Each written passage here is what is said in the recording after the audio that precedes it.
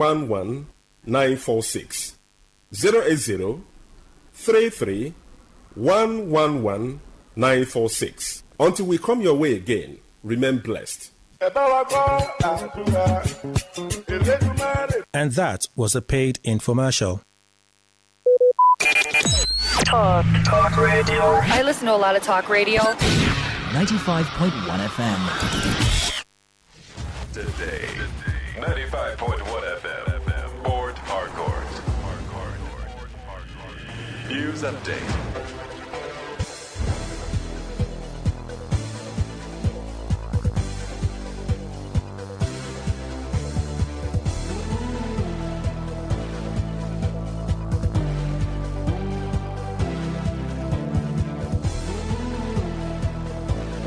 Whether it's happening in Port Harcourt, South, Nigeria, or around the world, we've got you covered. On air, online, delivering balanced news and unbiased analysis. Today, 95.1 FM.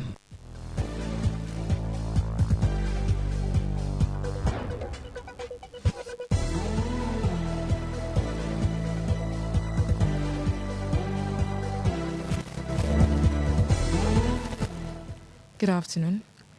Here's a business news update on Today 95.1 FM. I am Anastasia Benjamin. The federal government, through the Nigerian Electricity Management Services Agency, has raised alarm over the increasing number of fire incidents linked to improperly installed rooftop solar photovoltaic system across the country. As Nigeria's power sector continues to operate below expectations, many Nigerians are turning to solar to escape blackout. However, cases of fire outbreak from rooftop solar panels are becoming a source of concerns to both the government and citizens. In a public notice signed by Chief Electric Inspector of the Federation, NEMSA, expressed serious safety concerns, noting that many of the reported incidents were associated with poor workmanship and the use of substandard materials, the absence of protective devices, and non-compliance with technical standards and regulation. Pursuant to Section 176 and Section 184 of the Electricity Act 2023, NEMSA issued comprehensive safety guidelines for the installation of rooftop solar PVC system in Nigeria. The agency directed members of the public to engage in services of qualified and NEMSA certified solar PV system installers. It stressed that this certified professional possesses the necessary skill, experience, and knowledge of technical standards and regulations. The Center for the Promotion of Private Enterprise, CPPE, has called on the Nigerian government to reduce import duty on mass transit buses to 5% and grant a full VAT waiver as part of measures to ease rising transportation costs across the country. Also, CPP urged the federal government to provide fiscal protection to support Dangote Refinery and other local refineries amid the global crude price volatility caused by the Iran-United States-Israel war. CPP made the call in a statement issued by Chief Executive Officer Muda Yusuf. CPP said the measures would encourage private sector participation in a mass transit and ease the burden on commuters. CPP noted that the policy will not only improve access to affordable transportations, but also boost investment in public mobility system, ultimately providing relief for Nigerians grappling with high commuting expenses. Retirees of the Nigerian Port Authorities (NPA) has threatened to embark on a nationwide protest over more than 16 years acute unpaid pension benefits. In a statement issued yesterday, the pensioners under the axis of the Nigerian Port Authorities Pensioners Welfare Association said the protest will commence 7 days after the publication if their demands are not met. The association, led by Charles Ayo Biniti, the president, said the protest could include shutting down seaports across the country.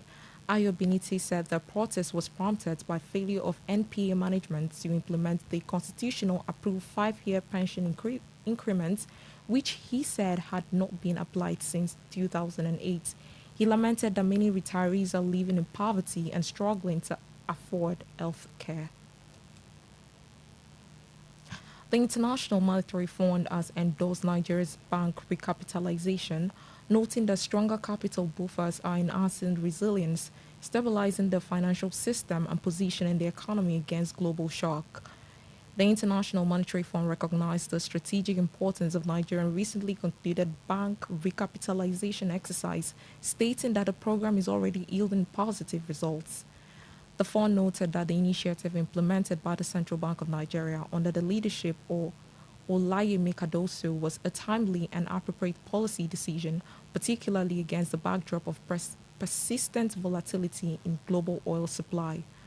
According to the IMF, such uncertainties is the global economy make it essential for financial institutions to maintain strong capital buffers capable of absorbing shock during periods of stress, explaining that a well-capitalized banking system enhances the capacity of banks to support monetary policy objectives, including inflation control, while also sustaining economic growth projections over the medium terms. On foreign scene, global oil prices have jumped after U.S. President Donald Trump said its Navy had intercepted and seized an Iran flag cargo ship. The Brent crude benchmark oil price jumped over 6% to around $96 a barrel, reversing the slump over the weekend when Iran said the Strait of Hormuz would be completely open to commercial vessels for the remainder of the ceasefire. On Saturday, Iran said it was closing the strait again and that any ship that approach it will be targeted. The waterway is of key importance as usually about 20% of the world's oil and liquefied natural gas passes through it. Energy market has seen wild swings since the US and Israel attacked Iran on 28 February, and Tehran responded with the threats to target shipping in the strait. Trump has said its representatives will be Pakistan today after negotiations. And that was the news update on Today 95.1 FM. Good afternoon. I am Anastasia Benjamin.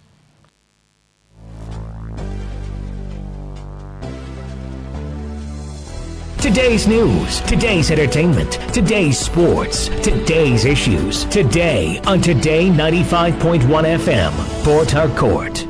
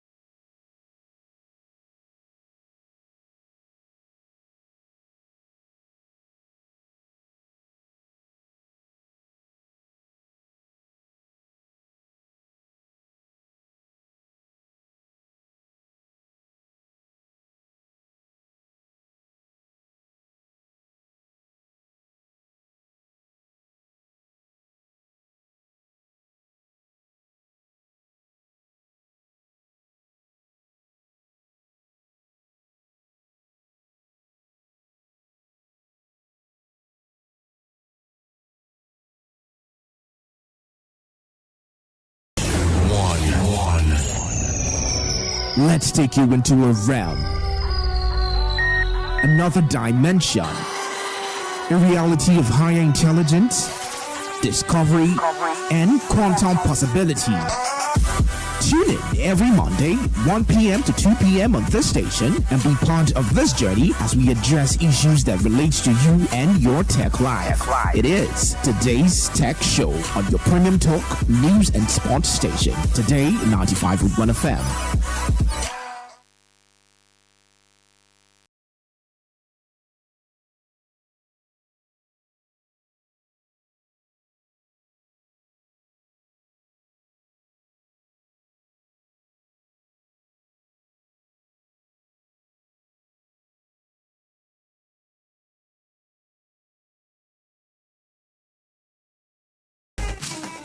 Thank you for staying with us on today's tech show on your premium dial, Today 95.1 FM. On the show today, FCCPC debunks claims of airtime and data borrowing ban. NDPC investigates alleged data breach at CAC. Plus, the federal government moves to digitize academic credentials in Nigeria. On the Tech Talk segment, we'll be discussing building a digital brand that actually sells. I'll be joined by two guests. One of them has been here for some time. I wouldn't want to say what his activities has been. And then I have a second guest who will join me on the second part of it. So after the break, I'll be giving you the tech trivia question for this week. My name is still Paul Chimodu. Just stay with us. 5, 4, 3, 2, 1. Let's take you into a realm, another dimension, a reality of higher intelligence, discovery, and quantum possibilities. Tune in every Monday, 1 p.m. to 2 p.m. on this station and be part of this journey as we address issues that relate to you and your tech life. It is Today's Tech Show on your premium talk, news and sports station. Today, 95.1 FM.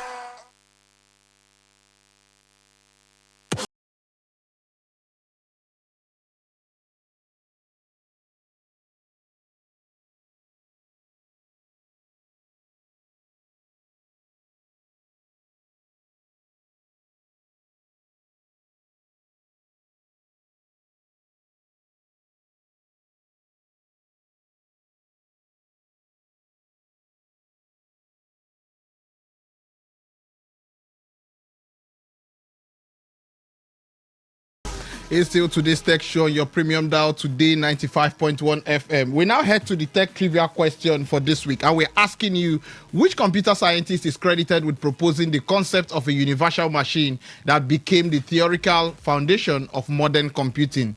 Which computer scientist is credited with proposing the concept of a universal machine?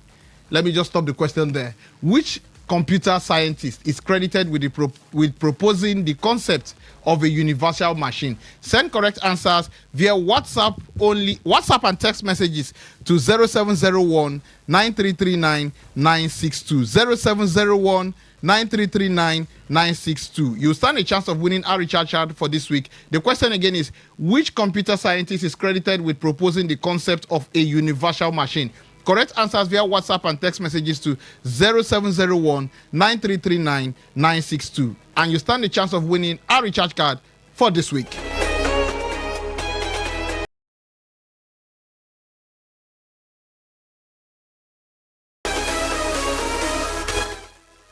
We move straight to our tech trending segment, where we tell you that the Federal Competition and Consumer Protection Commission has dismissed reports suggesting a ban on airtime borrowing and data advance services in Nigeria. According to the Commission, no such directive was issued and the widespread claims were false and misleading. The situation appears to have been triggered by ongoing enforcement of digital lending regulations aimed at improving transparency and protecting consumers. These regulations focus on addressing hidden charges, unclear loan terms, and exploitative practices within digital financial services. I'm now joined down the line by the South Zonal Coordinator of the FCCPC, Mr. Uchebu Chukuma. Mr. Chukuma, this is the first time you're coming on the show this year. Thank you for joining me.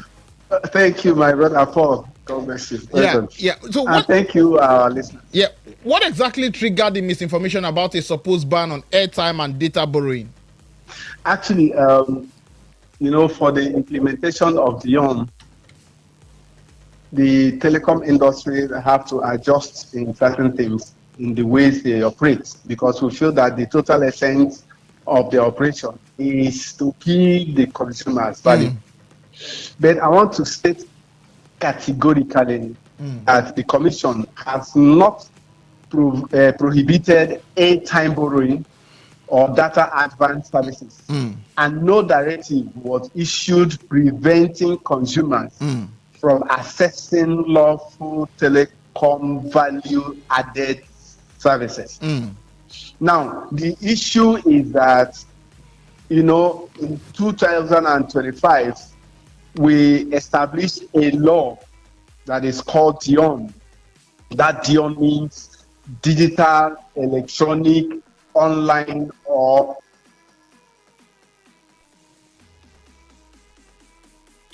I can hear you. Go ahead. Oh, we've lost him there. He'll be joining us back again. I hope to get clarification of what he was talking about. Yeah, I have in the studio joining me just before Mr. Chukuma joins us again. I have in the studio my friend Ododo. Ododo, I'm sorry I can't pronounce your surname. Yeah, thank you for joining me, Ododo. Well, thank you so much for having me again today. Yeah. So, in terms of this situation of borrowing, do you think this situation reveals a communication gap between regulators and companies? Across the board, it's very clear that it's easy for misinformation to fly in Nigeria, right? And I'm pretty sure that the companies just halted their operations, but the public's heard something else. Just a second, Mr. Uchebu has joined us again. Mr. Uchebu, thank you. Hello, I think Paul. it was the network. Yes, I can hear you now. Hello, Paul. Yeah, I can hear you. Can you hear me? Hello. I can hear you. Hello. Yes, I can hear you, sir. Can you hear me? Ododo, just go ahead. I think he will call us again. Okay, so I was saying that it shows how fast misinformation can move from place to place, right? And from what we see from the reports that they brought out, it's like, we did not ban the borrowing of airtime or data. We put out a law. The trouble is compliance. So it may be that the companies are having trouble complying with what is being said. Because we've seen a lot of trouble with people being, the tariffs that they take, the way they even collect the money from you. I've heard people tell me that they borrow money from providers, and then they buy data from their banks, and then the money is automatically cut. So I think these are the things that the body is trying to intercept and curb. And so they are saying, we did not tell anybody to stop people from borrowing. We're saying that you guys should comply with the new laws. And I think that's a great thing for the governing body at the moment. Yeah, just hold your thoughts there. Let me speak to Mr. Uchebu now. Mr. Uchebu, can you hear me now? Oh, we've lost him again. We've lost him. Now, do you think regulators can enforce on regulatory enforcement unintentionally disrupt services even without a formal ban? I mean, I don't think there's a rule that gives them the ability to disrupt people's services. They can only say, if you're not going to do this, then this will be the consequence. With the issue of network, for example, remember we talked about earlier at the time where there was trouble with people paying money for data and not getting the service and all of that, and there was a ban, there was a some sort of fine, and I think the same thing is happening here, I would assume, but the network is not allowing us to have this communication with the experts, and I will say they need to find them again from that dump that they have. Yes, sir. Anyway, he's trying to connect with us again. I hope he can hear us now. Mr. Chukuma, can you hear us? We've lost him, so let's continue. I think I'll bring him to the show next week so that he'll be able to explain better. Now, let me ask you this question. Okay. What system can help quickly counter misinformation in Nigeria's tech ecosystem? Having the governing bodies actually have representatives that come to the media, and then also have proper social media channels to disburse said informations, so that their stance is clear and not turned around by whatever means necessary. Because I would assume that it's easy for companies to say something else to make the government look a certain way. And the consumers are always at the end of all of these things. And, everybody's angry in the country right now. So anything that concerns government will be triggering. So they should try their best with getting media personnel to help them disperse informations and make proper use of social media channels too. Hello? Yeah, Mr. Uchebu, can you hear us now? Yes. Can you hear us? Yes, I can hear you, please. Okay, please, quickly, in just, let's can say, hear you. yes, in 2 minutes, please. What I asked was, what exactly... Mr. Uchebu, I think I'll have to bring you physically to the show next week. Let's move to the next story where I hear that Nigeria's data protection regulator has launched an investigation into a suspected data breach involving the Corporate Affairs Commission. The concern is that sensitive corporate and personal data may have been exposed or accessed without proper authorization, raising serious questions about the security of government digital platforms. Given the CAC's role in business registration and compliance, any breach could affect thousands of companies and individuals, potentially exposing critical records and identity data. Now, Ododo, what are the broader implications of a data breach at an institution like CAC? I mean, this is not just a regular hack, sir. It is an attack on our biggest data infrastructure. Yeah. Because we know that one of the biggest body right now pushing the new generation of Nigerian businesses is CAC. Our business ideas are going there. Our business, everything about every single person's business, whether it is your board of directors, because when you're registering businesses, board of directors, personal info will show up in those databases. Yes. So a lot of things are at stake at the moment when it comes to any form of data breach within that system. Don't forget that in this modern day, data is power, data is life, and there is a sort of conversation around our biggest data infrastructure having a hack. Don't forget again, earlier this year we had a conversation about 7.7 billion naira that was hacked away from the system.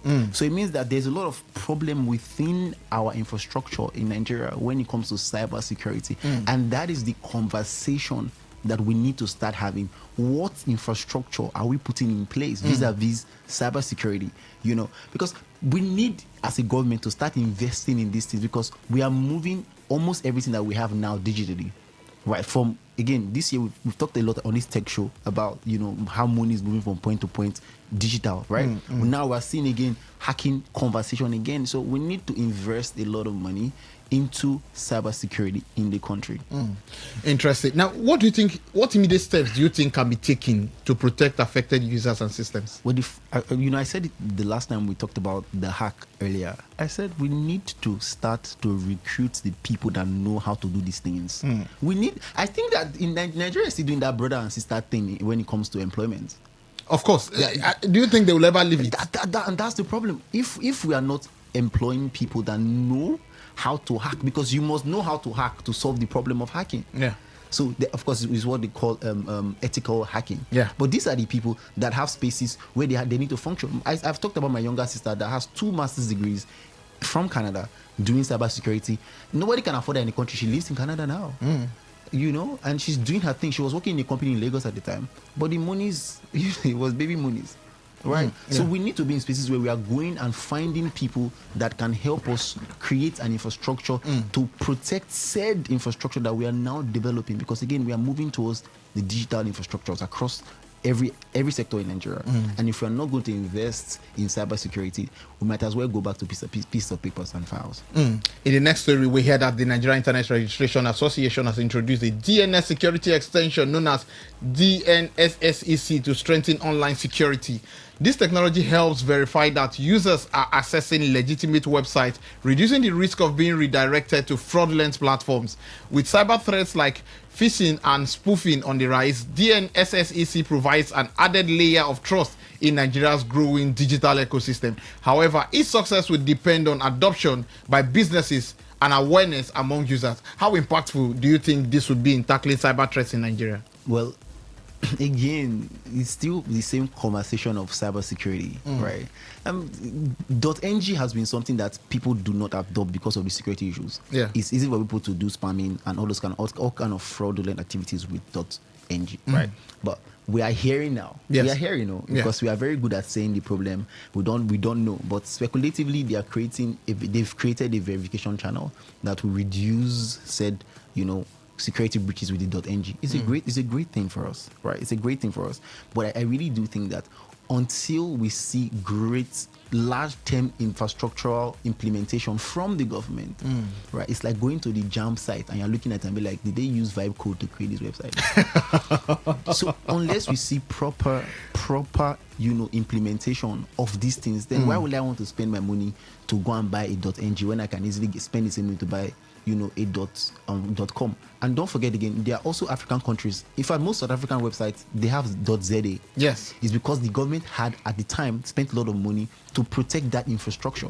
So one verification layer will not be enough to tell me that I should carry my entire business infrastructure and put it up. But don't forget again that we have a lot of payment channels on our websites nowadays. Yeah. If we put it on an infrastructure that does not have proper security, it becomes a problem. Yes, it's a serious problem. Implementation is where we need to actually focus on that issue. Yeah. Interesting. But how do you think internet users can take advantage of this kind of technology that NIRA has introduced? I mean, it's simple. It's cheaper to now have a website. The money we pay to get a .com, it's more expensive to get. It's less expensive to get. So you go for a .ng. Yes, it's cheaper. It's like there obviously there are other cheaper .io, blah blah. But now they're saying no, you can get it .ng. So obviously you can get it .ng for way cheaper, and you can buy like 5 years, 10 years, and you're But it has always been cheaper. But now they're saying with that the security level or what? Now with the security level, you can now attempt to buy it. Yes. That the Federal Ministry of Education is moving to digitize academic credentials to modernize record keeping and verification processes. The initiative aims to create a centralized digital system for storing and verifying certificates, reducing fraud and improving efficiency. This could see across the country. While the benefits are clear, challenges such as infrastructure, data security and nationwide implementation remain critical factors to address. Ododo, is this transformative? In your opinion? It's embarrassing. It's embarrassing, man. Like, it's 2026. We are having this is in the headline. How? Why? 2026. We are coming to say, oh, we are now doing online verification. Like, Ododo will deport you from this country. No, we will not deport you to worry. We will deport you. Ghana is not fast.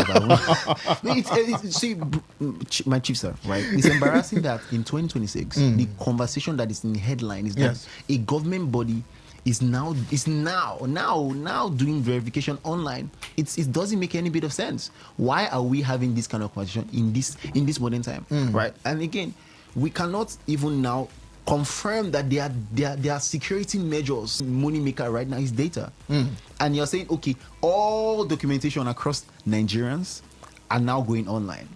Do we have the infrastructure, right, to hold on to this thing? There are some policies that we are seeing happening right now. I've seen projects where a couple of my guys are doing projects and we are using AWS servers. Yeah. And somebody in some government office, or won't call their names, would build a full room, put old computers and buy and they're telling the government people that this is where they are putting their servers. And we're like, okay. We are using subscription model, okay, but because of budgetary numbers. So I'm like, implementation again is where the issue is. And if we this is good for sure. It's good that we don't have to travel to Abuja to do verification anymore. But if the implementation and security of the system is not in place, data breach is not a joke. Elon Musk did not spend all this money to buy, and the strongest place in the world to get data is Twitter. Right? So if we are now carrying us, my bro, if that kind of system gets invaded, oh well.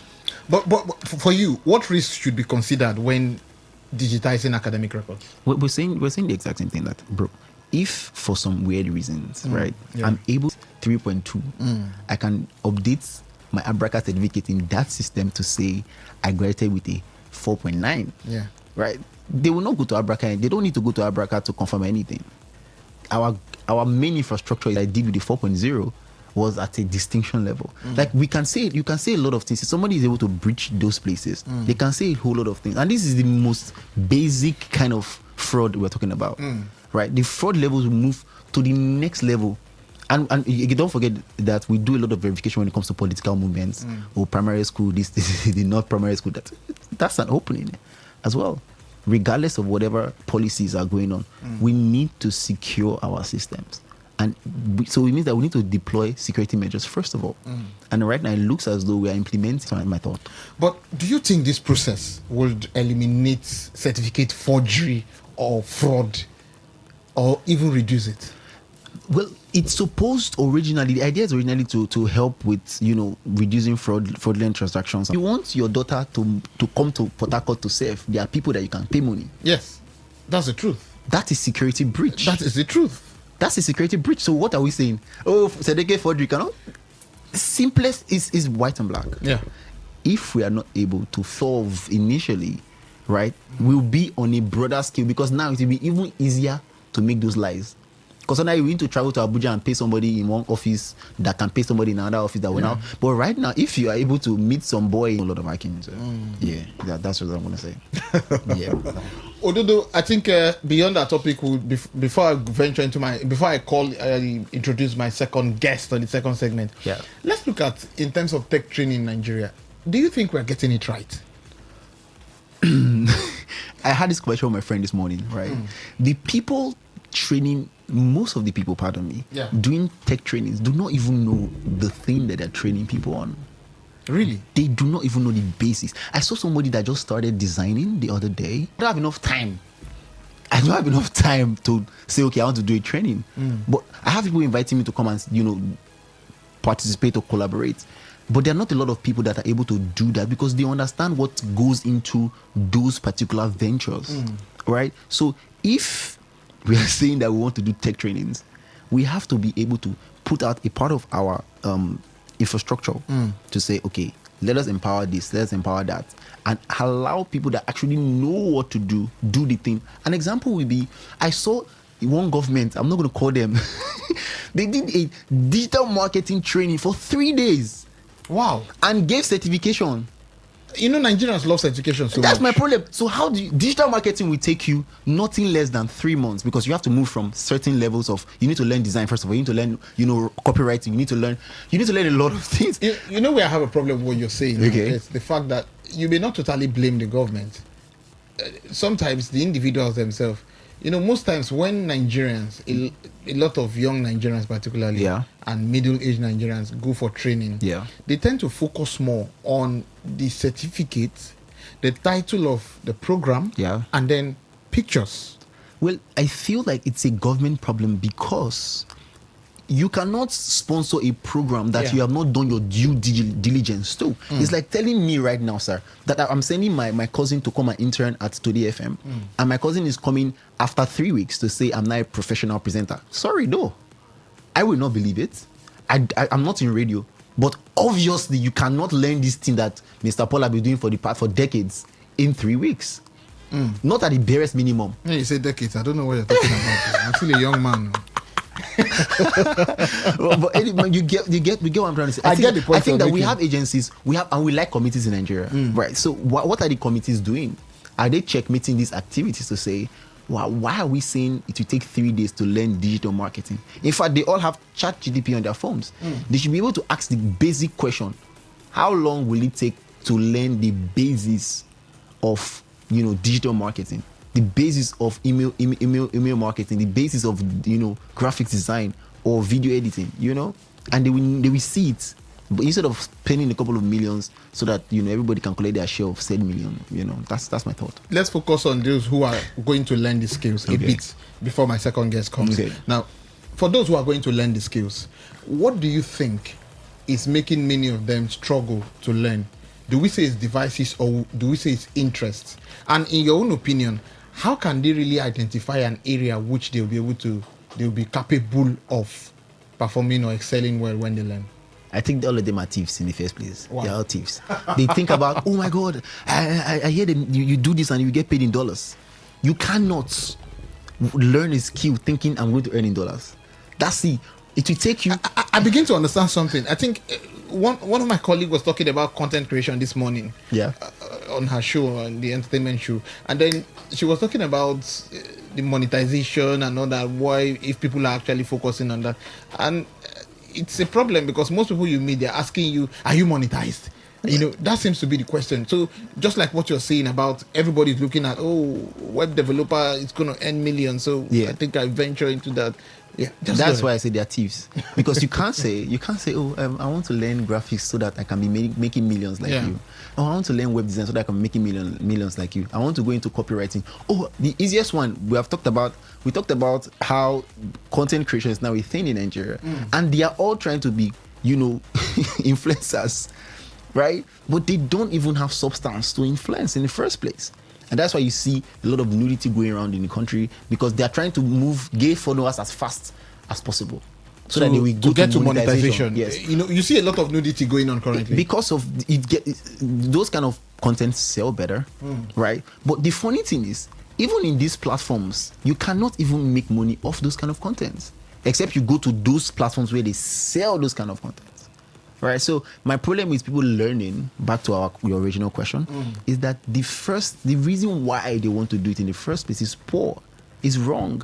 And if you have the wrong ideology, you start getting frustrated. So you tell me you want to learn graphics design, and I tell you why. You say, oh, you want to be like me, right? You want to have your hair like me, you want to braid hair like me, you want to wear customized shirt like me, you want to have my kind of computers, you want to have, all of the luxury that comes with. I'm like, you need to first of all focus on the problem. Right? Because every trade needs to solve a problem. That's why the people in IRR markets are doing way better. Because their goal is to serve their masters. Their goal is not to, is not to become like their masters as per, oh, let me have my store like this. It's a dream, for sure. Right? But their goal is to chase excellence. That's why we see them living after a lot of years serving their masters. They have their own setup. I don't know a lot about that, so I can't talk about it. But it seems like they are doing way better than people that are coming into tech, for example. So when they're into tech, they say that, oh, they're not going to pay you $1,000 after your first 2 months. They are crying. You have not made 100K in the past 2 years. Now you're weeping. I don't want to do it again. Meanwhile, your bro that have been doing it for 6 years started making money after 5 years, right? And so we need to go back and reorient the youths, reorient these young people, and show them that you need to first of all focus on problem solving. What problem are you trying to solve? And if the joy of solving the problem is a thing for you, it means that you're going to have value, and value is what brings the money. Yeah. Now, for those who are learning tech skills or who intend to learn, what would be your advice to them? I feel like everybody needs to focus on value. It's what you bring to the table. Yeah. Right? It's easy for men to tell women what you bring to the table, but they don't tell themselves the truth. It's not just about bringing the table. What kind of table are you bringing in the first place? Do you have a sturdy table? Or do you have those tables that they used to say meat in one corner? Right? So you need to first of all focus on value. It is your value that will attract people. And over time, those people will begin to accelerate and change. And the people that will then pay for said value will come. If I'm trying to have Mr. Paul at my event to speak on my event, I should be ready. You give me enough I should be ready. That one is not negotiable. It doesn't even need. And that's because of the value that you've now brought to my table. But a lot of people don't have that. So I'll tell them, you guys, focus on value, focus on problem solving, and then, the sky will be your beginning, like my mom would say. Yeah, but in terms of this training, there's still a lot of people who can afford a lot of this training. It's a reality. But what role do you think NGOs, the government first, because NGOs it should be voluntary. Yeah. What role can the government play? Because currently we talk about the 3MTT program, but a lot of people still feel that it is not enough, that the program is more like a crash course. You understand? So what do you think the government can do? What do you think private organizations like the church, the mosque, the NGOs, and individuals can do? Well, I will go back to individual levels, sir. The reason is, especially in the tech space, personal development is everything. It's not like carpentry that your boss can tell you. It's like if you can't design, you can't design. If you cannot write, you cannot write, because all of these things comes with practice. When I wrote my thesis, when I started writing thesis earlier in my career, my mentors would tell me the secret to writing is reading. How many people do you think read nowadays? Like, I don't think I've ever seen like young people nowadays carry books. And in those days when you're in university, you must get one book for armpit. Now when you know, like your ID card. Yes, like you're studying books. I'm not even a book person, but I've read a couple of books that I can tell you the principle of. I read Chimamanda's book that she read. What's the name of this book now? The most recent book she released. I read it over like 7 months. Randomly, I'll just pick it up and read it. Even with the way they converse nowadays, I enter Uniport all the time. They cannot even speak properly. No, my concern largely on what you're talking about is the critical thinking aspect. Critical thinking seems to have, it seems to have died in this. Can I tell you new data? There's a new data that shows that Gen Z, hope you're not, Gen Z is duller than their predecessors. This is the first time in the first time in the world. It's a Harvard study, so it's the first time in the world where a new generation is duller than the previous generation. So attention span is no longer there. Perception is no longer there. Innovation is not there.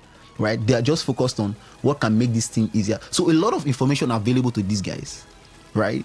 And absolutely nothing to be done with it. So you see, millennials that are in the middle of here and here are doing way better with technology, and all the guys that are doing VCs right now, chasing startup fundings, they are my age or above my age, right? We are chasing some major funding right now, and it's like passion of problem that we have seen and we're trying to solve. But if you're not going to put in the work, right, when it's time to build, you have nothing to build on. So these people should not focus, because even if the government brings out a full academy today, you would need, they can't teach you everything. You would need to go back home, burn the midnight candles. I don't joke with the midnight candles, because that's when most of the monies are made. That's where most of the deals are made. Half the clients that's going to pay you millions, they are in the different time zone. In fact, my partner knows that once I close, I'm just opening, because we have settled our rice and beans today. Let's go and focus on what we used to buy beans. But these kids are not in that mental space. They want things to come like this. As quick as. Yes. Even the ones that, look at this guy. Last time we talked about those guys trying to hack and get 7.7 billion. Yes. The first thing I said was, let's focus on how brilliant you have to be. I mean, they can't even pull it off, because you need to put your head down and understand these things. But imagine that a lot of these kids are doing this job, focusing on studying. It means that the government will now have people to employ. The first time I saw somebody hack was in Abraca. Whatever he did, he carried an ATM and put inside their machine, and the money was just pumping out. He packed it all in a bag and waited for them. They came to arrest him. The guy was in charge of all their ATM security. He was there. He did not run away. Like, he was there sitting down. The money was from ATM. I was like, what? I was like 19 at the time. Yeah. And that guy got employed. He was in charge of Abraca for a long time, and then moved to Worry. And I don't know how his career progressed. But basically, he showed that he could do this thing of security. These are if you watch movies, they will, first of all, those guys that they will show you the loop, the hole in your system, and then tell you that this is how you can solve it, and then you pay them. But we have like a whole bunch of people that want a life without the process. It's like pastors' children, or pastors, those boys that follow pastors, they will say, I want to be like Papa. I want to be like Papa. You cannot do what Papa has done now. The other time, Papa puts in a lot of work. Papa, somebody told me that I'm trying to call names right away on the radio.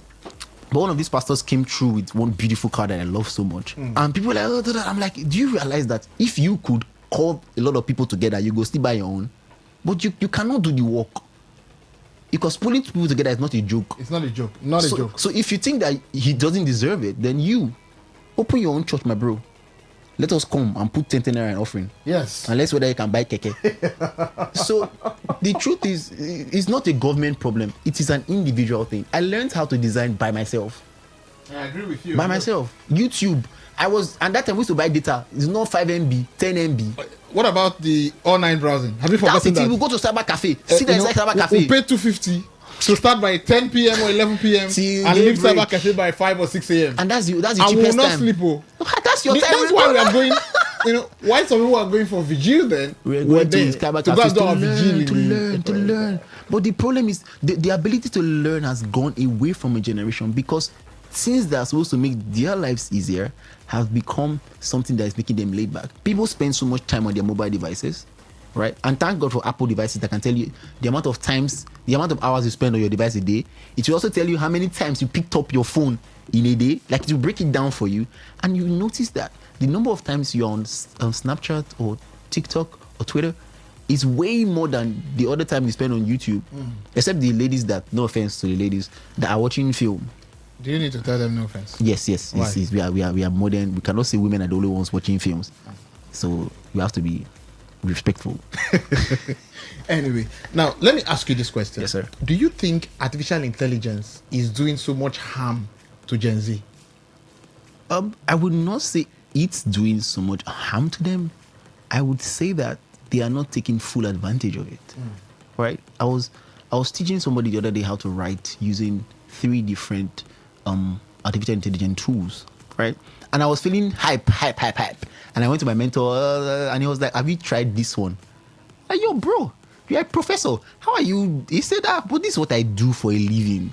I need to learn every single tool that will help me get this. Do you know that most Gen Z only know 1 or 2 AIs?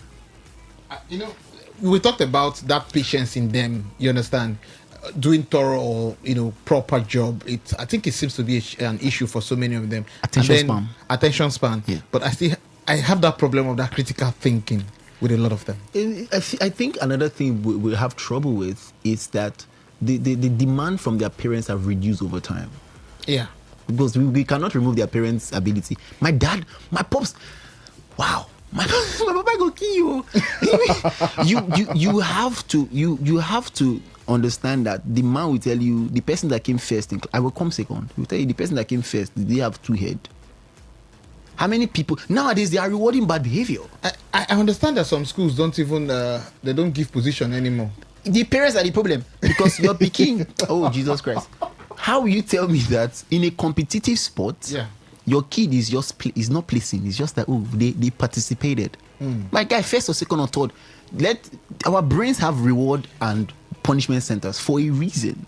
But this generation, from the parents, I need to add the parents into it. I've seen rooms, right, where parents carry their children and are asking invigilators at jam spaces for runs. Yeah, I heard things like that in these jam exams that just happened. It's a normal we had thing. Situation where parents came to the CBT center trying to see how they could help them manipulate the system.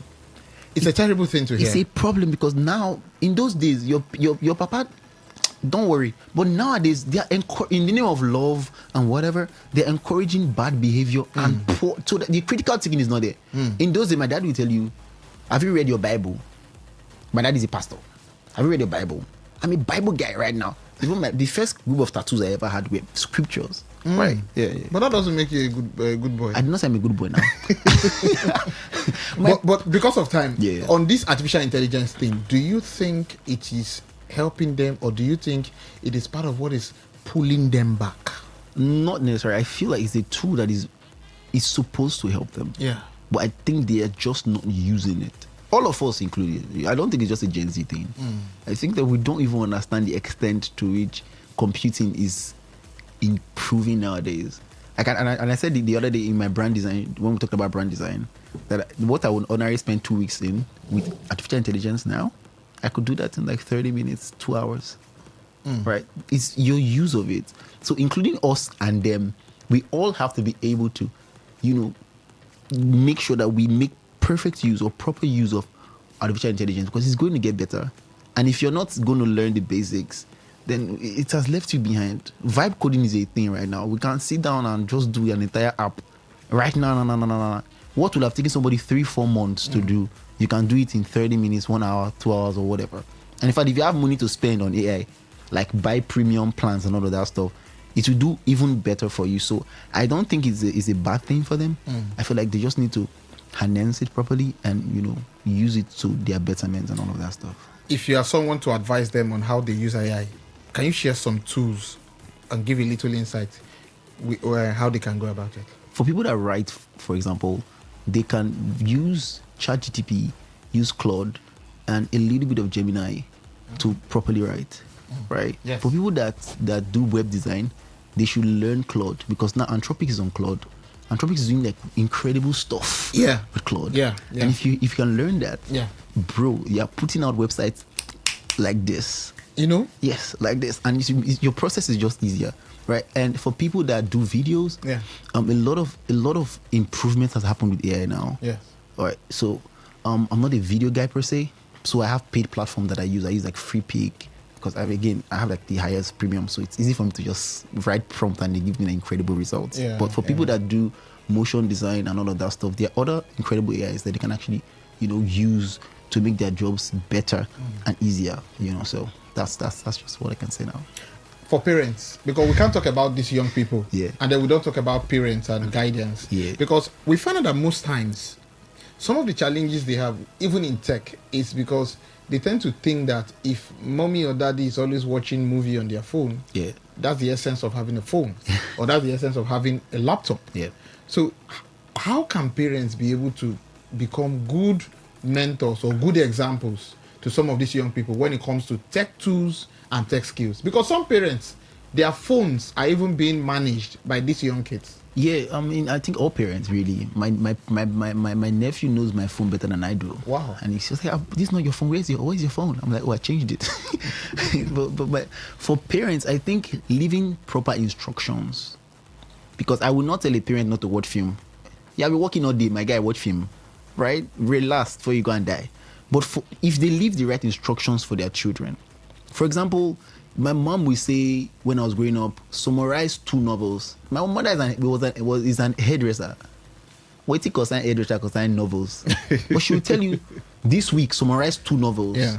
And everybody in that house will summarize 2 novels. Oh. She doesn't even care. Right? So when I went back to school, I became a master of summary. And that's a skill that I have right now as I chase my career in academia.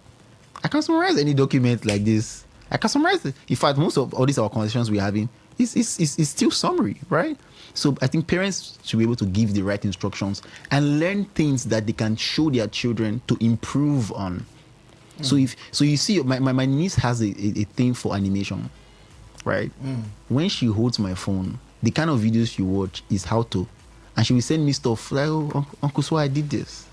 And I'm like, oh, this is so good, right? And so parents need to actively, show their children where to go, how to go, right, and when to go. If not, the children will just keep going to the other side instead of going the right way.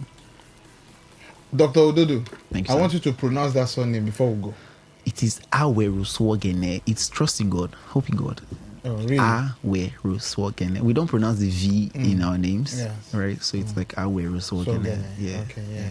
So when next year, no, you can still Ododo is fine. Ododo is fine. Yeah, so that's you can maintain right. Ododo, right? Yeah, that's right. Oh, you even have it on your shirt. Yeah, everything is custom made. Ododo, thank you for joining me on the show this week. Thank you so much for I having hope me. to have you sometime this month. Of course, we will always have you, remember. But make sure you focus on, our conversations and leave all those other activities. I will do my absolute best. We're shipping incredible things very soon, and I hope that we're able to share it with you and the rest of the world in the coming months. That'll be interesting. I would love to hear about it. Yeah. Thank you for joining me. Thank you so much for having me. So that's the show for this week. Next week we'll be back here again. Talk That Talk is after the news at 2.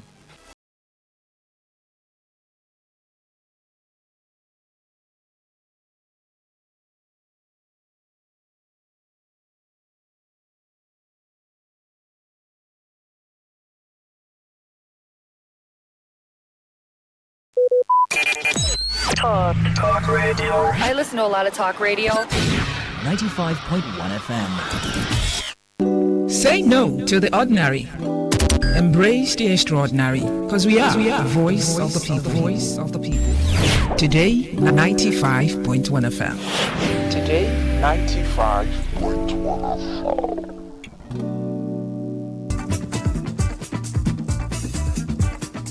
Zombie, oh zombie.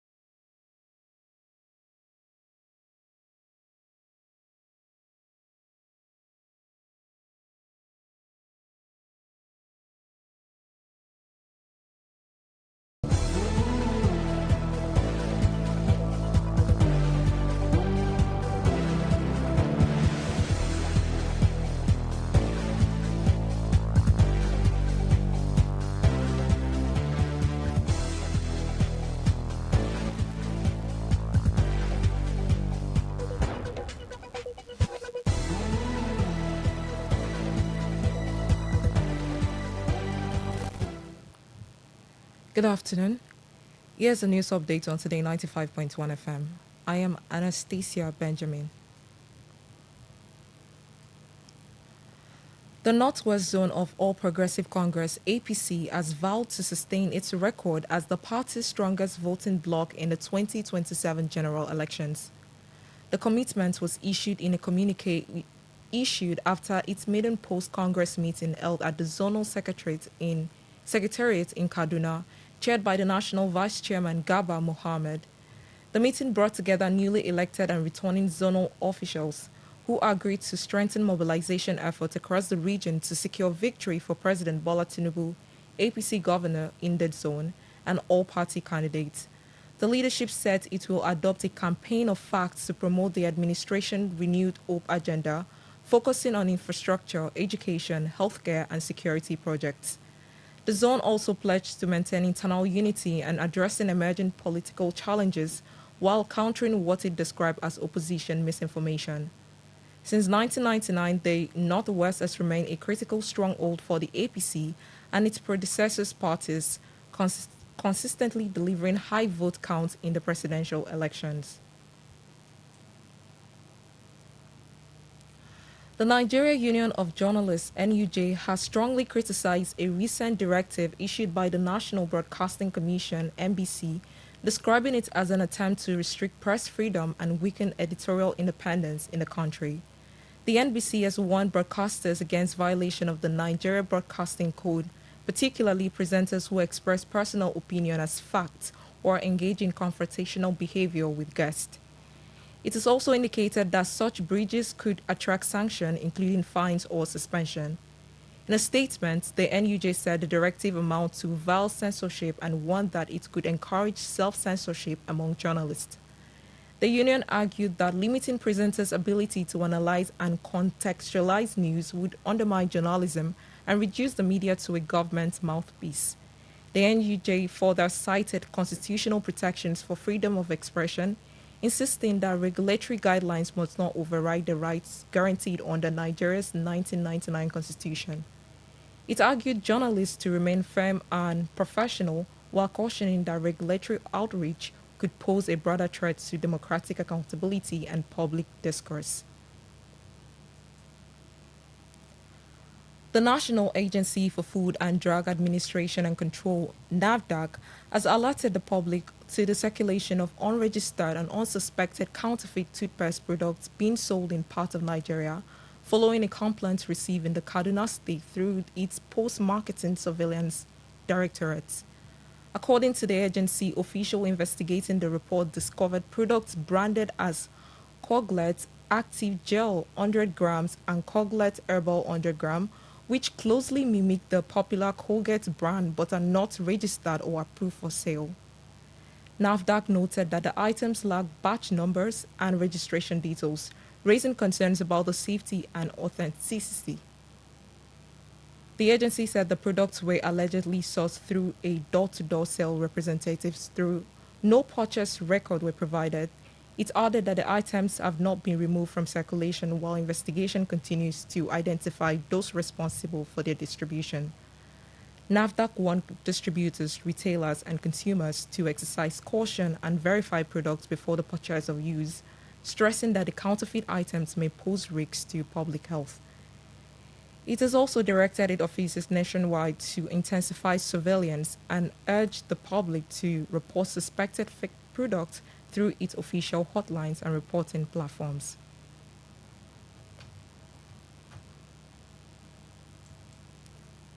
On the foreign scene, a powerful 7.4 magnitude earthquake has struck off the coast of northern Japan, prompting authorities to issue a tsunami warning for waves up to 3 meters. According to the Japan Meteorological Agency, the quake hit the Pacific water near Iwata Prefecture, with tremors strong enough to sway buildings as far as Tokyo. Officials warned that the first tsunami waves could reach coastal areas within minutes and urged residents in affected zones to evacuate immediately to higher grounds or designated shelter. Prime Minister Sanae Takachi confirmed that the crisis management team has been established as authorities work to assess potential casualties and damage. Japan, located along the seismically volatile Pacific Ring of Fire, experiences frequent earthquakes due to its position atop multiple tectonic plates. And that was the news update on Today 95.1 FM. Good afternoon. I am Anastasia Benjamin.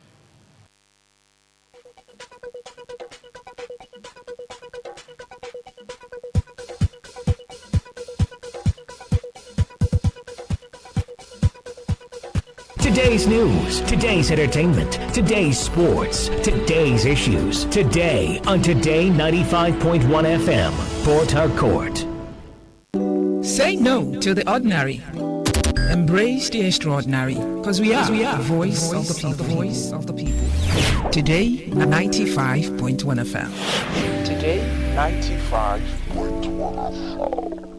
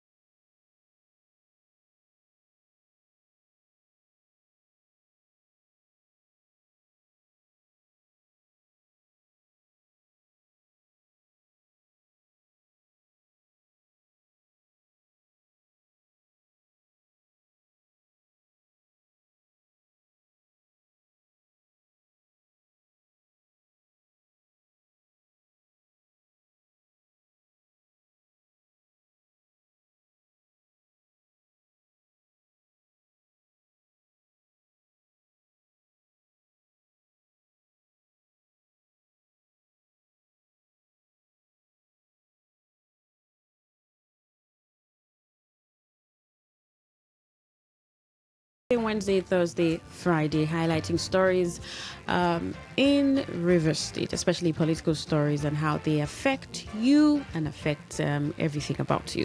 So at some point in the conversation, we open the phone lines. You get to contribute, ask questions, or proffer solutions to some of these problems that we talk about most of the times on Talk That Talk.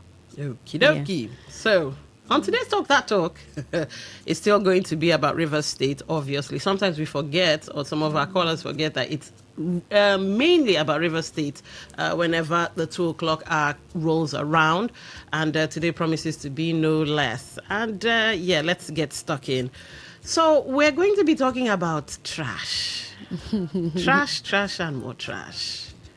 In fact, several social media handles, regular Joes like you and I, have been putting it out there that, wow, what's going on in River State? What's going on, particularly in Port Harcourt City? And by Port Harcourt City, I'm talking Falga, I'm talking Obiakpo and all of that.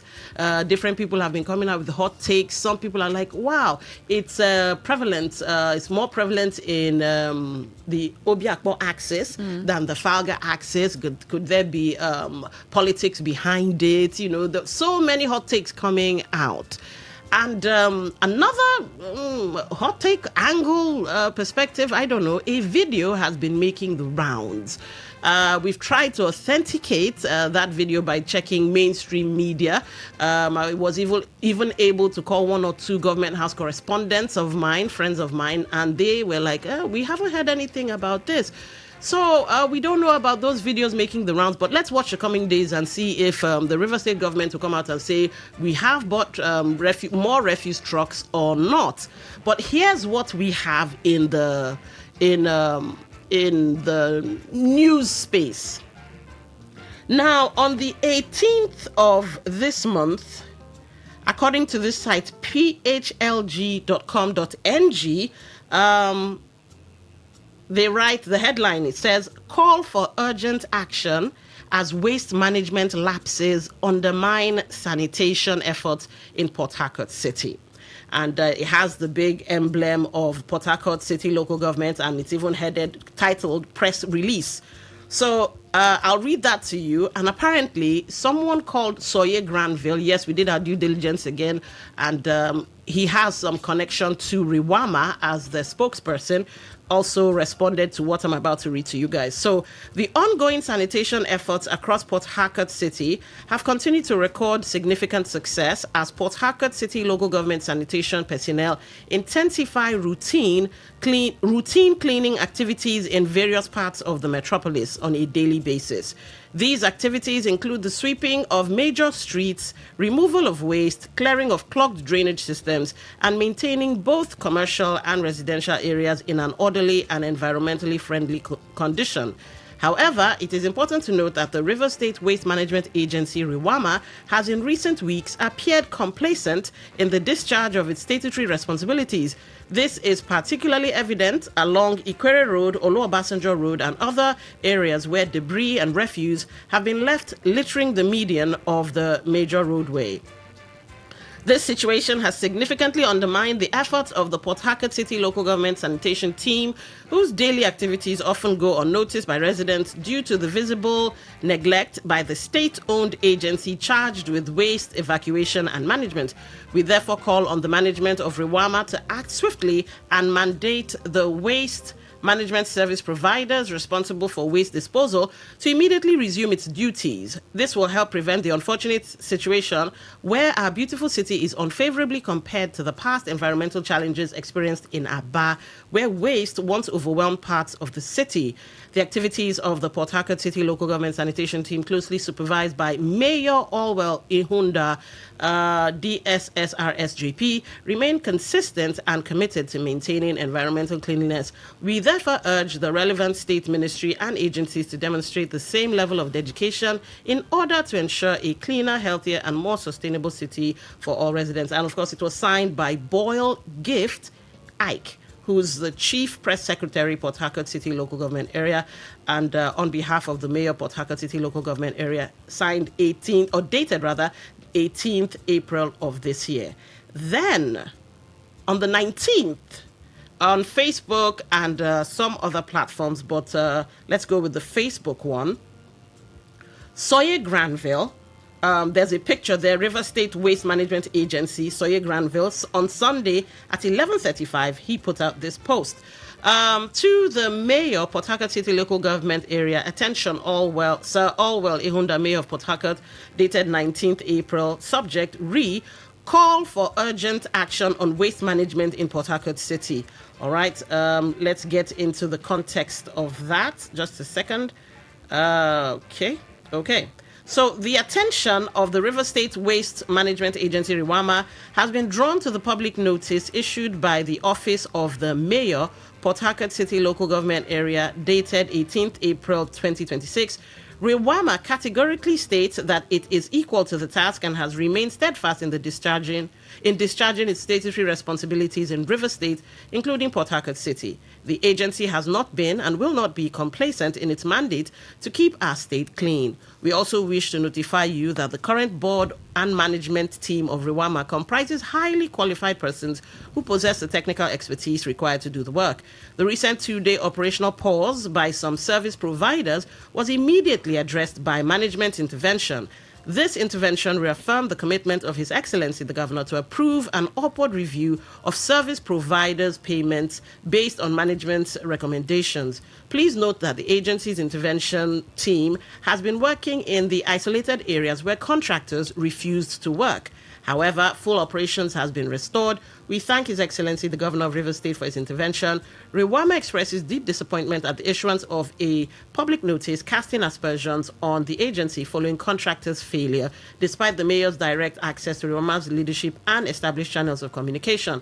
It is on record that RIWAMA has made deliberate efforts to collaborate with the Port Harcourt City local government, just as we have been doing with Obiakpo LGA in carrying out waste management duties. Due diligence, therefore, demanded that clarifications be sought before publicizing views that do not reflect the realities on ground. RIWAMA reiterates that the interagency cooperation, not public misrepresentation, is key to sustaining a cleaner Port Harcourt. All right, so it goes on and on, but for want of time, you can go and read it for yourself. They've come out to debunk, saying it's because of contractors' failure. So the refuse contractors dropped the ball, and I guess they're looking at the upward review of contractors' fees. So at the center of this, Queen, could be money, but the bigger question is, what would it take? I understand the back and forth, the fighting and everything. And while it's instructive, it's informative, what would it take to get River State clean? I was talking to you last week that I saw a friend's WhatsApp status. He was on his way going to Bayelsa State, and then he put out, Port Harcourt is dirty. Yeah. Sometime a friend came into the city and she was highlighting, I think she was going towards Borbao, so the road is not particularly clear in my head now. And then she called me. She's a journalist, all right? She called me and said, what are you doing? What are you people doing? This is... I said, sister, calm down. It's fine. But I was telling her calm down from the place of, because she was asking what were we doing. I think I felt attacked, but that's by the way. Okay. Yes. So the past week, there's been a lot of calls. There have been people calling the River State government and calling RIWAMA and asking questions. Yes. Why do we have refuse dumped like in everywhere? And it's growing. It's bad. It's terrible. What is going on? So the next question is just around a failure of an agency to do what exactly it's supposed to do. We had Samuel Anosike here on Friday on one of our shows, and he said that they clear the refuse and people go and dump again. So this should be from a calculative point of view.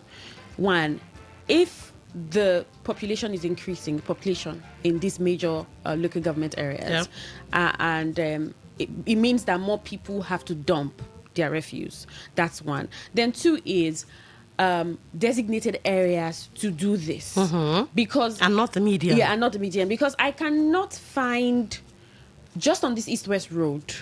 From what point now? Let's say from Rumosi to after UPTH to the University of Port Harcourt, to Choba Junction. Right? I cannot find those. I can't. If there's any, maybe I'm not seeing clearly. Right, so people are left with dumping these things wherever the median, they dump it there, and you say, okay, then what time schedule? What's the schedule for dumping so that it can be cleared? I think they have 6 p.m. to just before 6 a.m. the next. We'll take a commercial. Morning. We'll come back and ask those questions and also know what exactly is happening. If really this is not just a responsive thing. We cannot continue like this, that refuse is just dumped everywhere in the state.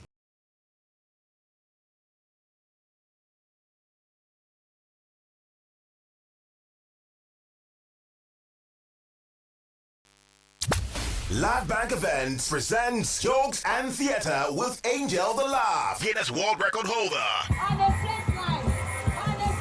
Performing Koboko Master, MC Umbakara, Sam Dede, Dennis Bra, MC Monica, Tekena Iyala, GSN, Bunda Ihuo, Dan Bodo, Efiza the British, Conboya Sinclair, Lady IB, MC JP, MC Eddie Young, Mr. Clever, Big Eye Comedy, AK the Comedian, music by Renew International Band. On the Wheels of Steel is DJ Incredible, DJ Euphoria Williams, Demola DSA. Date is Friday, May 1st, 2026. Venue, Oak Park and Garden Event Center, 1 Stadium Road, Port Harcourt. Time 5 p.m. Tickets are available online at www.tellerafricaticket.com. For inquiries, call 0812-707-6048. Headline sponsor, Godwin Etim Foundation, Caves Global Listen, Pop Cola, Gardenia Resorts, supported by Active Playhouse, Jay's Signature Hotel, Garden City Hotel, Renew Empire, and Teller Africa. Media partner, Today FM.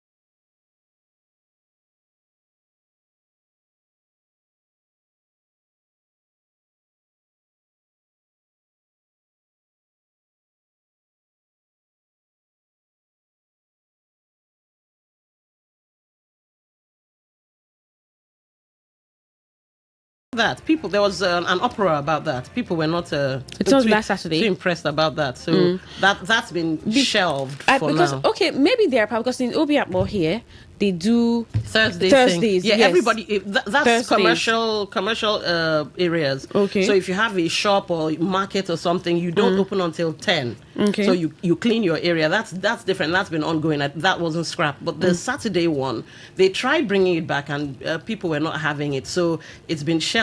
But I think temporarily, maybe they had to go back to the drawing board and everything. But here's the thing. Given this situation now, because we're also looking at crisis response and all of that, given this situation, maybe Rwama or the Ministry of Environment, who hand in hand with the River State government, should come up with new schedules. Now, the schedule should be this.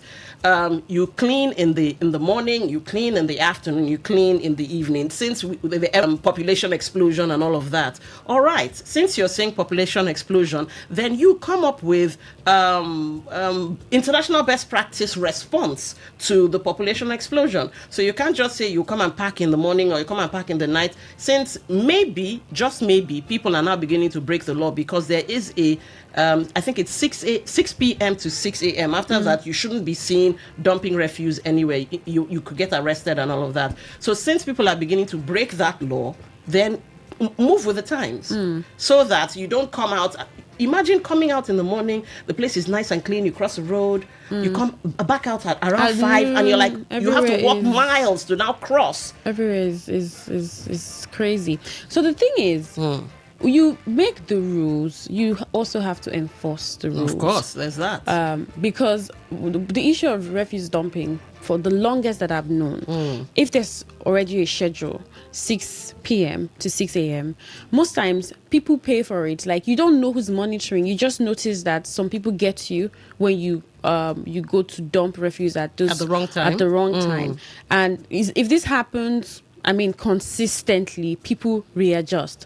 But one question here, like, it's lapses now. How? It's lapses. Because you ask, when you talk about governance, you were not just only looking at building roads we're talking about a coordination of people doing things the right way, and also an existence of a state that you know about, and then suddenly it feels like everything, or most things, not everything, most things are beginning to just, everything is just beginning to be so too normal, casual.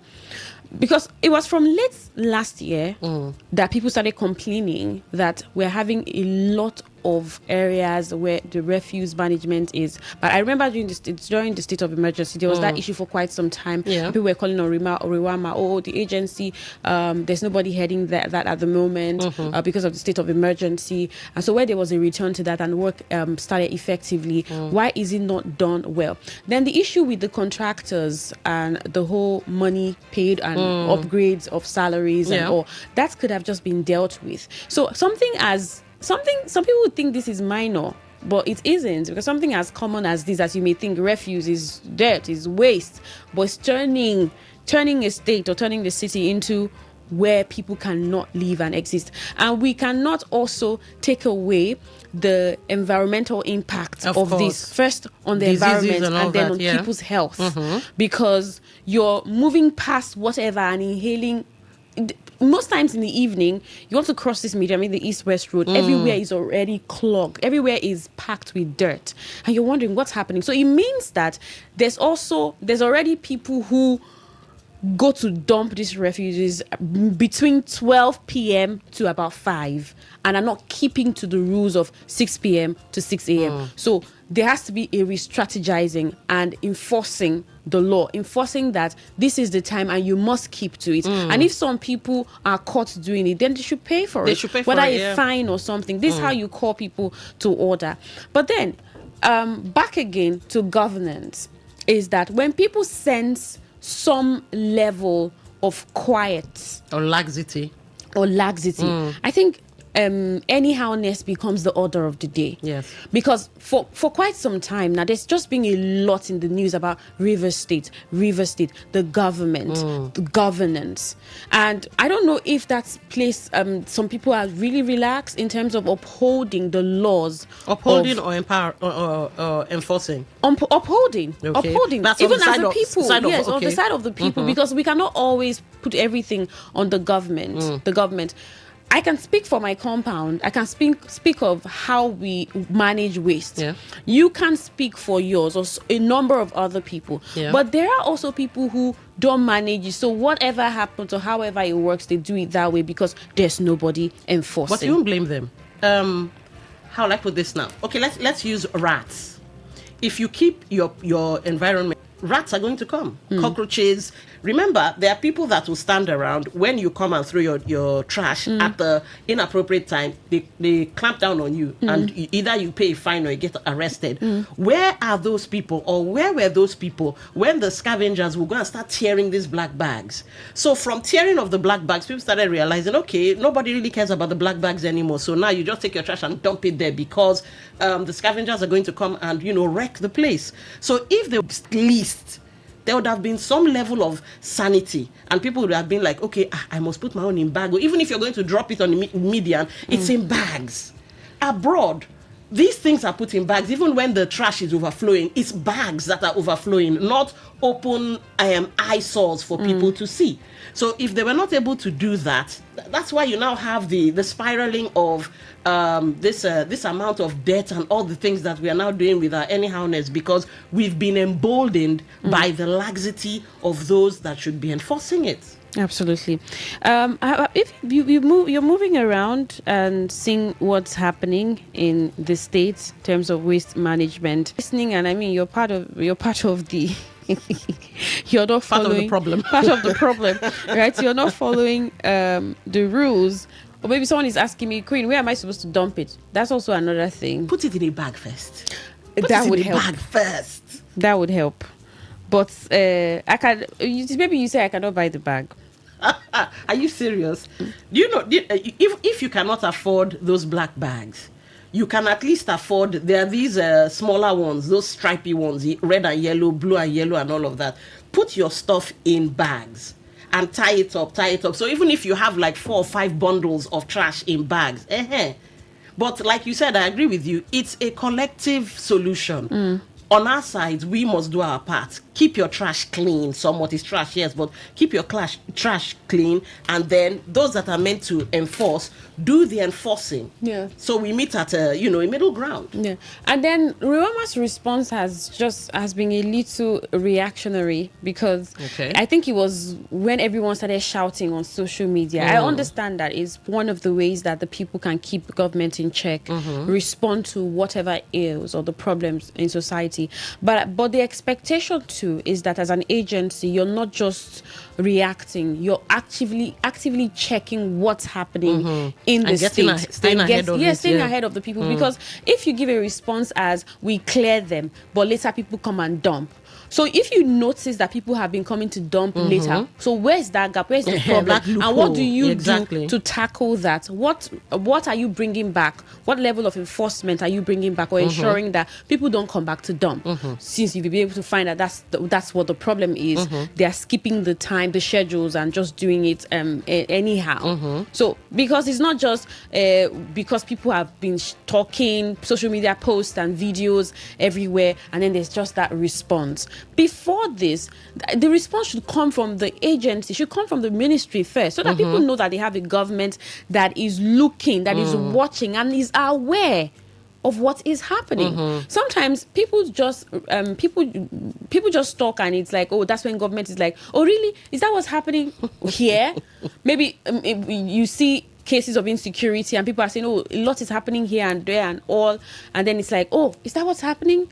Like, sometimes it makes government far from its people and disconnected from its people. So you already know that people are coming to dump against scheduled hours. So what has been done since to ensure that that is checked?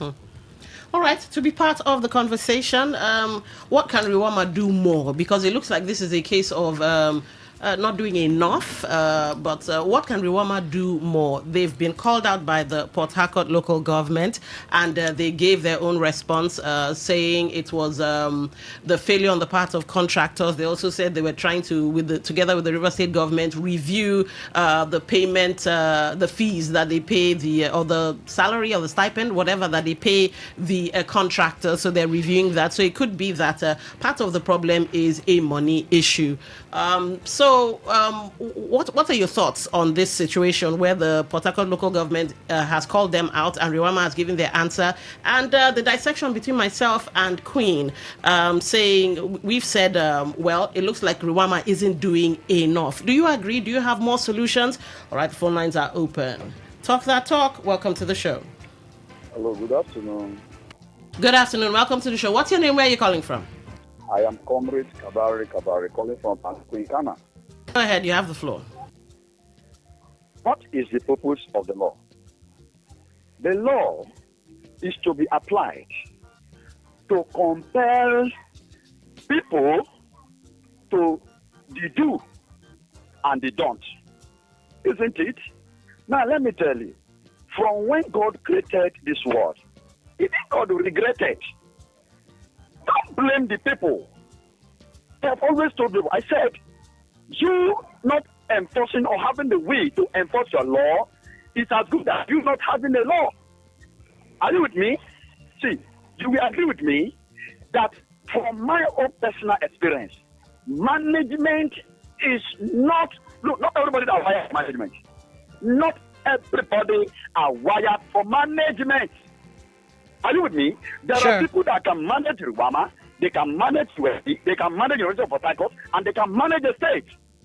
So you don't possess those qualities and values that will enable you to administer properly. You don't possess it. You don't possess it. Don't come and tell us the contract, the statistics, blah, blah. You are a failure. All right. The thing here is where you have humans with the brain, things will work. Here, animals are All right, we've got your thoughts. Yes, we've got I mean, your thoughts. he's quite. He was beginning to, and started veering into name calling. Please, we must say this. Even if you want to put out your thoughts, however angry or passionate you might feel, please avoid the name calling, because once you start with name calling, we will cut you off, definitely. All right, here are the numbers: 0810-9510-951, 0810-9510-951. For text messages, voice notes, and WhatsApp messages, 0701-9339-962, 0701-9339-962. On the table is something that concerns you and I, the trash, the diseases it would bring. We're looking at the lapses. We're looking at Rwama's response, saying it's a contractor error, contractor failure, and they're in talks with contractors. We're looking at the Port Harcourt local government coming out to say, look, you're complacent and you're making us look bad. Apparently, it looks like the Port Harcourt, or rather local governments, also participate in some form of sanitation. Absolutely. So they're saying they're looking bad because the little or the much they might be doing isn't showing well. Exactly. It's like everything just waters it down the drain. But you know, the caller calling and angry, for some people, if you don't do the job well, then you have failed. True. And if it gets to be responsive, and you have to always explain that there's one error or the other, then it means that you're not managing the agency well, or you're not doing your job as much as you much as you should, or the kind of quality expected by the people to do. Are there better measures? Speaking of better ways, we something need to that control needs to be waste done in the state.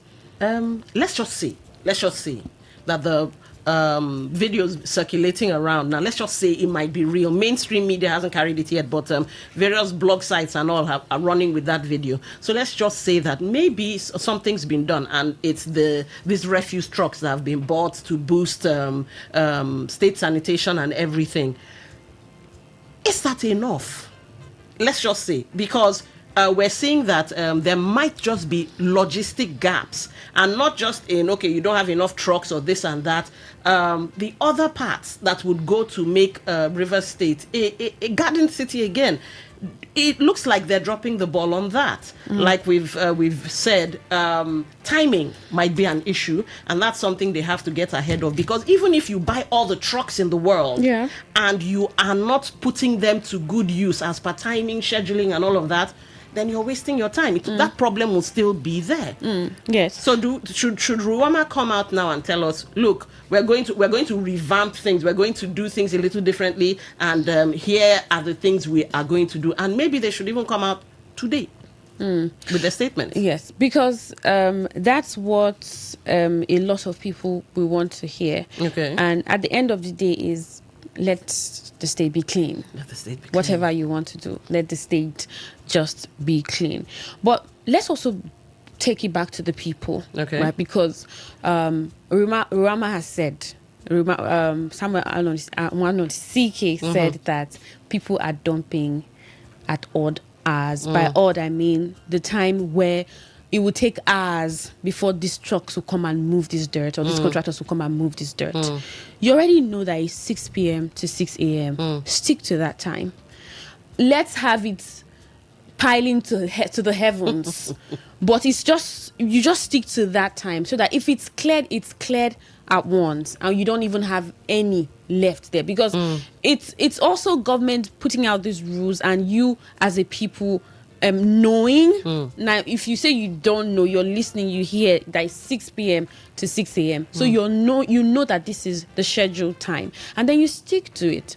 Because if you're just moving out by 12 p.m. or 3 p.m. or even 5 or even past after 6, say 8, 9, and you just or 8 in the morning and you just dump it because nobody's there to watch, or nobody's there to tell you stop, then we all get to suffer it. So the people should also speaking of the people, do you think Rewama, or maybe Rewama in collaboration with Falga, or Falga Obiakpo, where it looks like it's Obiakpo and Falga that have the hardest or the worst hits with trash? Do you think they should, in collaboration with each other, go to maybe the heads of, well, we know most of them are of northern extraction, go to the heads and say, look, your people are creating a major problem for us when it comes to sanitation.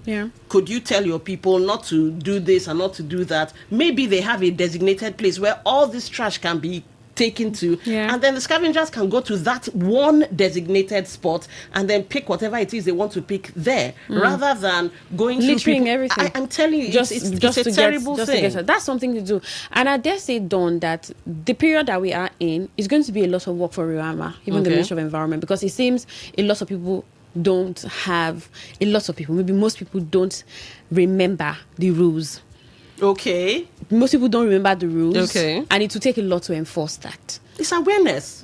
Come to Today FM. Let's do a jingle for you that will play all year round. Because once you create sensitization campaigns, I back in the day growing up, war against indiscipline and all of that, we used to have regular jingles that you would know, do not litter. It was, I guess, a breakdown of either law and order or societal norms or something. But back in the day, you wouldn't dare. You throw something out because of so much sensitization and enforcement. A man could cross over. It has happened to me as a kid. I was eating orange. I think I was about 8 or 9 then. So after eating the orange, I was like, oh, where am I going to throw this? And I looked around. Nobody was looking. And in Borokiri of all places that we now look at and say, oh, Creek Road is dirty. I threw it on the street. And I was still sitting in the car waiting for my mom to come. And this guy just strolls up to me and says, come down and pick that thing. Do you know you're not supposed to want it? So it was a thing back then. So maybe we can bring back that awareness again. It has to be. It just has to be, because like I said, I think people have forgot. People don't remember these things again because enforcement is low. No responses. When last did you hear? Maybe nobody has been caught or asked to pay a fine. So most people are just doing whatever. So it will take it will take a level of consistency and intentionality to ensuring that people are back to wait. It's my responsibility to also keep the state clean. Yes, you have a responsibility, and that's by not dumping that sashi, whatever, the bottle, the wrap. Is also not dumping it anywhere, because when we talk about another aspect of the environment, we talk about these drainages that are full with stuff, with dirt. All right.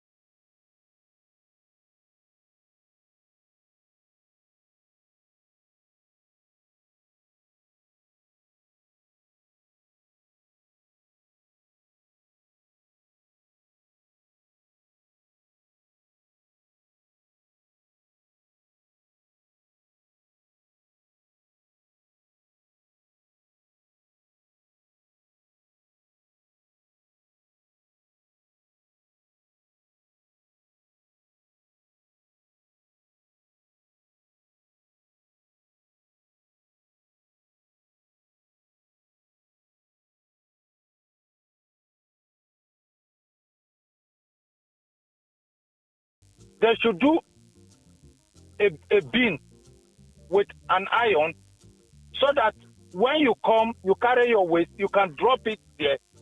So those guys cannot bring it down. So it will be there.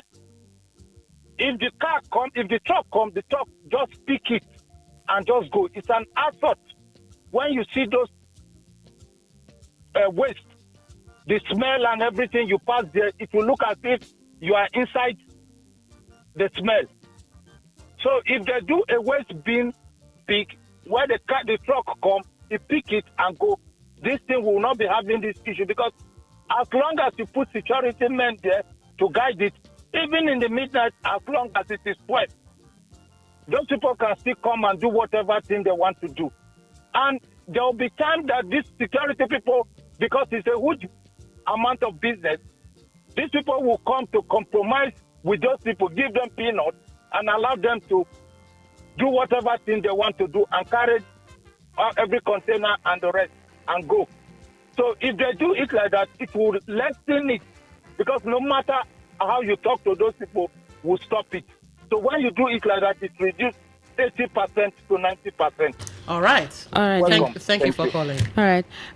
This message says, good afternoon, presenters. As long as Roma is being run by practicing politicians who know little or nothing about waste management, we will continue to have issues with our waste management and trashing system. What is actually the work of the Ministry of Environment in the state? The sanitary people who wear beautiful uniforms to go from shop to shops. Let seasoned waste managers or administrators from the ministry be allowed to run Rwama places. Right. Rwama is a major financial hub for sponsorship of candidates in River State during elections. Nothing fantastic is going to come from them. Ibi Fubara from Rumusi. Okay. Right. Good day, ladies in the studio. Roma is only responsible for just 2 local government areas in the state. You mean practical daily operational focus? Okay. They can't even manage it. They can't blame overpopulation on the people when it was the government that makes it look like River State begins and ends with these 2 LGAs. Okay. They get salaries for this job, so Rama should shut up and do their job, or they get out of the office for competent people to manage the trash. Right, but Akot is becoming too toxic for a sane person to live in from Uniport. So wrap up with that for the call drop. We missed that by hair's breadth. What? Shut up. All right, that's interesting. All right, we have the call back. Welcome. Yeah, good afternoon. Good afternoon. Yeah. What's your name? Where are you calling from? Yeah, this is Chris. I'm calling from Port Harcourt. All right, go ahead, Chris. You have 1 minute. Before River State or this West something, if you don't have passion for something, this political appointment you see them doing, that have been the reason why I know most of them that they have been given this political appointment of managing the West. What they do in the morning, I see them in one of the restaurants close to me. You see them come there, put on meat, put this. They don't even monitor anything. They don't even care. What they just do, they come there, madam, put rice, put chicken, put this. You All see right. person that are managing in the West product, eating large. Okay. Political appointment. All right, we They get don't you. know anything about that. We get you. business. Thank you for calling.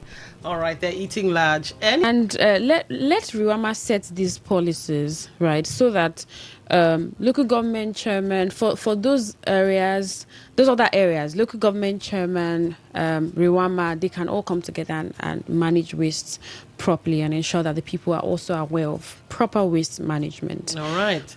That's it's been Talk That Talk. My name's Dawn Wilson. I'm Queen Chima. Good afternoon. Good afternoon.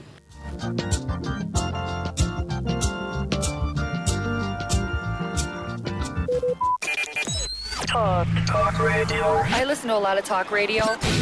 95.1 FM. Today's news in 60. The Center for Promotion of Private Enterprise, CPPE, has called on the federal government to reduce import duty on mass transit buses to 5% and grant a full VAT waiver as part of measures to ease rising transportation costs across the country. The Federal Competition and Consumer Protection Commission, FCCPC, says it has not banned airtime borrowing or data advance services in Nigeria. The Nigerian Maritime Administration and Safety Agency, NIMASA, are set to commence disbursement of the long-awaited Cabotage Vessel Financing Fund, CVFF, following presidential approval. Manufacturers under the aegis of the Manufacturers Association of Nigeria have fought at the call by the World Bank for Nigeria to reinstate petrol import licenses in order to stabilize fuel supply in the wake of the Middle East crisis. On the foreign scene, global oil prices have jumped by more than 5% after U.S. President Donald Trump said the U.S. had intercepted and seized an Iran-flagged cargo ship. Today's news In 60. In 60.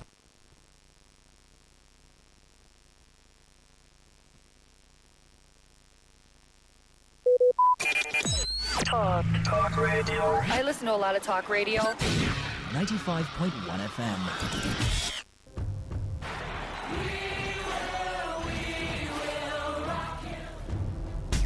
This is what we've waited for.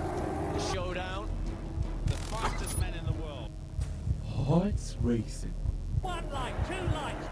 They're backing off and backing. Pulse rising.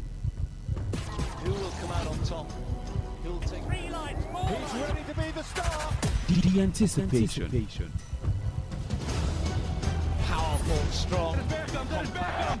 Tyson get right, hold all the way. He's looking right. The heart stops.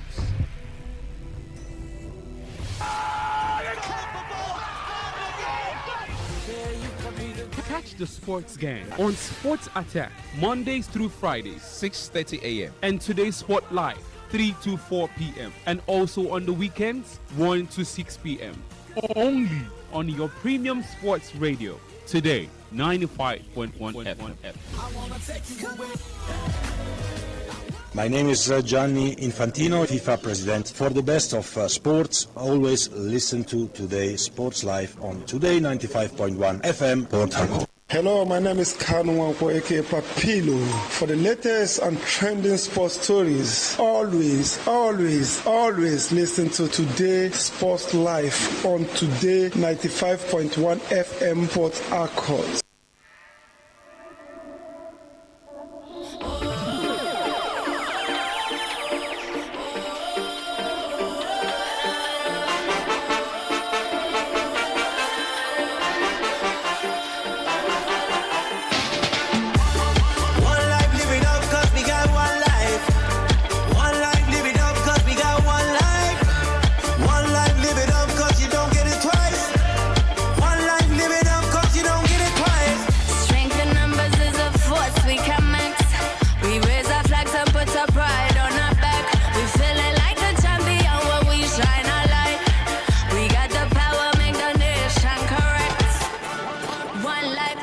All right, a very good afternoon to you and welcome to another amazing and exciting edition of Today's Sports Live right here on your premium news talk and sports radio station Today 95.1 FM.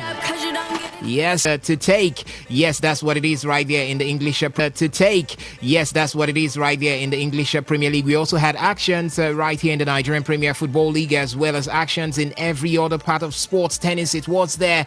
We had in athletics as well as basketball, all heating up right here, and we are here to bring it to you, ladies and gentlemen. My name is Osasi Hiwin. You can call me the demigod in the world of sport, or better still, call me your chauffeur, because I'll be the man behind this console to drive you through this ever amazing and exciting world of sport. And guess what? I'm not doing it alone. I've got my colleagues right here with me in the studio, and together we swear on our honors to give you the best experience you can get coming from the world of sports. Ladies and gentlemen, here they are. I've got Benjamin Mina and I've got Ovie Wallace ready and excited to do what he knows how to do best from that side of the divide. I'll start with Benjamin Mina. A very good afternoon to you and welcome to another week in the world of sports. Osas, good afternoon. Good afternoon to my colleague in the studio. Good afternoon to our listeners. Osas, I'll give my opening speech by reading a quote from somebody.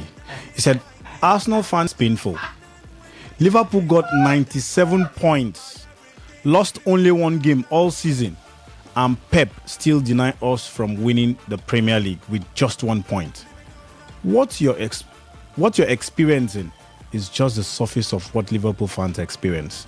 This is coming from Jamie Carragher on Arsenal chances of winning the English Premier League. Good afternoon and welcome to the show. All right, good afternoon to you, and I would always ask why always Arsenal. It's all about Arsenal. Yes, the most talked about club in Europe, the most talked about club globally these days. Good afternoon to you, Ovie Wallace. Hey, good afternoon to you, Sas. Good afternoon to Benjamin. Good afternoon to Port Harcourt sports lovers. Sports lovers also listening outside the city of Port Harcourt and outside the state of Rivers. It's always nice to be here with you talking sports. And I know Benjamin wants to really delve into what Arsenal did yesterday against Man City. And we saw the vibes in the studio yesterday, in the office yesterday. We were watching the match online as well. Everybody coming for Arsenal. But you have to look at it. It's still in Arsenal's hand.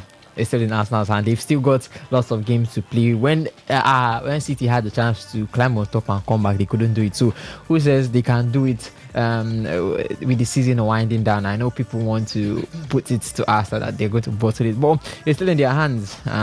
We saw Declan Rice after the match when they lost. Said it's not done. It's not done. It's not done. It's not done yet. And leaving football, going to other sports, the Portland Trailblazers in the playoffs. Yes, of course, we were going to lose. There's no way we're beating sports. But Wemby dropping 40, Davdia dropping 30 plus. It was nice seeing the boys play well. But the playoffs is heating up, and can't wait to wind down to deeper into the playoffs and see who will be the champion. Oklahoma City Thunder trashing the Phoenix Suns, not even letting them get to triple points. Basically expected. Dominant as always. All right, dominant as always. Ladies and gentlemen, as Ovia Wallace did say, it's in Arsenal's hand.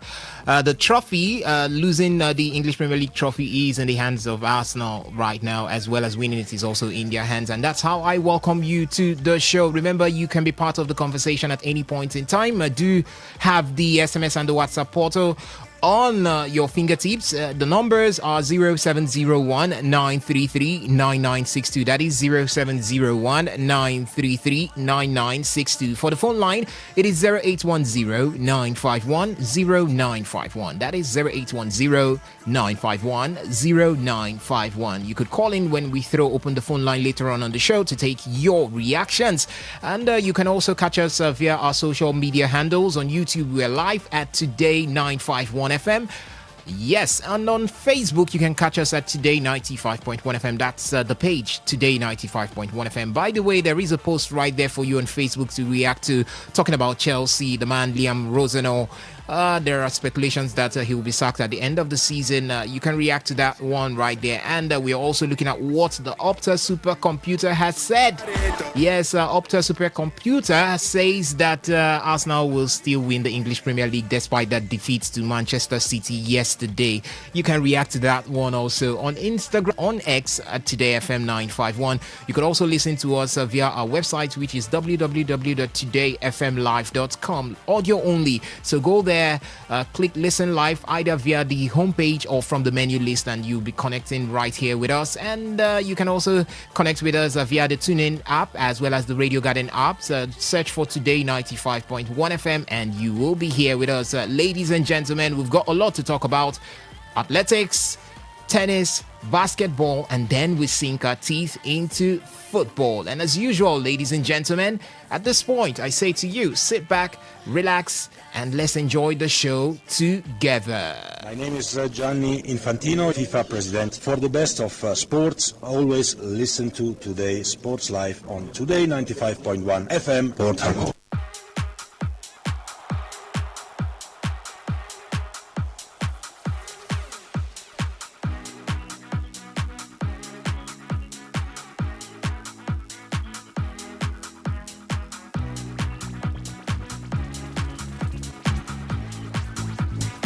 All right, welcome, ladies and gentlemen. Let's start from the home front. As well said, charity begins at home, and we start with athletics, where Team Nigeria's camp for the World Relay Championship holding in Gaborone, Botswana, opens today in Lagos.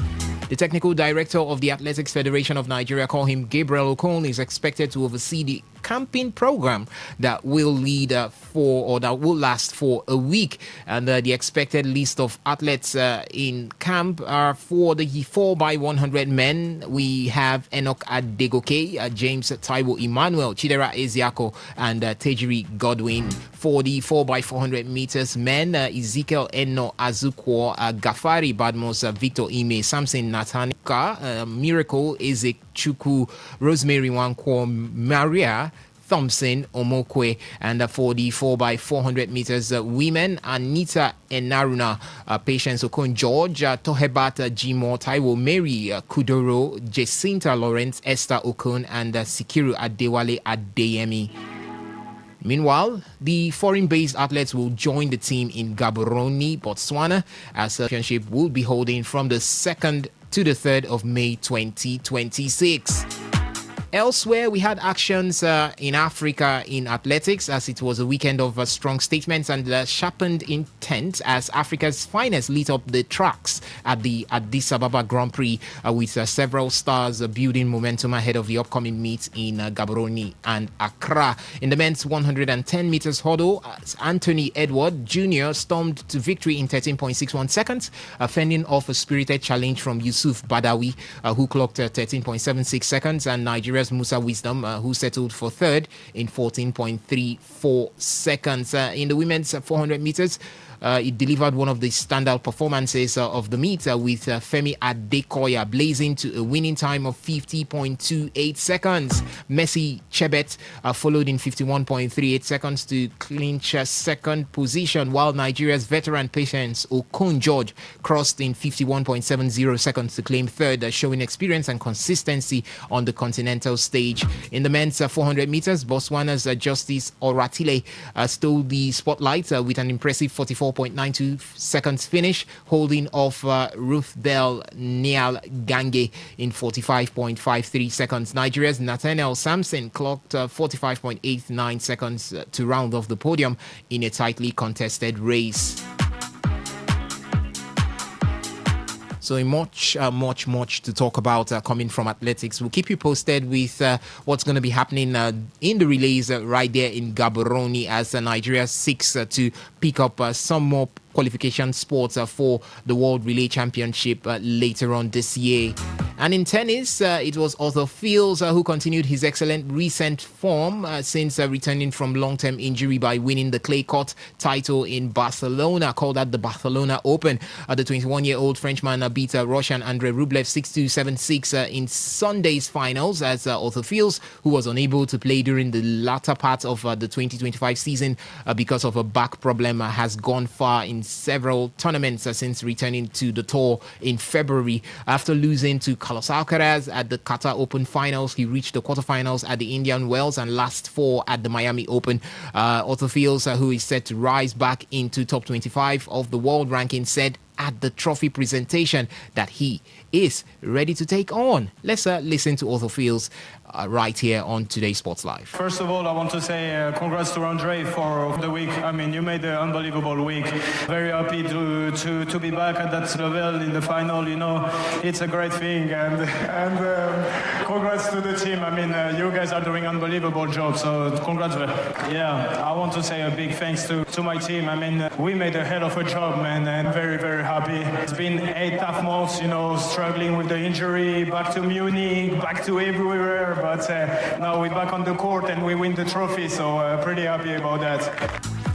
All right, another man who was happy is Ben Shelton as he captured the title of the 2026 BMW Open in Bitpanda, defeating fourth seed Italian Flavio Coboli 6-2, 7-5 in Sunday's single final. Shelton received a prize check of $478,935 as well as a brand new BMW iX3 and traditional Bavarian Lederhosen. He also collected 500 ATP ranking points as a result of that particular victory there. Talking about the money and the car, I saw how Ovie Wallace looked at me right here in the studio when he had 478,903 euros, not dollars, yes, and he looked at it and he said that is money that I can put in my pocket. But from the female side of things, it was the Australian Open champion Elena Rybakina who picked up her second title of the year as she outclassed Karolina Muchova 7-5, 6-1 to win the WTA Stuttgart Indoor Clay Court Tournament on Sunday. Top seed Elena Rybakina snatched a tight opening set with 2 breaks against her seventh seeded Czech opponent, talking about Karolina Muchova, after 53 minutes on the year on a high.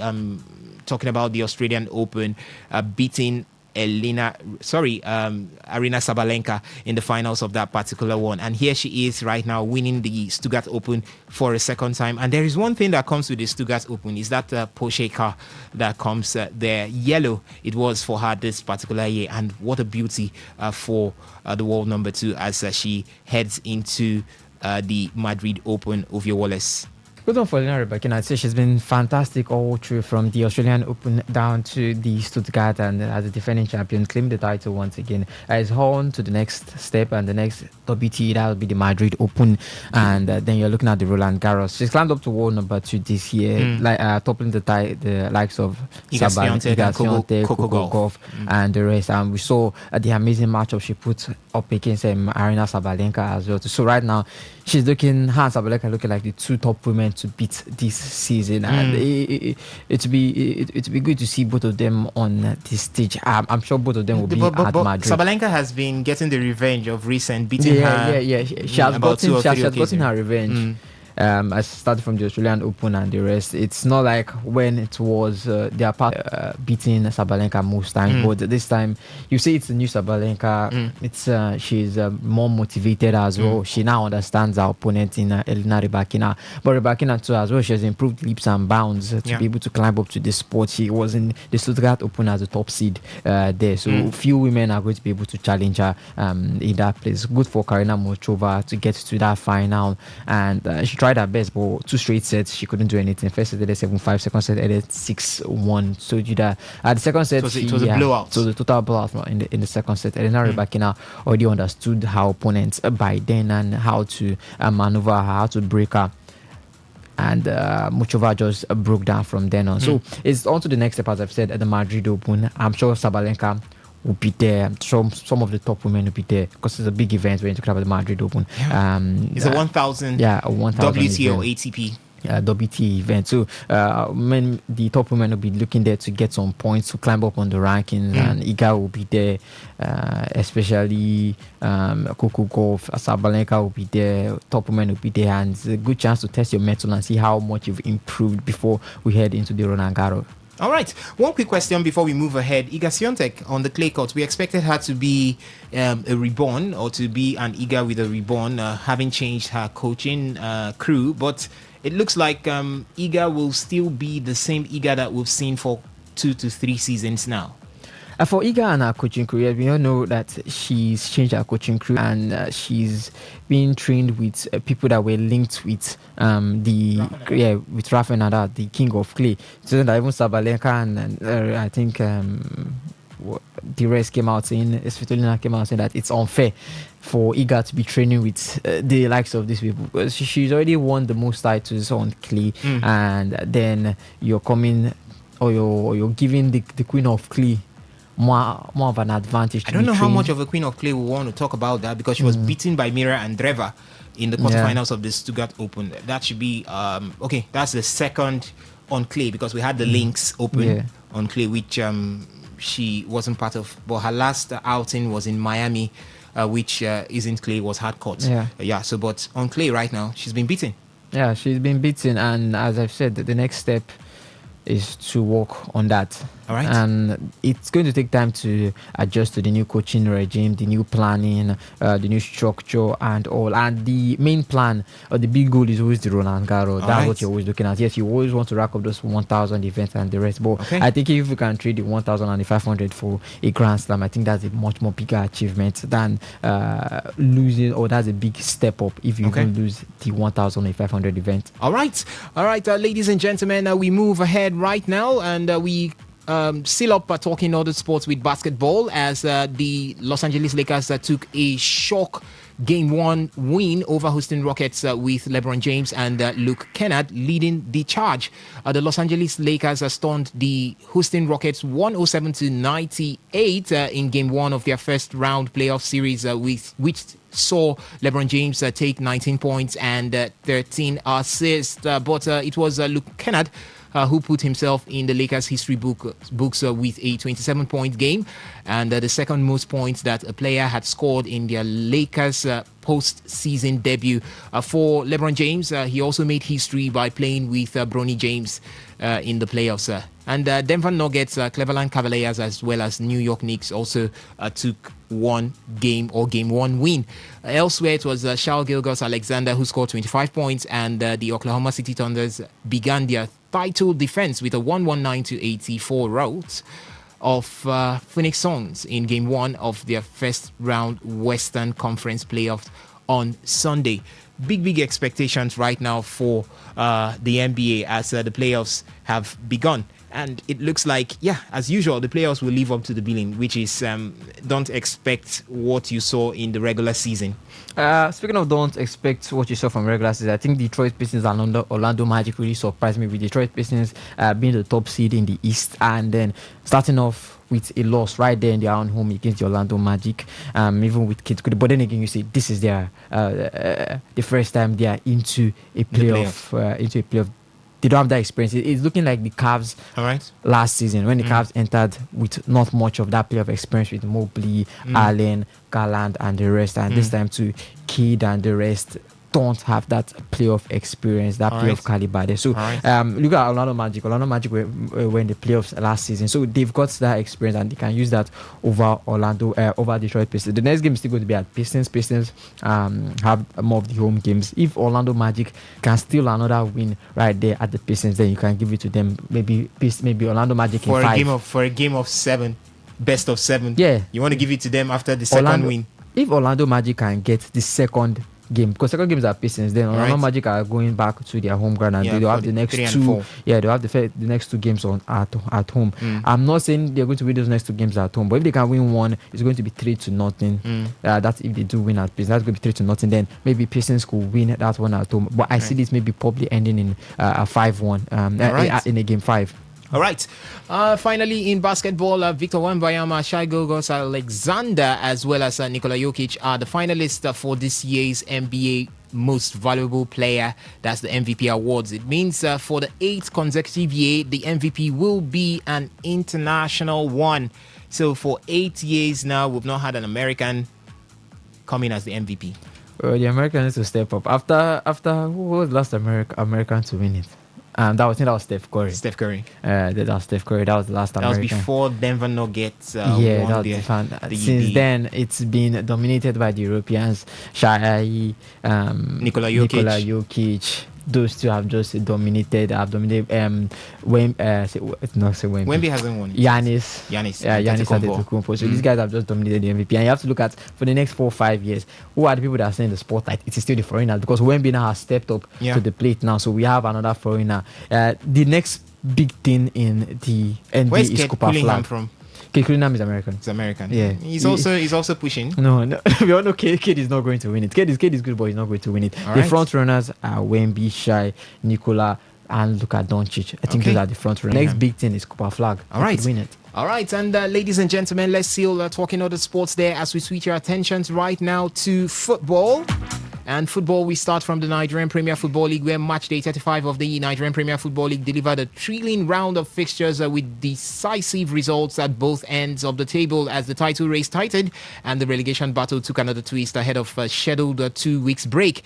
At the summit, Rangers International surged into first place following a crucial 2-1 victory over Oriental rivals Eyimba Football Club of Aba. Second half goals from Chidozie Iwundu and Ifeanyi Onyebuchi overturned an early strike from Warner Williams, lifting Rangers to 59 points and putting them firmly in control ahead of as they head into the break. Former leaders Rivers United slipped to second after a dramatic 2-1 defeat away to Kanu Pillars. Veteran forward Ahmed Musa sealed the comeback win deep into stoppage time after Abdullahi Musa had cancelled out Handsome Surveyor's late goal. Elsewhere in the top 4 race, Abia Warriors edged Ikorodu City 2-1 to stay firmly in contention, while Shooting Stars boosted their continental hopes with a 2-1 away win over El Kanemi Warriors thanks to a brace from Kwama Adegoke. In the relegation battle, Remo Stars produced one of the standout performances of the round, trashing Niger Tornadoes 3-0 to climb out of the relegation zone. Goals from Victor Mbwama, Olamileko Adedayo, and Samuel Anakwe secured a vital lifeline for the Sky Blue Stars. And Nasarawa United also boosted their survival hopes with a convincing 3-0 victory over Warri Wolves, while Bendel Insurance picked up a crucial 2-1 away victory against Wiki Tourist. And on one of the most entertaining fixtures saw Katsina United edge Bayelsa United 3-2 in a 5-goal thriller, a result that leaves Bayelsa United hovering dangerously close to the relegation zone. And with just a few rounds left, the stakes continues to rise across the board. So a quick look at the results from start to bottom for match day 35. Kano Pillars defeated Rivers United 2-1. Nasarawa United were 3-0 winners over Warri Wolves. It was Kwara United who defeated Barao FC 2-1. Rangers International defeated Eyimba Football Club of Aba 2-1. Abia Warriors defeated Ikorodu City 2-1. Remo Stars pummeled Niger Tornadoes 3-0. Plateau United played out a 1-0 draw with Kun Khalifat. It was Wiki Tories who lost at home to Bendel Insurance, and El Kanemi Warriors also lost at home to Shooting Stars by 1-2 on both centers. And Katsina United defeated Bayelsa United by 3-2. As well said, the Nigerian Premier Football League, Benjamin, will go into a 2 weeks break. Reports coming in, it's as a result of creating time for the State FA Cup as well as the President's Federations Cup. And we're asking, what's the plan? Why not have a proper scheduling? We complained on this same stage about the President's Federations Cup for quite some time. It wasn't coming in. More than halfway into the MPFL season, we didn't hear anything about the President's Federations Cup. Then all of a sudden, what came was an ultimatum: go and play your Federations Cup in your state. Anybody that refuses to play it will be fined 1 million naira and will be kicked out. I don't know. Number one, is that the best way for us to go around one of the oldest cup competitions that we've had right here in Nigeria? Well, I think scheduling have been a big issue for us in this part of the world, because it's not just for the MPFL. We've seen that from the NFF, scheduling for the Super Falcons, same thing, the age competitions and all that. I think before the league starts, we've seen these things in other leagues or in Europe. They have to put this thing in schedule so it doesn't disturb the club. The only time you can change it is possibly a continental engagement and all that. That's when you can change it. But right now, I think we are falling backward. We didn't see much of that last season. Now we are seeing this. I think it's something very bad. It's really, really very bad. It doesn't give the league a good name. One thing I'm happy about this season is the fact that no outstanding games, getting to this point. The people that had more outstanding games were Rivers United, and they've cleared it. Now we are talking about the State FA Cup and the Presidential Federations Cup, President Federations Cup. I think it's very bad for the MPFL board led by Honorable Benga Elegbele.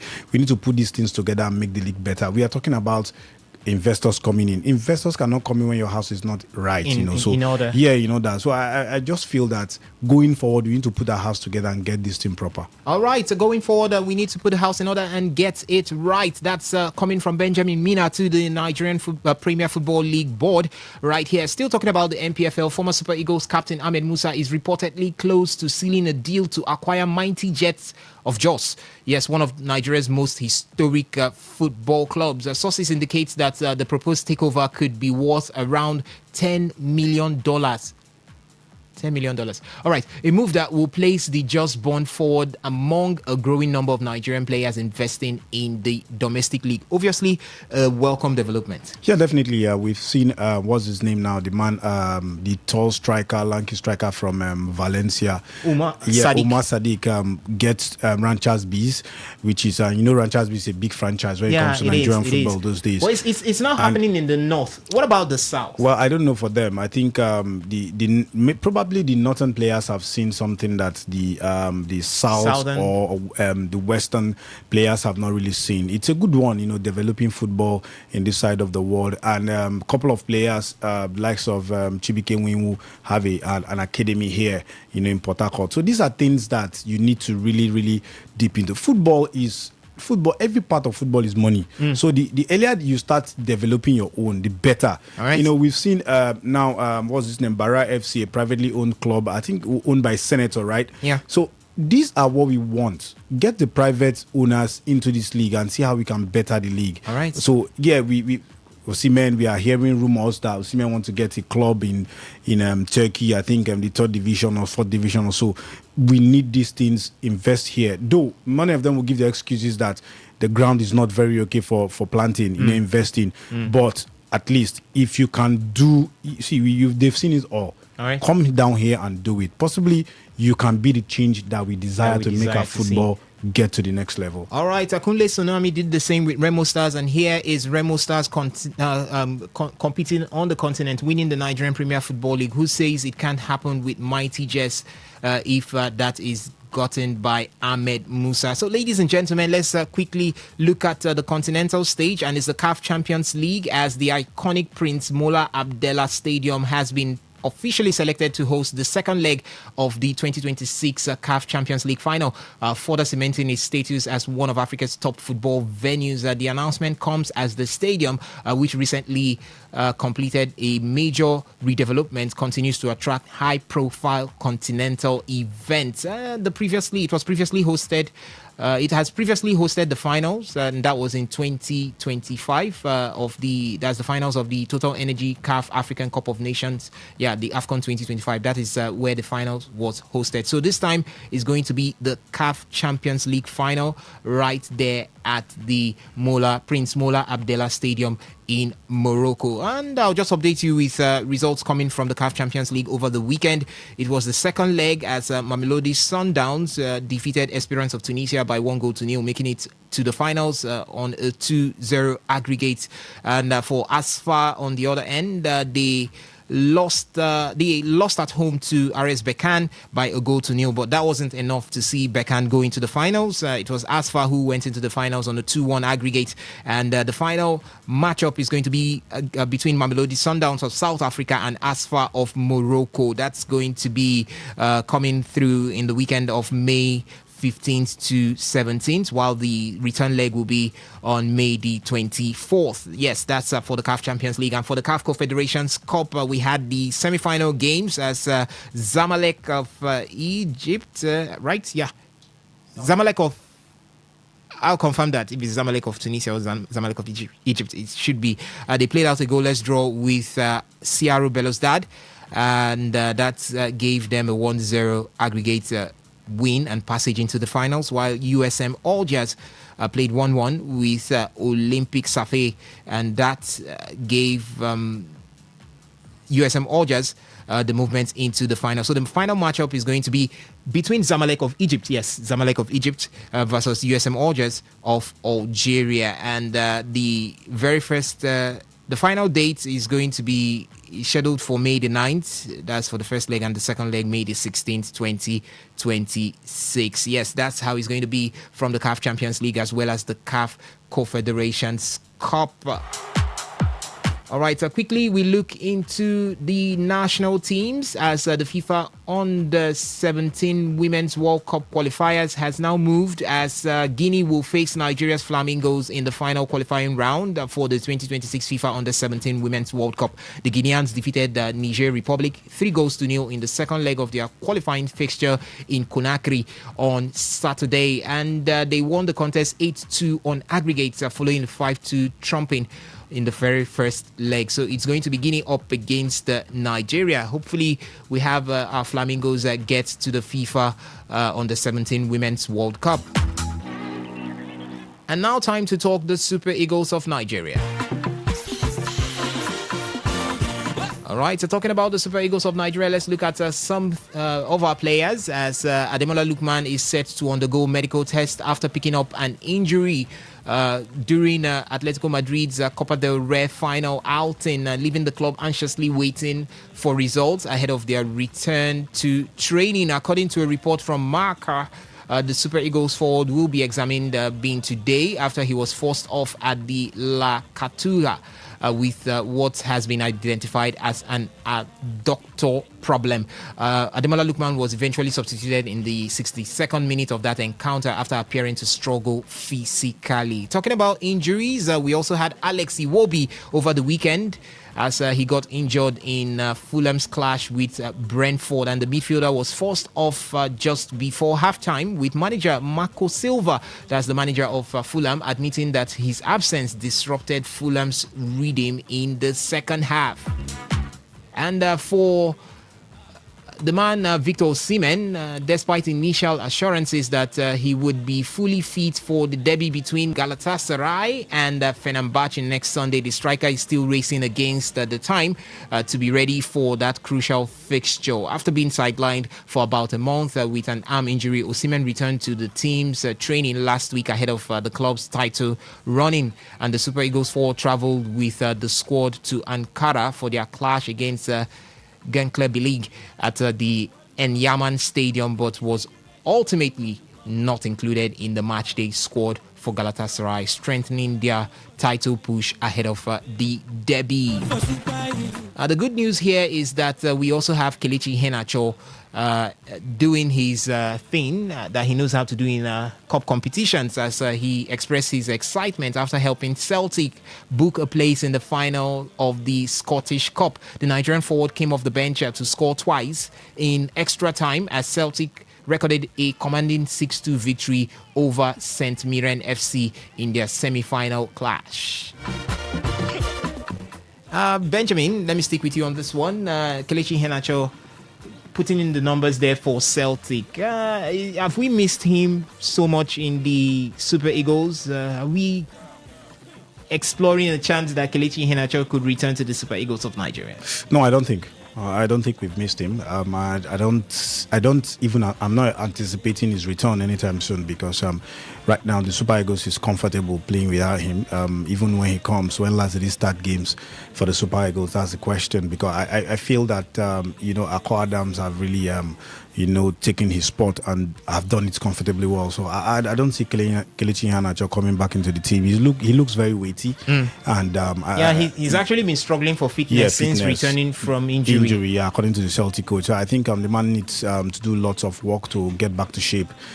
So I just feel himself and possibly Boniface, I don't anticipate their return right now. The Super Eagles are better off without them. So I feel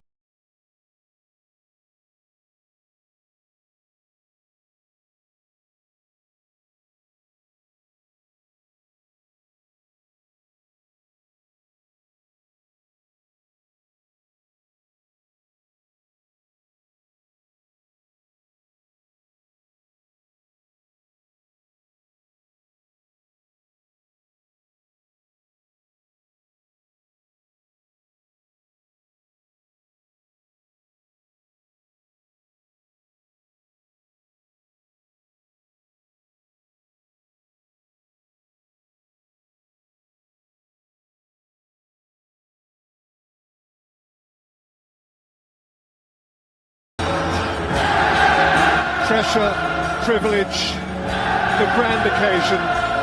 It feels special. City with momentum and growing menace. Arsenal still with the lead and with 2 decades of pent-up desire. And one of them will be champions. City win and they have the impetus for a neck-and-neck sprint to the line. Arsenal win and tonight they are boss. Here is how it plays out.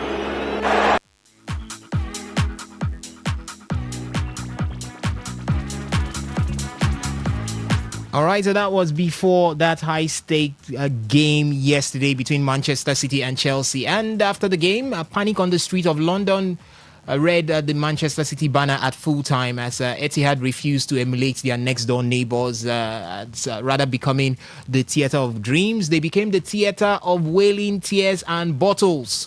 That was the state of Etihad yesterday as Manchester City beat stumbling Arsenal 2-1 on Sunday to seize control of the Premier League title race, as Liverpool also strengthened their push for a Champions League place. But for Manchester City, manager of Manchester City Pep Guardiola was excited with that win over Arsenal. With Albert, I think so for the Premier League, so they don't allow you to go to the process. They're so aggressive, so they are good in the duels, and one of the most competitive teams I ever faced in my career in terms of duels and 1-against-1. Long balls with Havertz right, second balls they are fantastic and didn't make build up. And long balls, second balls, we talk about that, and we have momentum. They had momentum. We have chances. They had chances, and at the end, this gate type of games, little margins. And for Arsenal manager Mikel Arteta, he also ruled the losses. That's exactly that. And when you don't do it and they have the individual quality to deliver the moments that they have delivered, that's a risk to lose again, because I don't think there was any difference between the two teams. There are a few elements on that. There is an element of luck that the ball goes in or not. In the second one, the ball gets deflected, it goes to Haaland. There is individual quality as well, and there is in that moment to be so cool, precise, and ruthless. All right, despite being Premier League leaders for 201 consecutive days, Arsenal could lose their spot at the Summit on Wednesday night to a City side chasing just their 7th day at the top of the pile this season. It was the same story 3 seasons ago when Mikel Arteta's side led the 2022-2023 table for 247 days, only to lose it to City in the final week of the season. Is history repeating itself, Ovie Wallace? I don't know if history is repeating itself, but as I've said, the title is still in Arsenal's hands. They've still got like 5 games left. The different scenarios that could play out, there are different multiple scenarios that could play out. City have a game in hand as well. They're 3 points behind. If they do win their next game, they'll be 70 points and 70 points with Arsenal. By the goal difference, which Arsenal do have more. Just goal a plus difference. 1 goal difference. Just a plus 1 goal difference. That means City will need to score at least 2 or 3 goals to be able to surpass that. And if City do that, they'll be right on top. But then again, if Arsenal can win their next 5 games, if they can win 4, lose 1, or draw 1, or even win 3, win all. You want to lose? If they can win 3 and City drop points, that's one of the scenarios. Them winning all their games and City dropping points, that's one thing. But it looks as if this might even go to the last day with the way things are going. But you look at the fixtures that they both have, and it looks to not favor Arsenal in that aspect, because they have 2 away games to play. They'll be taking on West Ham United, and they'll be taking on Crystal Palace away from home. So those are the 2 away fixtures that will not be good on paper, because West Ham are actually racking points. And when you look about trying teams, to survive, teams that are trying to survive this season, them and Leeds have been really fantastic this season. The games that they've got a home game at Newcastle and Fulham, those should be games that they should be winning. For City, the only 2 games that they have away from home, or 3 games, they have Burnley next. But everyone knows Burnley is not surviving, so it should. But Tough Moor is a difficult ground to go. Tough Moor is a difficult ground to get. I would have said that if it was.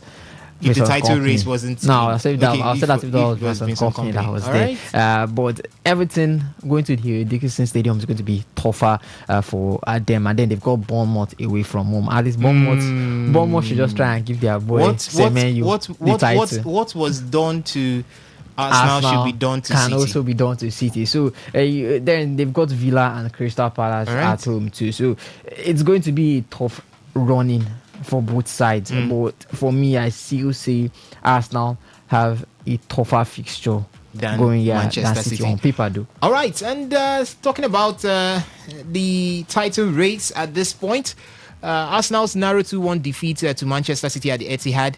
The Premier League Opta computer continues to favour the Gunners as favourites to lift the 2025-2026 title.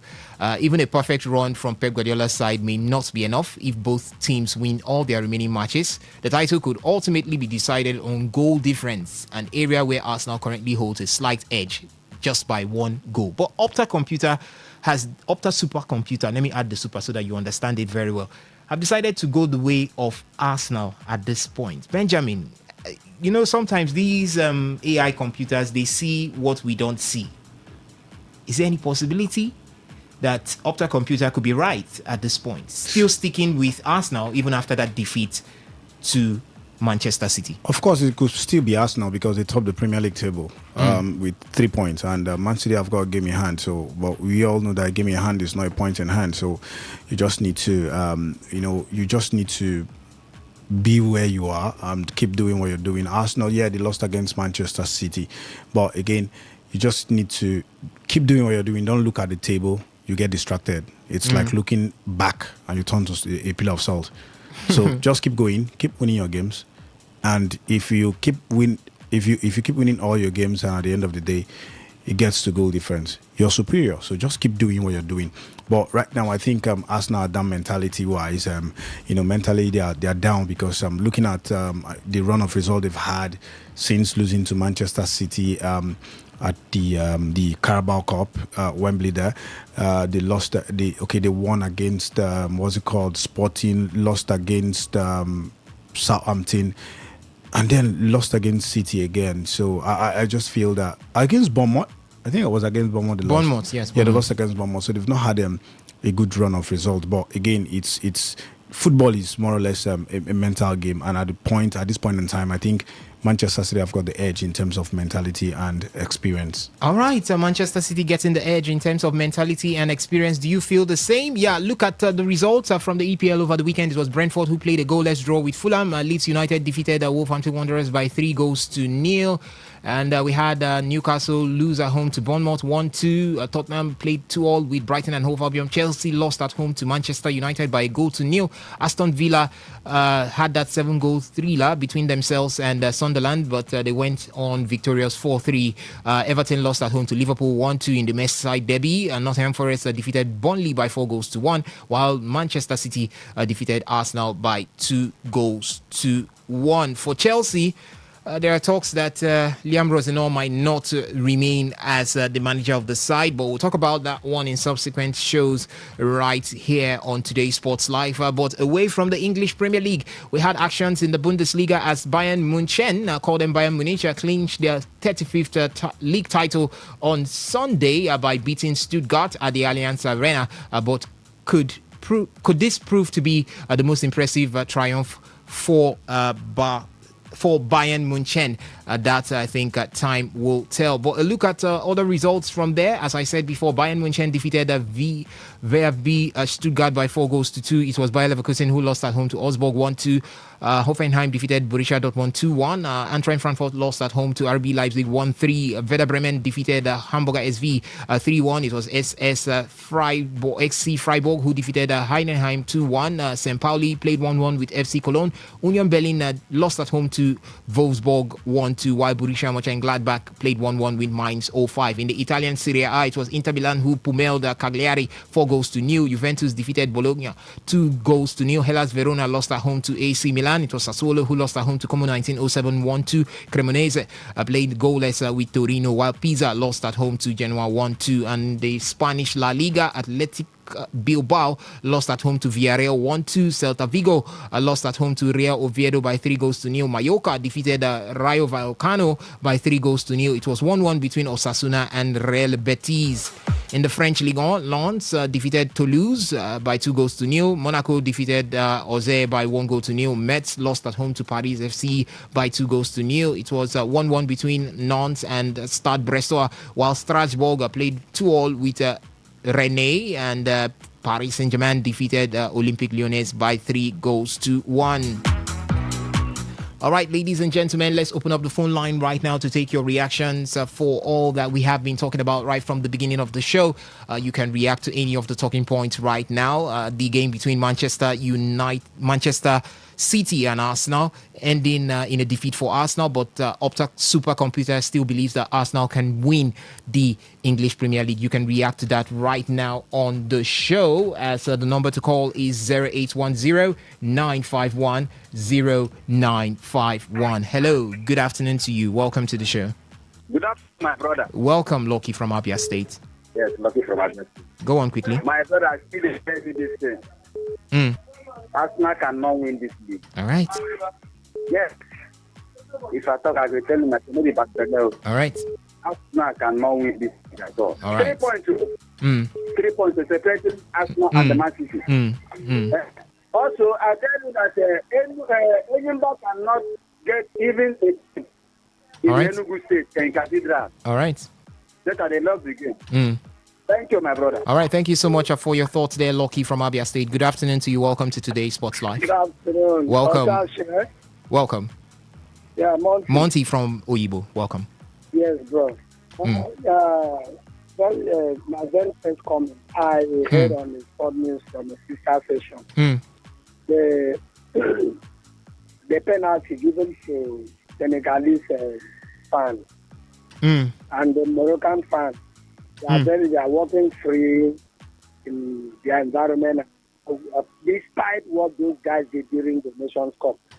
I don't know where the leadership of Mosete want to take African football. It is very, very wrong. All right. I am not happy about that judgment. Okay. That aside, my brother, you see English Premiership. It has slipped through the fingertips of Arsenal. Oh, okay. Honestly, it is always like this. April is always the adjustment time. Anytime they lead the league beyond December or December and the end of the league, it always happens like this. So I don't see Arsenal winning. I know some of them, they have almost equal strength of games remaining. But the mentality of Arsenal has dampened. All right. I mean, it is not very well with them. All right. Thank you. Thank you so much, Monty, for your thoughts there. Good afternoon to you. Welcome to the show. Good afternoon. Welcome, Simon. Hello. All right. Please call back and air your thoughts. I guess the network wasn't too friendly there. 0810-951-0951. That's the number to call to talk to us right here in the studio. Good afternoon to you, Simon. Welcome. Good afternoon, guys. Welcome, Simon. Thank you. I want to tell everybody that care to know. All right. My Arsenal will still win Premiership. Okay. Now I know that the Arsenal lost for. In fact, if I have not seen this kind of losing of form since I started being an Arsenal fan. But the game yesterday was it not a good representation of Arsenal? No. Let me finish. All right. I have seen, just as he said, since after that Carabao Cup final. But there is positive that I saw yesterday. I saw the momentum coming back. All right. More. I saw it. I saw ginger fighting spirit again. Yesterday. I lead them in the creating scoring chances. You know, for Arsenal to even defend it against Portsmouth, you know what it means now. But yesterday now, yes, City we are slightly better side, but if you compare the whole run of play and the chances created, I don't think that City got it too much about that. In fact, City we are also lucky to even win the match that yesterday. Because had even Arsenal attempts entered, I don't think that City will have. But this is not complaint. But what I'm telling you that the positive that I saw in yesterday's match has given me that confidence back, because that is the only thing, the losing of form of the total team losing of form. But with the Andy, Mikel Arteta is like see, let me tell you that yesterday, I think he did everything that he's supposed to do as a coach. He got every of the titles and the changes right. Okay. It just wasn't that luck wasn't on his side to win the match or draw the match. So he did what, for me, for my opinion, what he's supposed to do as a coach that yesterday. But it was unfortunate for him. At the end of the day, the team still lost. But let's see the first of all play that this, I think, on Wednesday. They are standing. Yeah. From there, we know the next thing to use. Thank you. All right. Thank you so much for your thoughts there. You can keep the calls coming in 0810-951-0951. Let's look into the WhatsApp platform. We've got this one that says, good afternoon, sports crew. Arsenal should forget about winning the league this season. It is finished. Skillful Pero is my name from HA. And this other one here says, the last time I checked, Arsenal wants to win with points to spare. But now any trophy they see, they jump and pass. Bayern Munchen winning the league so early, that's one which Arsenal cannot do for their fans. Manchester United matter is another day, but Manchester United beats Chelsea home and away this season. Divine from Chinda. Thank you so much, Divine. This other one here says Arsenal will win the English Premier League this season. Kelechi Iheanacho needs to do more to get a call up. My name is Sachima Ubonaya, texting from Elikpokpodu in Port Harcourt. Good afternoon. Good afternoon to you, Sachima, and good afternoon. Welcome to the show. Good afternoon. My name is McDonald, welcome. Go on quickly. Okay.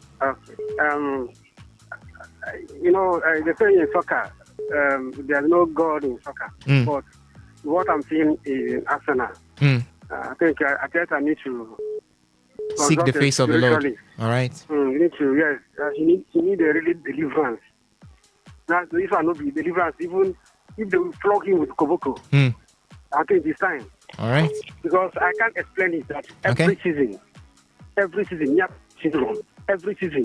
you will see the promised land. The promised land you cannot cross. All right. There's a spiritual problem. It's not the way we are looking at it. Just imagine. From that Caliber Cup, me, I was thinking at that Caliber Cup that because of and other important to Arsenal. That's why. Right. I don't know that there is a huge barrier that's coming. All right. From that Calabar Cup to now, Arsenal has never recovered, and there's no hope. That anybody that telling you that Arsenal can come up or they see any inspiration, I lie. There's nothing. All right. There's nothing. All right. This league is over. All right. See that two things. Arteta should go and sort himself out. Okay. Arsenal should look for another coach. All right. Until when he sorts himself out, All right. he can come back. All right. But if he's a coach, he's trying. But to get that thing, all right. He's always against him. So he needs all right. to work, he needs to McDonald, and check himself. Yeah? Let's leave it here so that others can have their take on the show. Thank you so much for your take there. We've got this one from the WhatsApp platform. It says, it's coming from Enes Romuji. He says, if Pep Guardiola knows that Mikel Arteta won't prosper, why did he teach him work at the first place? February, quadruple. March, treble. April, double. May, trouble. Thank you so much for your thoughts there. And we look into the Facebook platform. This one coming from Amity Prince. He says, there is never a time that I believe that Arsenal can win the league. I can bet with the supercomputer that Arsenal will not win the league. And from Ezekiel Ona, he says Chelsea's problem is not the coach, but the owner of the club, the owners of the club. Enzo Maresca is a good coach. That was to bring out the best in the players. 80% are not good enough, and they refuse to give the players he wanted. That forced him to leave the club. If they did not change their approach, the coach that will take over from Liam Rosenau will struggle. Thank you so much, Ezekiel Honor, for your thoughts there. Good afternoon to you. Welcome to the show. Yeah, good afternoon. My name is Samuel. I'm calling you from Alo. All right, Samuel from Alo. Let's go. 30 seconds quickly. I don't know what is still giving Arsenal fans the confidence that they will still win the league after topping the league for how many, and look at the poor form of Man City, and they are still second. And if Man City win this Wednesday, they will be 11 on points. Yeah. I don't even think Man City has the decision of losing any game, because Pep I know, and the Man City I know, can go on this game winning run and win the league. All right. So I can't even trust Arsenal to win West Ham. Okay. So I see Man City, the league is for Man City. I think they should focus their attention on the Champions League if they will be able to win Atletico Madrid. For Premier League, it's gone. Thank you so much. Yeah, thank you so much for your thoughts there. For time's sake, I would leave it there. Ladies and gentlemen, this is where we draw the curtain on the show. It's been fun and amazing doing this with you. Thank you so much for listening, and thank you also for engaging from our various feedback platforms. Do remember that we'll be back here 6:30 a.m. tomorrow for Sports Attack, and 3 to 4 p.m. also for today's Sports Live, the Tuesday edition of the show. Call that the Niger special edition of the show. Thank you to the guys who did this with me, Benjamin Mina, as well as Ovie Wallace. I've got Anastasia Benjamin standing by for the news updates. And ladies and gentlemen, from me, I'm saying stay lifted and stay blessed. Don't touch it. Leave it on Today 95.1 FM.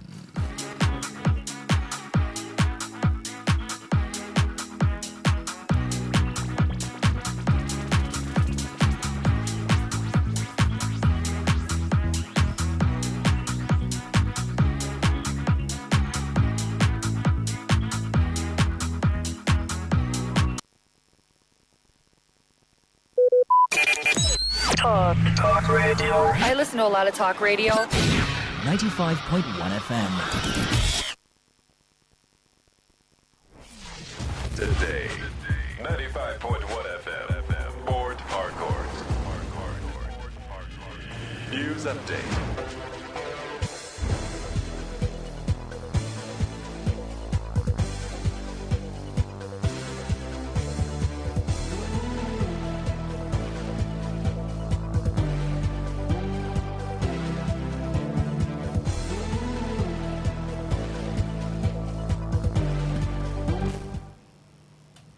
Good evening. Here's the news update on Today 95.1 FM. I am Anastasia Benjamin. Boko Haram insurgents have released a video warning the federal government against any forceful attempt to rescue 416 abducted victims in Borno State, declaring they are fully prepared for confrontation. In the footage, the group issued a 72-hour ultimatum threatening to disperse the captives, including women and children, to undisclosed location if their demands are not met. Speaking in Hausa with English subtitle, the insurgents who identified themselves as Jamatu Ali Sunnah, Lida Awati Wal Jihad said they would not hesitate to act once the deadline expires. While the video did not explicitly state their demands, earlier reports indicated that the group had requested a 5 billion naira ransom. The terrorists also challenged the government to attempt a rescue operation, insisting they were battle ready. It could be recalled that the hostages were taken during a March 4 attack on Noshe, where insurgents reportedly overran a military base, destroyed equipment, and abducted civilians. Government school teachers in the Federal Capital Territory, FCT, has commenced an indefinite strike following the federal government's failure to address their long-standing demands. The strike action stemmed from a communique issued by the FCT Wing Executive Council of the Nigeria Union of Teachers, NUT, directing primary and secondary schools teachers to withdraw their services effective today. The union said the decision followed an emergency meeting to review the expiration of a 7-day ultimatum issued to the FCT Minister, Nyesom Wike, on March 11, which elapsed on March 29. According to the union leaders Abdullahi Shafa, Margaret Jethro, and Ibukun Adeke, the actions became necessary due to the government's continued silence on teachers' demands, despite worsening economic conditions affecting educators across the FCT.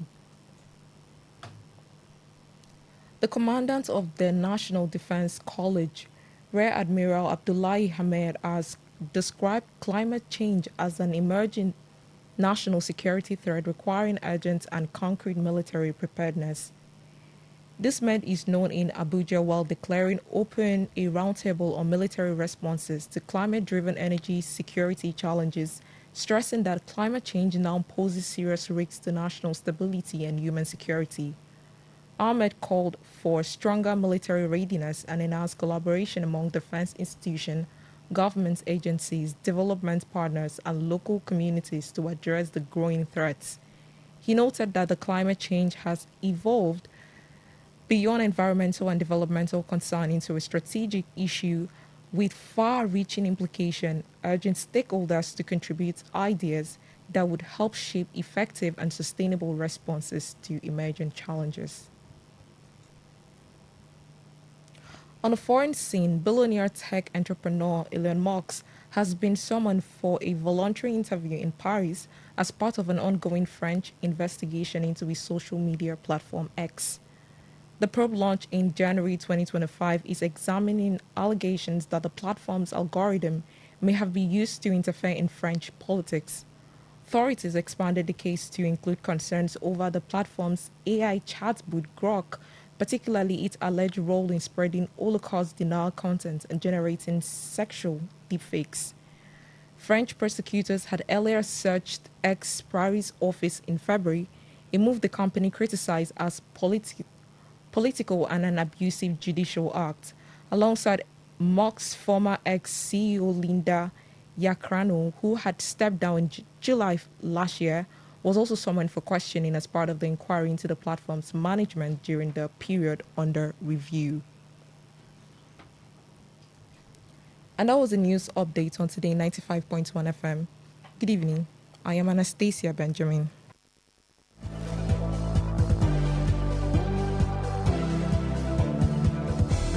Today's news, today's entertainment, today's sports, today's issues. Today on Today 95.1 FM, Port Harcourt.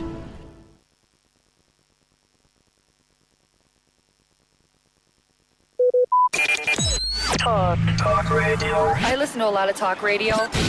95.1 FM. It all begins with breaking news. Now make no mistake, this is a difficult mission, and it will remain difficult for some time. Then it keeps trending. Events, issues, personalities, all struggling to gain attention. But in the race for deadlines, the intrigues, power play, undercurrents are often missed or underreported. Insecurity here is basically a product of poverty. But not anymore. As the platform on radio steps in to fill the missing links on events, issues, personalities in the news. I'm not afraid of anybody. The platform on radio serves only the hottest topics and trending issues. Only on Today 95.1 FM. 95.1 FM. Port Harcourt. Weekdays, 4 p.m. Get on the platform on radio and be served.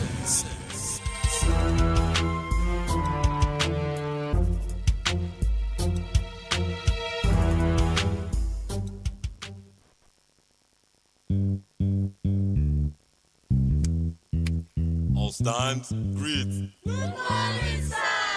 Good morning. You're welcome to Jagbajantis High School. My name is Sound Sultan, your new mathematics teacher. By the way, do you understand Pidgin English? Yes, sir. Okay, now what we go use henceforth? Okay, carry your pen. Carry your paper. Them for my class. People of this world, them plenty. The sins of this people, many, so many. Many times plenty, multiplier. Many times plenty, multiplier. The answer you get now waiting, they make come and they cry. The answer you get now waiting, they make rich man they mess and leaders they lie. The answer you get now waiting, they make young boys and girls join party gang. Answer you get now waiting, they make innocent man rot inside the jail. Get it, and then agree to grant a bail. Get it, oh. Everybody, oh yeah, join Jamba-Jantis, make we solve mathematics. We did our continent, so Oyinbo say about mass, we go use take solve mathematics. So follow Jamba-Jantis. So ya carry by be for brotherhood. Love your neighbor as yourself, Oh, for objectivity. Be objective, generally. D for democracy. Good evening. It's 9 minutes past 4. Welcome to another edition of the platform on radio on your premium talk station, Today 95.1 FM Port Harcourt. I'm Queen Chima. I shall give you insights into some of the news reports making the rounds. Well, the platform on radio is a program where we come to dissect trending issues with correspondent reports. Our correspondents are out there sourcing reports from the field, and on this program we take their report and have them give us more detail. Perhaps you get to hear what is not entirely in the news.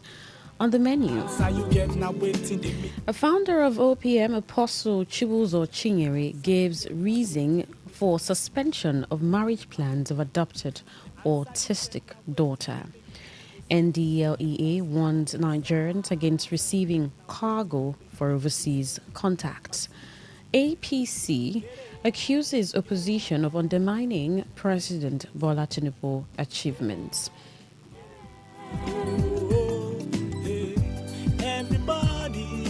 Join Jamba-Jantis, we solve mathematics. We did our continent, so Oyinbo say. The founder of Omega Power Ministries OPM and traditional ruler, His Royal Highness Apostle Chibuzo Chinyere, has explained why he suspended the marriage plans of one of his adopted autistic daughters.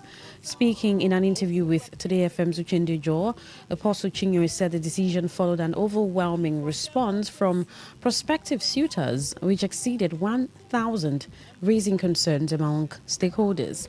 The clergyman, who is also a traditional ruler in the community in Abia State, added that criticism on social media further influenced his decision to halt the process, recalling similar challenges during the marriage of his autistic son, Elijah Chibuzo. Responding to questions on measures to monitor the welfare of individuals he has supported into marriage, Apostle Chinyere disclosed that he currently cares for over 4 autistic children in his home, adding that a welfare monitoring team has been established to oversee their well-being across different households.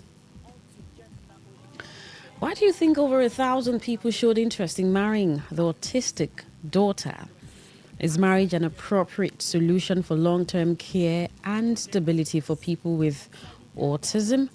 Are there risks of exploitation when vulnerable individuals receive widespread public attention like this? What are your thoughts? 0810 9510 951. You can call that number, send a text or WhatsApp message to 0701 9339 962. Welcome to the platform. Thank you. Good afternoon. Yes, good afternoon. Chima. Yes, it's Queen Chima. Good afternoon, Queen. Robin Maja. Yes. Yeah, God bless you. Good afternoon. Things are happening every day, and they are happening. We have tried to shelve the plan.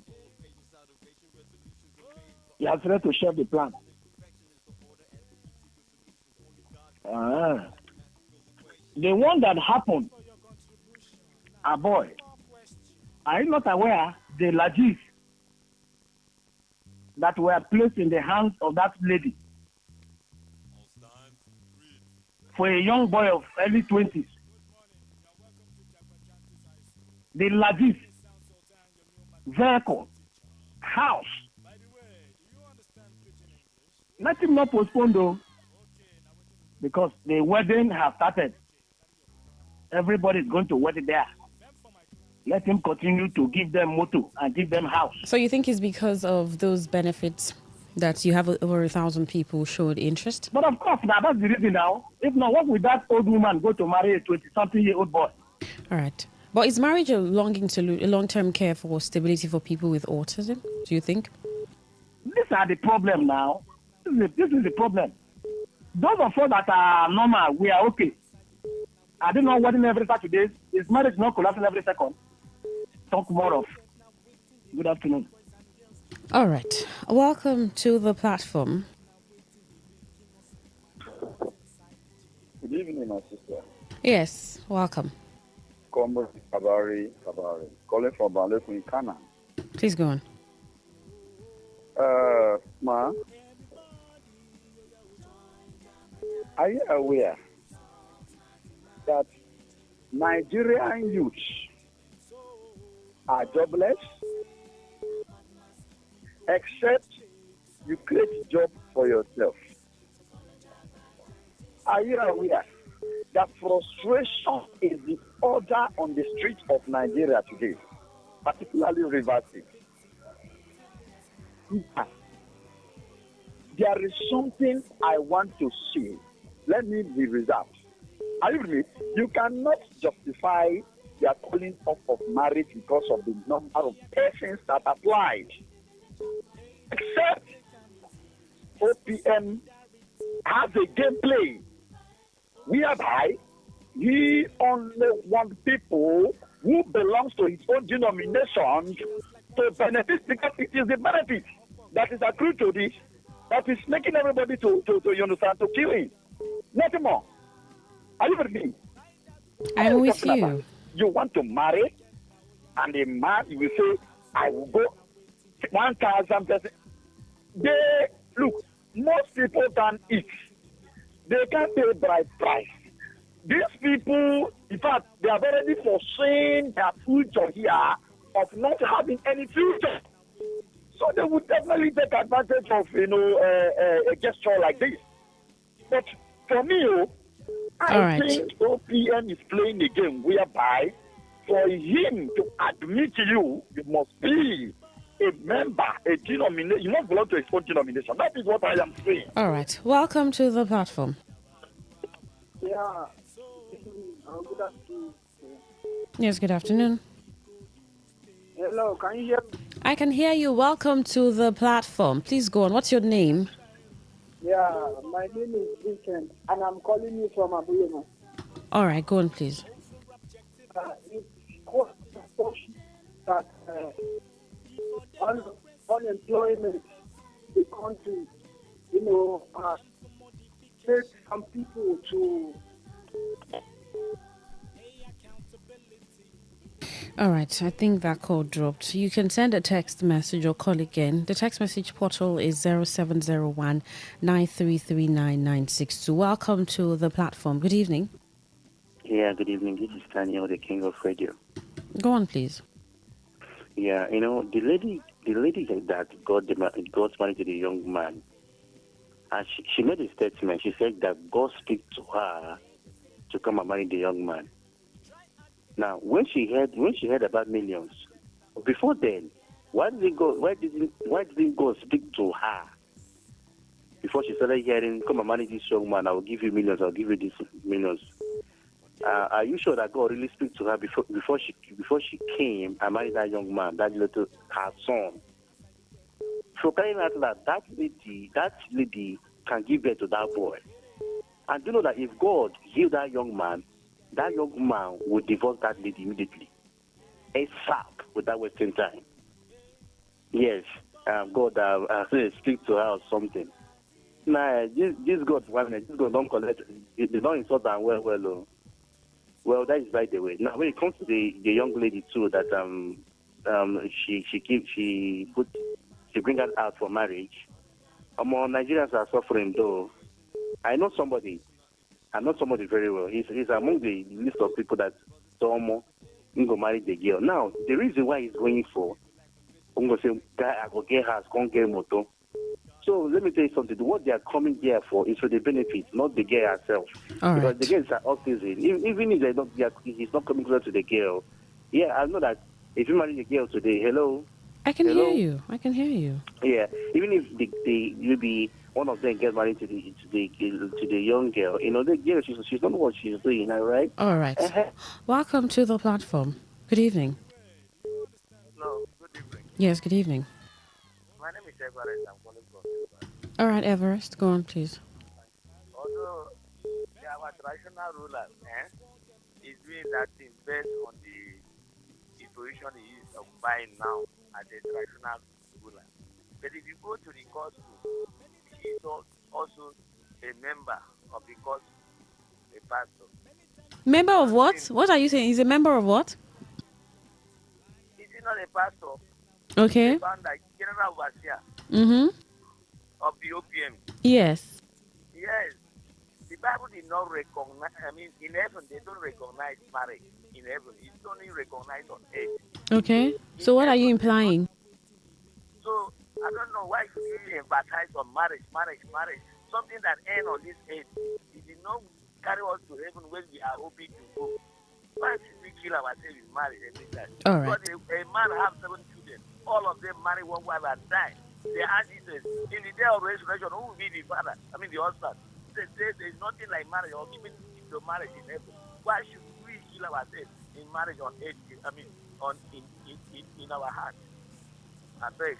No, it's a traditional rule, so it may be dancing to it. All right. People should not be talking about marriage, I guess. Welcome to the platform. Good evening. Yeah. Good afternoon. Yes, welcome. This is Honorable Chris Chris. All right, go on, please. In as much as that what the man is doing, see, this thing that our GO always do, being Bible biblical, I don't really understand. I don't think that this is what God asked him to do. If not because of maybe the money aspect and the wealth, I don't think that you see people, it's not like this. This is not what Bible is saying. I don't know if he's going out of his own Bible. I don't know where you see this kind of a thing that a man of God will force people, even if not advertise women for marriage. Advertise, because he did not force anyone. Advertise is the word. Okay. Once you wait. Once you make it, you put it on. Are we not discussing it now? Is it how marriage? And that is not how it's supposed to be. What he's supposed to talk about, he's supposed to preach the gospel, not about marriage. Not about marriage, unless maybe he's just using them for. I don't really understand. I don't know which quotation of Bible. Where did Christ did this one? All right, giving dashing people wife. All right. Wow. All right. The National Drug Law Enforcement Agency has cautioned Nigerians against accepting cargo consignment on behalf of persons abroad. Now, the alert issued by the agency's Director of Media and Advocacy, Femi Babafemi, warned that designated receivers bear full criminal liability for any illicit substances found in such packages, even when they claim ignorance of the content. He disclosed a fresh drug haul in which NDLEA operatives intercepted illicit substances concealed inside imported snacks. Obabafemi said criminal syndicates operating from overseas routinely exploit family members and close associates as complicit consignees to receive drug-laden shipments from courier companies on their behalf. Do you think law enforcement agencies are doing enough to sensitize the public on the dangers of accepting consignments?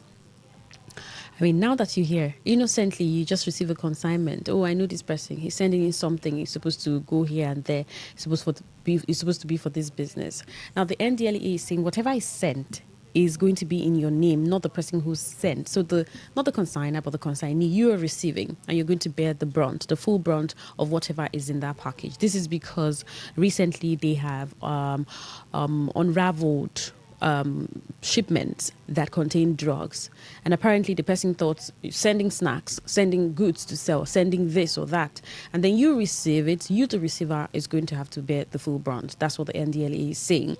When you're asking, oh, I don't even know what's inside, NDLEA says that's why you must confirm.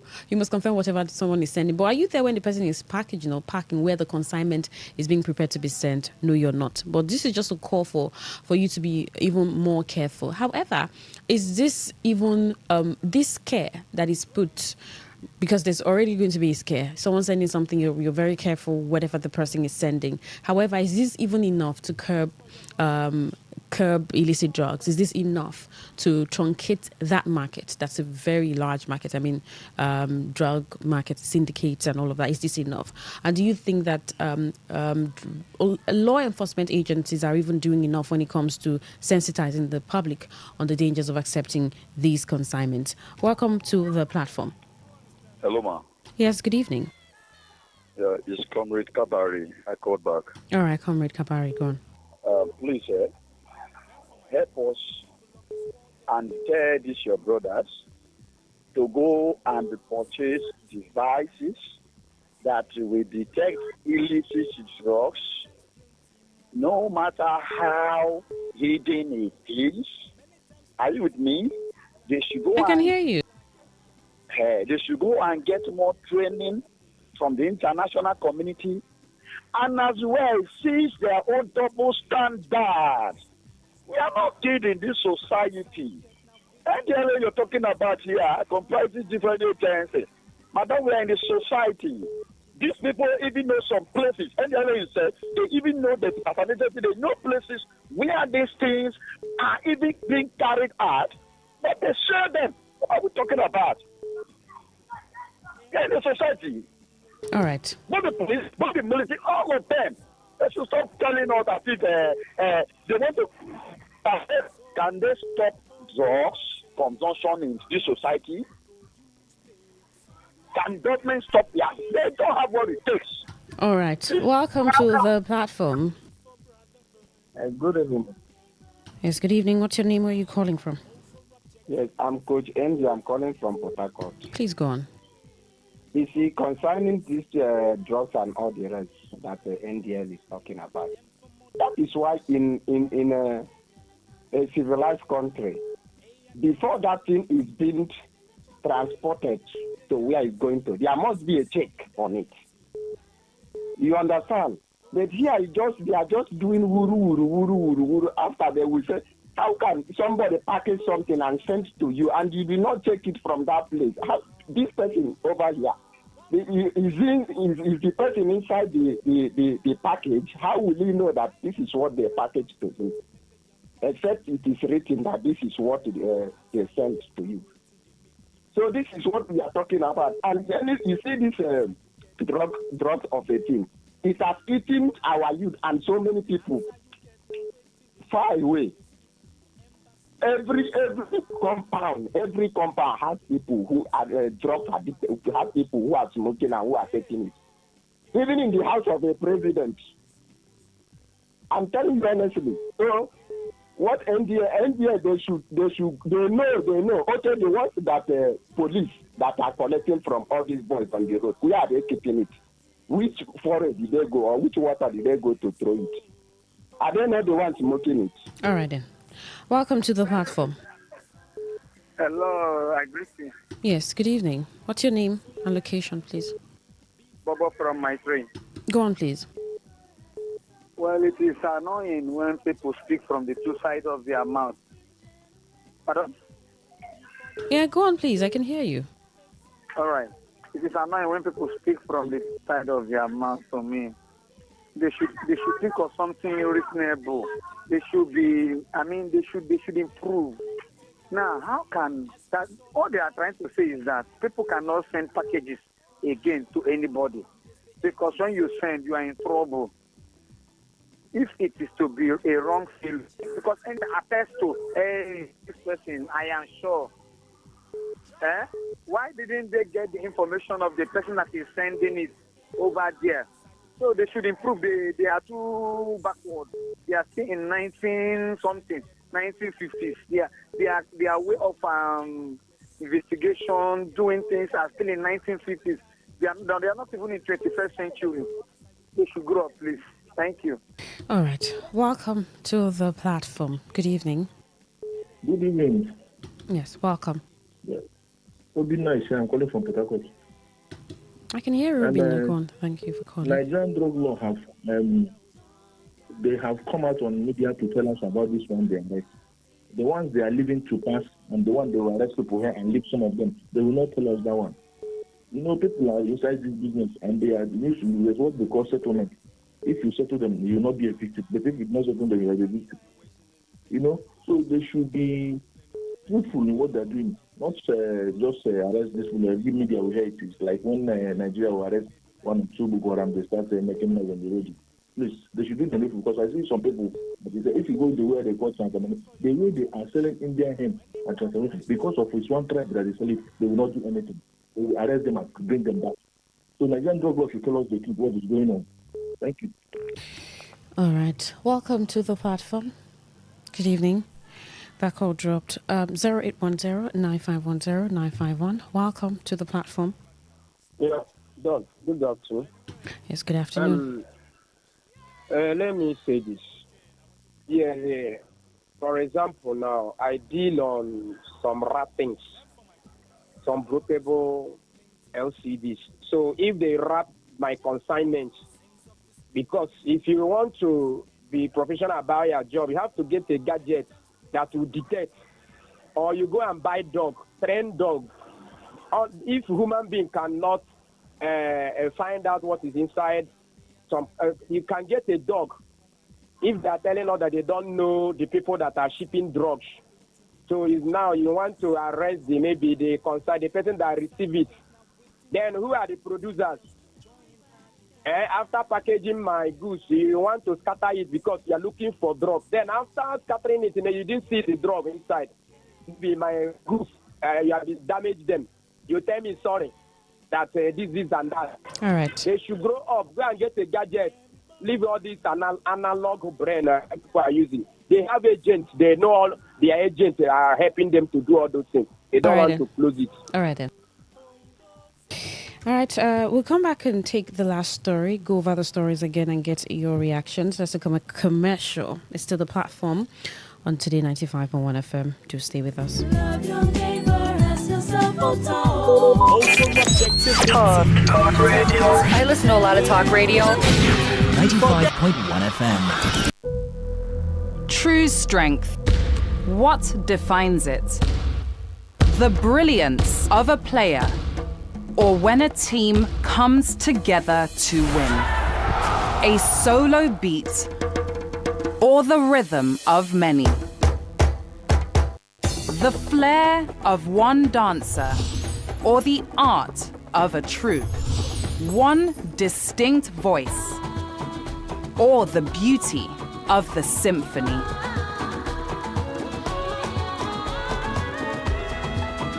At FCMB Group, we build ecosystems, empower communities, and create the future.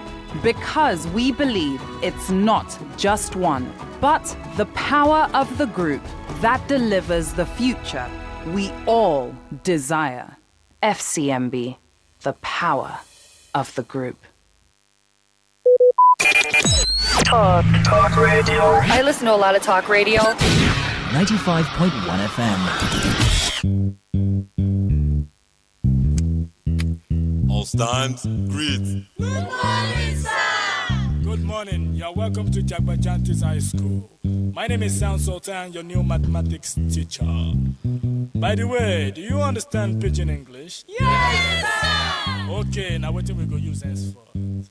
Okay, carry your pen. Carry your paper. Them for my class. People of this world, them plenty. The platform on Today 95.1 FM, Voice of the People. Now, lastly on the menu, the All Progressives Congress, APC, has condemned what it described as deliberate attempts by critics and opposition elements to undermine the achievements of President Bola Tinubu, insisting that the administration's reforms and development initiatives are already yielding tangible benefits across Nigeria. The party made its position known in a statement by Yusuf Dingyadi, Senior Special Assistant on Media to the APC National Chairman, Professor Nentawa Iwada. Dingyadi accused certain groups, largely affiliated with opposition political parties, of deploying social media platforms to circulate what he described as false and misleading narratives aimed at discrediting the administration's achievements. According to him, the spread of unverified reports and propaganda reflects a pattern of political desperation by individuals who place personal interests above patriotism, national stability, and the collective progress of the country. He stressed that attempts to diminish the administration's performance through misinformation and unfounded allegations, particularly regarding developments in northern Nigeria, should be condemned by all well-meaning Nigerians. He maintained that the federal government has initiated numerous projects and reforms designed to improve the welfare of citizens and stimulate long-term national development. Do you think that the government is prioritizing the right issues? Do you think that this government is prioritizing the right issues? 0810-9510-951. Welcome. Welcome. Yes, good evening. I'm Coach Andy. I want to ask Yusuf for a question. I think he's the one that said so. Yusuf. Yes. Is it not Yusuf? Yes, Yusuf Dingyadi. You should tell me how much they make fuel price when they come to come and become the president and whatever. Yusuf also should tell me how many factories they have opened. Yusuf should tell me. He should tell me now. Is he not telling me again? All right then. They should leave all this propaganda that they will see. They are talking as if that we are blind. We don't know anything in this country. They are talking as if that we don't have thinking faculty. Hey, we are too small to know how the situation of this country. My sister, have you been to the market? Go and see what is happening. Go and see how. Just come to the street, see beggars, see how people are suffering. You're asking me if I've been to the market. Good afternoon, Faustina. It's Queen. Oh, good afternoon, Queen. Yes, welcome. Obed Chima, I'm calling from Port Harcourt. Obed Chima. Yes. Welcome. I think that media aid does not know the current reality. He lacks, the knowledge of the current reality of Nigerians. That is why he will come up with such statements. There's nothing anybody is saying about this government that is not true. It's blaring to everyone. People are suffering. The president removed subsidy, right? And Nigerians are paying with their nose. What did the president do with the money that removed subsidy? Look, Queen, I don't know if people are not aware. When Buhari left office, Nigeria debt rate stood at 80 trillion, all through 8 years of Buhari. And Buhari was paying for subsidy. And he's not paying for subsidy. Somebody will come out and make such statements because we are in Nigeria, where we have stepped people, we Nigerians, we have stepped everything the government throws at us. If what is happening in this country happens to be in another country, will continue to protest every day. I tell you. That is why that man has the guts to make some statements. Nigerians are suffering because of the war in the Middle East. All right then. Up to today, this is close to 3 years. Tinubu did not give his feet for us to have a working refinery. All right then. Welcome to the platform. Hello, ma. Yes, good afternoon. Welcome. Comrade Kabari. All right. Calling from Bangalore, Ghana. Go on, please. You see, you can now see that Dobale has succeeded in duplicating his goggles and issue it to the Nigerians. Unfortunately, they didn't issue you one. Because if they had issued you one, you would have known that yes, this government is actually prioritizing the core issues. Of course they are. Can't you see the aboros on the street? Can't you see the suppression? Hello, are you there? Yes, go on. I can hear you. Can't you see the suppression? Can't you see the aboro on the street? Can't you see that the APC is even bold, to be shedding the proof? God, APC student wing, my fruits, APC student wing that are representing what interest, student union interest or what? So they are succeeding. They've succeeded. Of course, they succeeded by erecting and producing students and Nigerian youths with a black brain who does not even have what it takes to think. All right then. Welcome to the platform. Yes, Queen. I'm back again. Yeah, welcome. For me, I do not blame that aide because he's eating free meals at the Afro Villa. So why won't he see the good side of the government? He goes home with fat envelope, prayer point in his email address. So everything is okay. Very, very okay. Today, very shocking news I had, whether in your station or sister station. Bandits have given federal government ultimatum.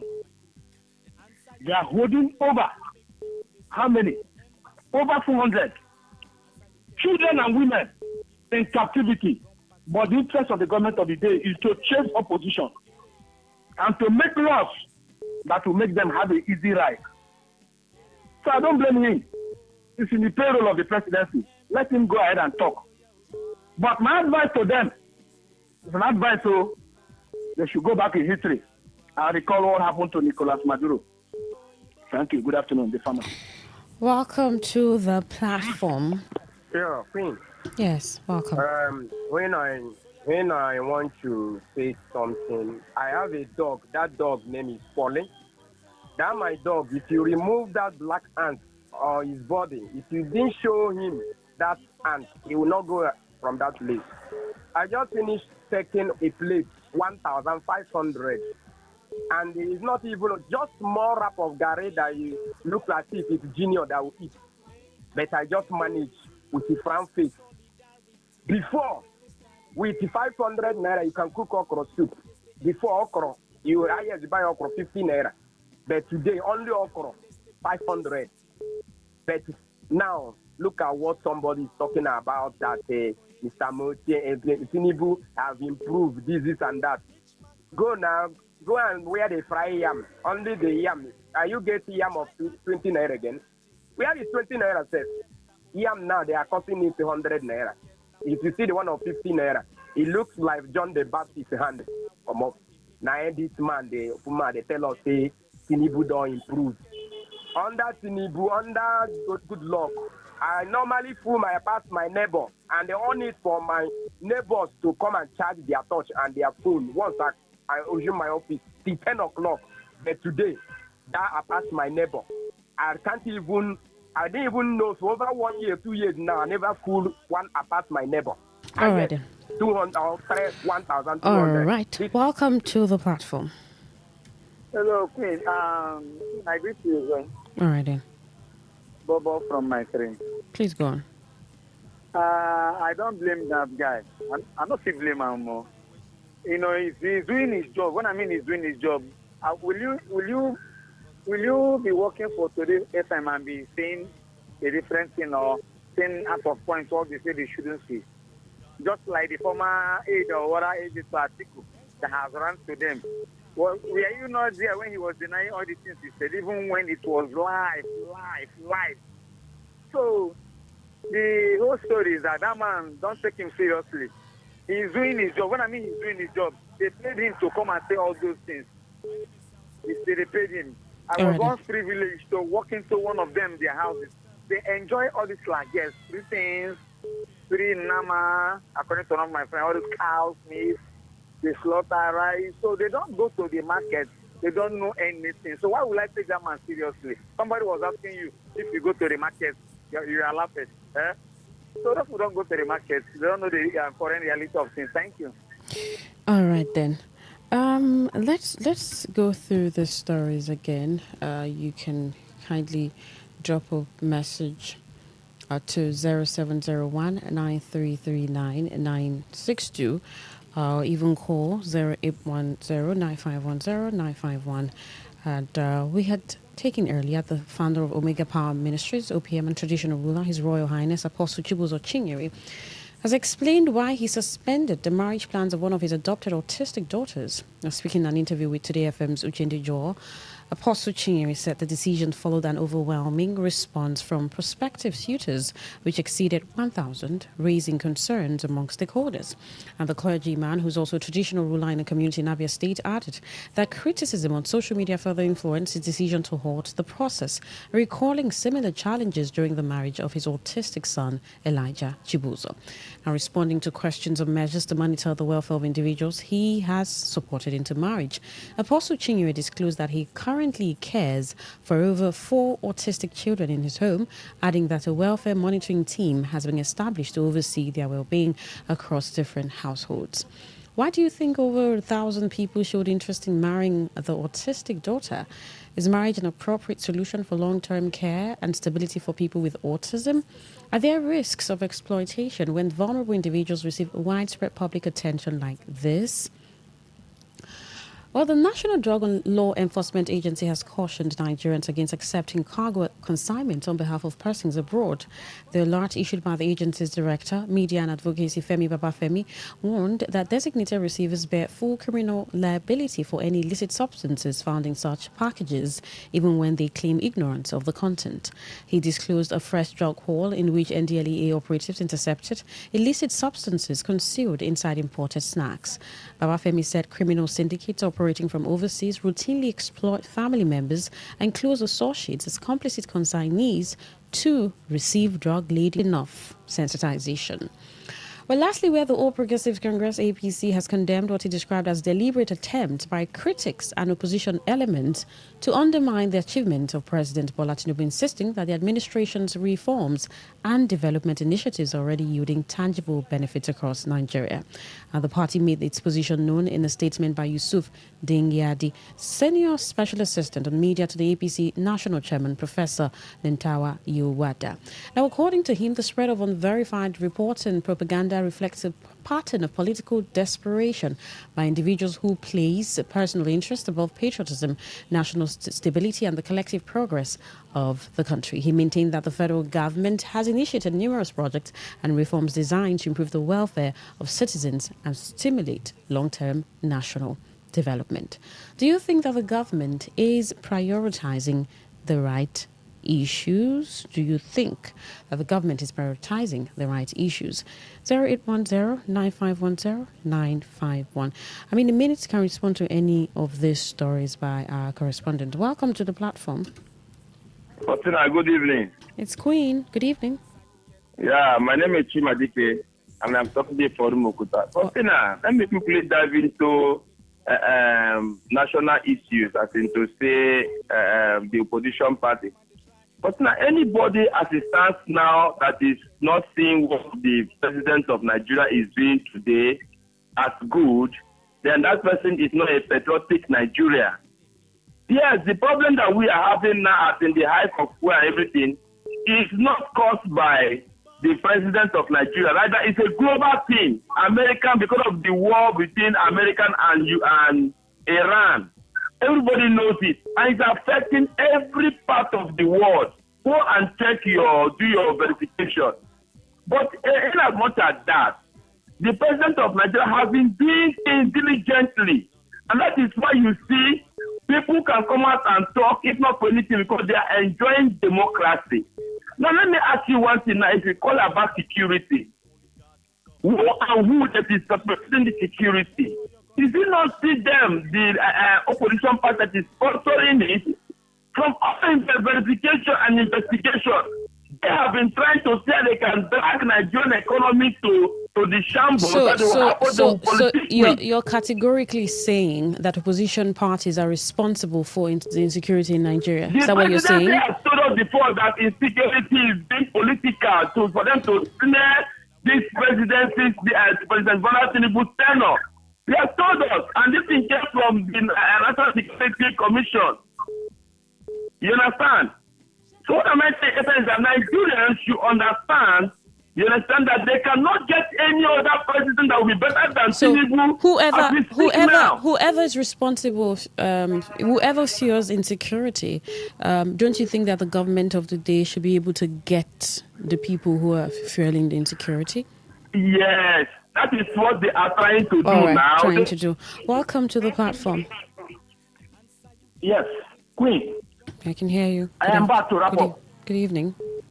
On the issue of what the spokesperson, the aide to the president, like I so let me retrace. That is give his job to earn a living. So I don't blame him.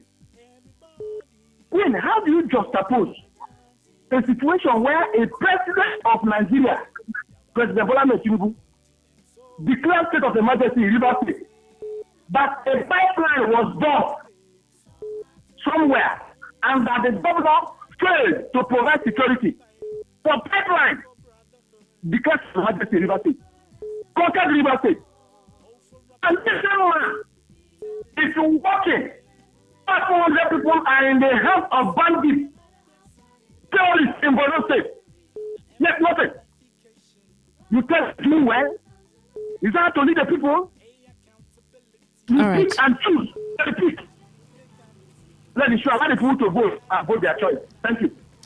All right, let's take some messages. Queen, we've not been hearing Faustina's voice. I hope she hasn't gone out but that's what life is about. People have to move, and sometimes you have to accept that, yes, Faustina is no longer with Today 95.1 FM. But thank you so much for your care and concern, and also asking after her. This person says, which of the achievement is this present government is trying to tell us? Is a constant national grid collapse and high price of fuel part of achievement or insecurity? Maybe we need glasses, as president told us, to see what he has achieved. Chijuki. Good evening to you, Queen. I'm Iberi Up Jesus from Port Harcourt. Let the truth be told. If the opium pastor wants the best for the girl, let him remove the largesse surrounding her marriage, so that genuine men can come forward, know what he can get from the marriage. God help us all. Good evening. In regards to Cheesy from Obiapo Queen, a lot of guys showed interest in the autistic girl because of love. Queen, in regards to the girl with autism, you can be seeing autism, but I am seeing love. My missing rib and bone of my bone, she's my destiny helper. From Gift. All right, Gift. I mean, it's perspective. It's about perspective. That's what life can be about most times. Why advertise? I don't think advertising for marriage is the best thing the pastor should do. I don't think even those partners will be faithful to each other, Mr. Law. All right, that's quite an aspect from you, Mr. Law. Thank you for texting. On WhatsApp, we have... Okay, good afternoon, Queen. OPM General Overseer should preach the gospel of salvation and stop inducing people into marriages with incentives. What he's doing, though may be pleasing to men, is not biblical. And because it is not biblical, he's going against the same faith he claims to be defending. The earlier he desists from this type of marriage arrangements, the better for him. Chinedu from Rupwoko.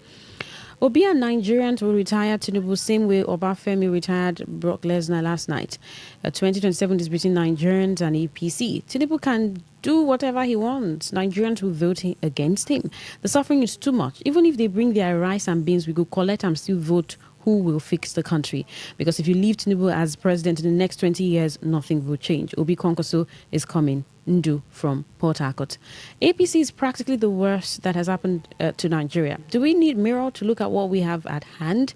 What set of irresponsible leaders are these who basically think from the anus? Just unfortunate. Michael Sunday.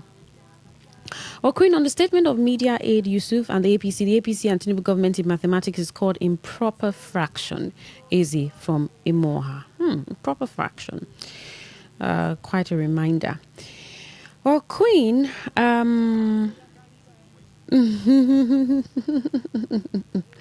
thank you for your message, Mr. Williams. I can imagine. You're quite correct. But thank you for sending that. That man that said Nigerians are not patriotic is rather unpatriotic and insincere to himself and everybody that heard what he said. It's not true that a bottle of palm oil was 200 naira and is now in 1,300 naira. All right, let's take this call. Welcome to the platform. Can you hear me? FM. Yes, Today FM. Okay, it's Queen Chima, not Faustina. This is I think all the matter together. Wait till you talk. What is it? The three topic or four topic you bring out, they are not together. To express our feeling now. Is that not? I don't know what they talk for. Welcome to the platform. Hello. Yes, I can hear this you. Is the radio Chancellor. Radio Chancellor, welcome. Yes, my name is Ivan, the radio Chancellor. Even a madman in my place, we are discussing, say, Tinubu government is bad, though. I shame. It's only man who don't know it's good, right, or it's not complete that will say that this government is bad. It's good. Look at what happened to Jonathan. APC used propaganda to take over the government. And now they are crying. They never say anything. If they do election one by one, truthful, 10 times Tinubu will pay because since I was born and in my 60-something years, I never said government, I saw this small boy that they will go to my phone, they dash the money, they hate my boss. I cannot make a boss who is not a good person. May God help us for this country. All of them that's supporting good Tinubu, they will repeat. All right. Do we take another call? Yes, I think we have about 2 minutes or so. So, welcome to the platform. Yeah, good afternoon. Good evening. Good evening. You don't need to be a patriotic Nigeria by telling people lies. For example, Queen, if I tell you that artillery is a low Bibo and they claim to be a patriotic, will you believe me? There's something we don't need to lie now. A grown-up man like me, since 1980 till now, you know how many Christmas where I don't pass? We're supposed to be saying things the way it is so that grace of God, at least I know how when we were little, we lie now, but now, at the age of 40 people, 30, you don't need to lie again. Must you be a patriotic to defend what is not there? Are we not seeing that a pint of Gary is how much? Are we not seeing that one cup of rice, 20 naira? When did you see 20 naira last? Nigerian currency. The highest currency we have in the land is 1,000. Now, a plate of food in your local place is how much? 1,200, 1,500. In a country where patriotic Nigerian president and the supporters are working together, tirelessly, and a plate of food is above your highest currency. All right. Queen, you need any to say to tell you that all is not well? All right, we'll wrap up with this call. Welcome to the platform. Hello, good evening, the one and only Queen of the radio. Welcome. A blessed evening to you and a bad one to all the bad politicians and shine and your boys and their master with the lie, they chop money anyhow. No, they do anything. My sister Queen, you see, I don't blame the advisor because why? They are borrowing money and enjoying it with themselves and their family. They think maybe as they are doing so, and you will see, I blame NAFDAC again. NAFDAC has always been saying they will remove those sachet alcohol from the market, but they are not removing it. And you will see some of these of their boys who take that sachet alcohol and call radio and begin to support this Jagaban government that is just wicked, evil. I don't want to say it's demonic, but they are bent to destroy Nigerians. Since he came, he has not done anything. No. He just borrow money, subsidy. We not see the money where they say they remove. We not see the crude oil. Now they say they are making revenue, more revenue in tax collection. They are collecting tax, doing everything, chopping the money. But it shall not be well with them. We are watching them. Oh. It will not be too long. We will tell them, say we are true Nigerians. If we can tell Babangida to calm down, who is Jagaban? We will not go tell. We go watch. Abacha doing him too much. God knock him for F1. Where is it now? God will knock somebody very soon. Thank you. We are watching. That's it. The platform is produced by the news department. Till same time. VAT waiver as part of measures to ease rising transportation costs across the country. The Federal Competition and Consumer Protection Commission (FCCPC) says it has not banned airtime borrowing or data advance services in Nigeria. The Nigerian Maritime Administration and Safety Agency, NIMASA, are set to commence disbursement of the long-awaited Cabotage Vessel Financing Fund, CVFF, following presidential approval.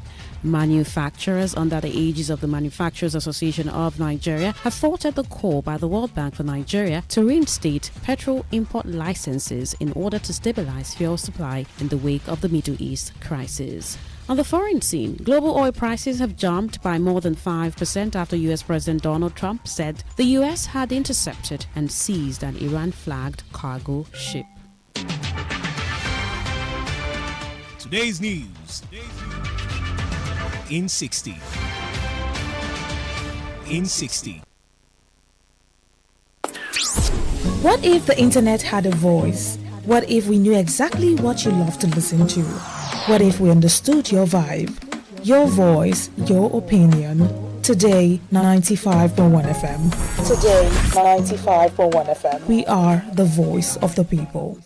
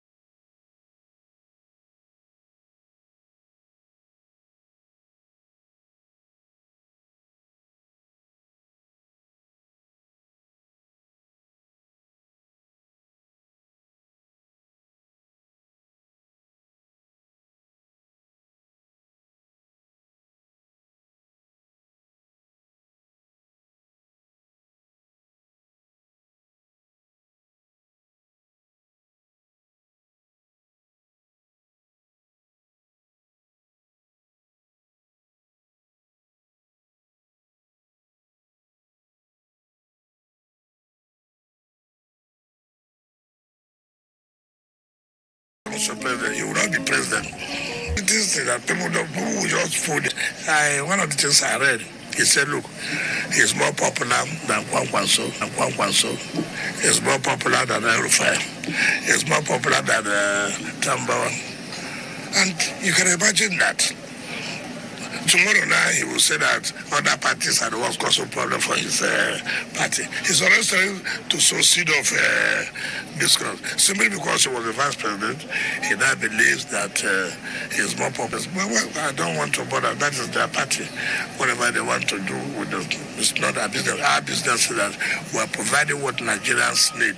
Nigerians are happy with what we are doing. So I don't know who is the one that told him that this government has not achieved anything. I will support.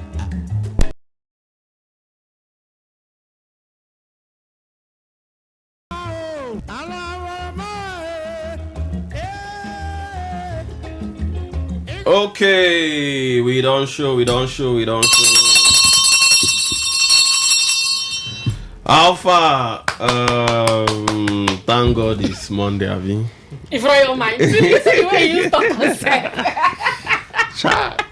Monday. No, then say Ginger, not the voice. I say now you been talk that and say on Monday if you dey struggle to come work, it means say you no love your work. Now you tell me that say you know still love the job. Good, good. So which one you did now?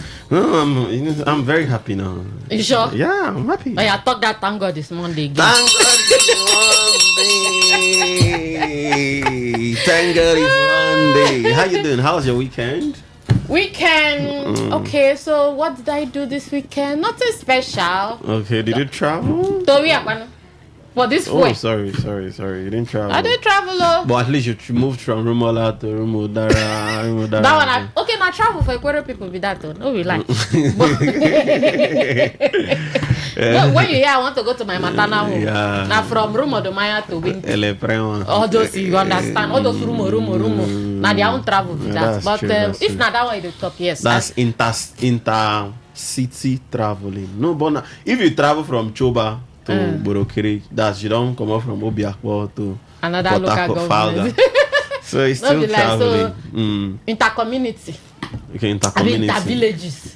All of them still do Obiakpo now. Okay. From Rumo de Maya to Wimpy, not be inside Obiakpo. Still in Obiakpo. So at least you had a little movement. Me? Or you been just the house, they chop food, they fat. I blame you. What? See, I'm surprised body shaming me. No, like I know no fat na bad thing. I don't your body shaming me. I'm not fat. Okay, you're not fat. Okay, are you slim? I'm not slim. You're chubby. And just to you get with saying, I've been see somebody, one of my friends from Bayelsa today, and they told me say they never still get lights. Can you imagine? Till now, and I'm still shocked. And but they don't commission the gas stove. I don't know whether Bayelsa till now never get lights. You remember Peter Odili? Not true. They've been commissioned the gas stove, have you? Now where they use generator to start them. This country, Nigeria.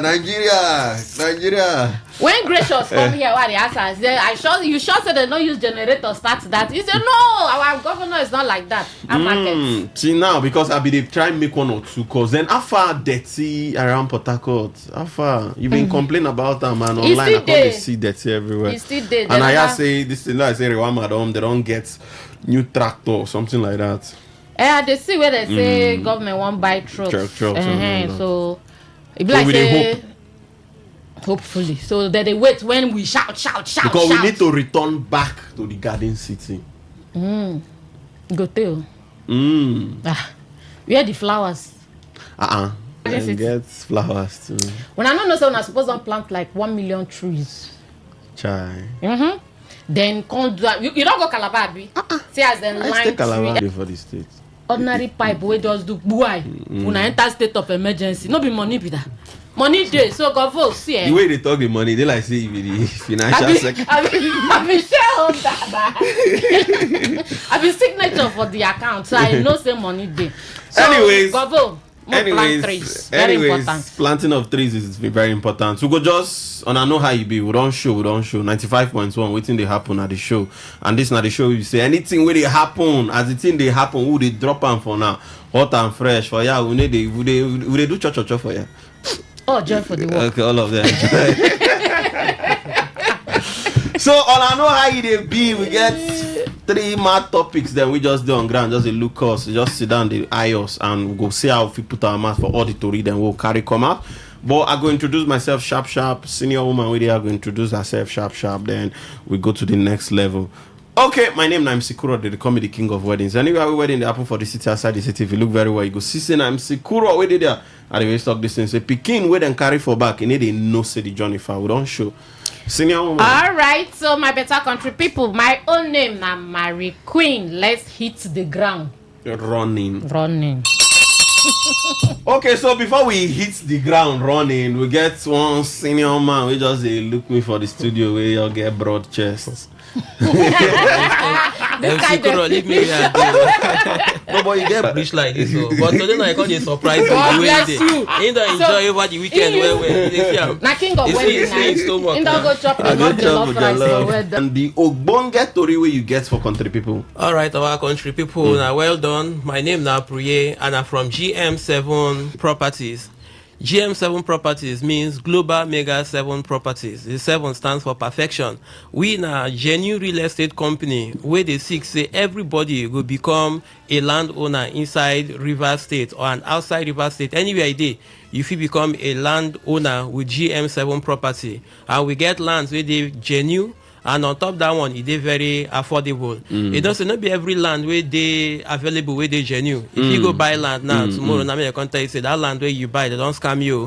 But with GM7 Property, they bring genuine properties where they very affordable. Okay, so this time, on I get any special offer with the on ground or anything we be say country people they listing and the future. I guess some people they all get money, but they just want to say maybe special offer they fit put their money for inside. For GM7 Properties now, currently, if you buy property with us, they summer you with 100 pieces of block. 100 pieces of block. And aside that one, we also get solar fan. What will they give you? Solar standing fan. What will give you if you buy property with us. We know say you get one period the heat way there, even ourselves heat there. So GM7 Property just make and say as you buy land with us, they summer you with that standing fan so that you could just enjoy yourself. So as the sun they blow the heat, your solar fan if they charge, you go feel the use and they cool yourself under that condition. Okay, so to cool you.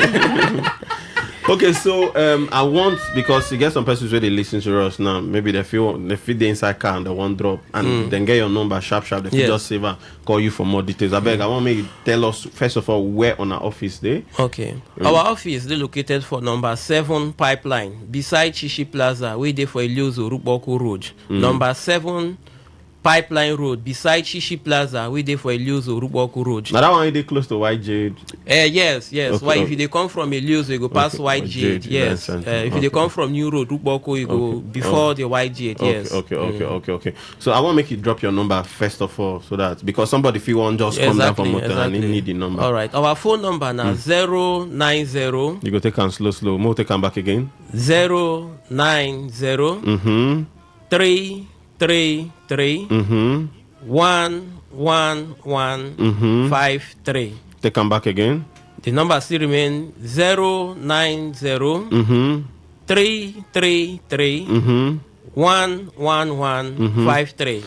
Okay, so the question I want to ask again: what about you get some people maybe say there's a bit, maybe they feel brain cost clients for now, maybe students, maybe say maybe they never get money to buy land. You get any special offer for all those kind of persons? Thank you, MC Kuro, for that one. You know, say our country now, you add where people they find extra ways to make money. So for GM7 Properties, they invite everybody to come partner with us. Now this partnership, you know, they pay money now just free now to come fill form. The important thing we say they put your account number for that form where they fill. And again, it's special. This one at the already no open? If you from Monday to Saturday they open, you go come register. So once you bring person we won't buy land, as the person buy they summer you with 10% commission. So no matter how much the person pay, if now you procure property will be 50 million, as you bring person come buy one plot, they give you 1.5 million without wasting just like time. That, just like that. So it's an extra way to make income. Sit at home mom, student, corporate, as you mentioned you bring person come buy land, you they earn for yourself with that. You go feel make yourself well through that means just bringing people to buy property. Okay, so it get any particular spots where be say on a land they maybe some people don't look at. You get some persons where like it gets on a get land for every part of the state, or you get a particular place where maybe a small promo they happen around. For GM7 Properties now we get lands for River State, and I go mention some of the locations because of time factor. We get our property we dey for Brikwere Airport Road here. Okay, Airport Road. Yes. Okay, that one they very close to the road, and those who know the dynamic church for there. You just dey after the Dunamis church for there. Now very good location. Okay. And that one would they sell them just 15 million naira. Okay. 15 million naira now would they sell that one. Okay. We also get our new London City Estate. We dey for Eneka. That one would they sell them 8.5. Now these two I don't mention, the one we do Obriquere and the one we do Eneka. Now one we say if you buy and if you start your building immediately. But then if you say you they look for land, we say you go just buy, keep on small, make you appreciate or over time. You know, because all fingers are not equal. So after all, the old Dili road before na bush. Before you understand. So we also get properties where they very, very affordable to where if you just buy for the purpose of land banking, so make you just did the first, you never ready. Because if you go keep the money for bank now, the interest they enter, they very small. But if you put them for real estate, interest you go to get now like 10%, 15%, 25% within 3 months and 6 months, you understand? So if you buy that one, we get our Lavender Estate, we dey for Odagwa na oil community, we good get better good tarred roads for there. And the estate, the phase 1, Lavender phase 1, we dey sell them for 750,000, while the phase 2 we they sell them for just 600,000. Okay. So with as low as 600,000 naira, if you get a plot of land with GM7 properties. I beg, where the down a place where they again. Okay, the Lavender Estate, they for Odagwa. No, like on our office. Our because office, all these things, some people feel won't come on our office like this. Now the phone number they very important. Okay, yeah, because if you get the phone number, we go direct not true. So the phone number na 090 333 11153. I'll call them again. 090 333 11153. Okay. So you call us, make you can get land for just 600k for Lavender we dey for Odagwa Ishe. Now very nice place. If you buy property, you no go regret them. Also we get our Emerald Estates, City View and Olive Estates where they located for Abara Ishe. Me and you know say that place now university say that place and a good place where we say if you buy property they appreciate very fast. So you need to come by Emerald Estates, they go for 2 million. City View they go for 1.5, while Olive Estate they go for 1.2 million. All these lands now better places, better land than where you go if you buy tomorrow you no go regret say you buy land. If you buy them for your children, if you buy them for as gifts for somebody, so if you understand. So instead of you to keep your money for bank where you know they give you better appreciation, use and buy land. So that after 3 months, if you don't even double the amount so you buy them, land are very good investment. So they make people they very wealthy too. So in terms of genuity, like in terms of the documents one they give, because you get people where they fear all these land grabbers and all that. That make would always advise people to buy for real estate companies. But I want to make you tell us more about on our authenticity, how genuine on be and over time. Yes. Now when I start with the intro. I tell us say GM7 on a genuine real estate company. Company where we say they take time to do due diligence before we buy property. So we need to buy property we dey for problem or we get family dispute or we dey for court. No, we dey buy properties we be say as we buy them today, you know go get anywhere like you just get peace of mind, go sleep. So the properties they very very genuine. So if person they buy property with honor, is it that the person go come with a lawyer or I get all those things? We get our lawyers, we get our surveyors. But you know as the country don't be so, if you say you want come with your own lawyer for you to feel more comfortable, bring your own surveyor to come so that you go take comfortable to do business with us. Now the level of genuinity will be that and integrity. That's very important. What we get. So if you bring come. Okay, call your number back again. So the number now 090 333 11153. Call them again for those who know yet and well. 090 333 11153. Now the number for you to call so that we go direct you. And we get free inspections too. Oh, on inspection day. Free inspection. On inspection days now. Mondays to Saturday. By 10 a.m. You come our office. From 10 a.m. to 3 p.m. If you call us, you go see the land that we don't call. So and seeing now free. You no go pay anything. Now we go use our phone carry go those places. Okay, so another question I want to ask again now. Instrumental payments. I get any package like that? Yes, for GM7 properties, we know say all fingers not equal. We don't mention this one before. So we get different payment plan. Person if they use 3 months, they pay all the amounts are cost. So if you use 3 months, pay. If you use 6 months, pay. If you use 9 months, pay. Up to 12 months, that is 1 year. If they pay small until you pay and finish. So keke driver, tomato seller, bricklayer, whatever it is that you are doing, you say if you become a landowner with this our pay small. So now they carry like everybody along. They carry everybody along. Land Nobody, for the masses. Thank you. Land for the masses. Everybody must get a land. Everybody okay, must I want become you a to talk to landowner. Port Harcourt people, Niger Delta, because not only Port Harcourt, we River States. Some people from the east, and they listen to us now. Everybody listens to us. I want you to just talk to them, tell them about in 1 minute why they need to be part of this GM7 practice. All right, our country people, land. Now something we say they depreciate. Land now something we say they always they appreciate. And one of the good things they go feed you for yourself that make you acquire land today. No matter how small they get the money, if you buy this land today for 600,000, in the next 5 years, if you do the mathematics, we talk about almost like 3 million naira where you go get. That one's even too far. Just they try today realistic because land appreciates every 3 months by 25%. So if you do your mathematics, you go understand what now they talk about. But if you go put that 600k for bank now, in the next 1 year now, calculate 2%, how much you go give you? 12,000 I go give you. So if you calculate time, you go see say to buy property, which is land, they better than keeping that money for bank. So make you find way, get land, you go be like wealth where they create for yourself and your children in time to come. Yes. Okay, so on I don't hear the voice of GM7 Properties. Would always tell on us say if you never buy land, it means say you never land. So they always tell on us say real estate now be the place where you fit get the Obunge land. So GM7 Properties, thank you very much. Thank you. Thank you.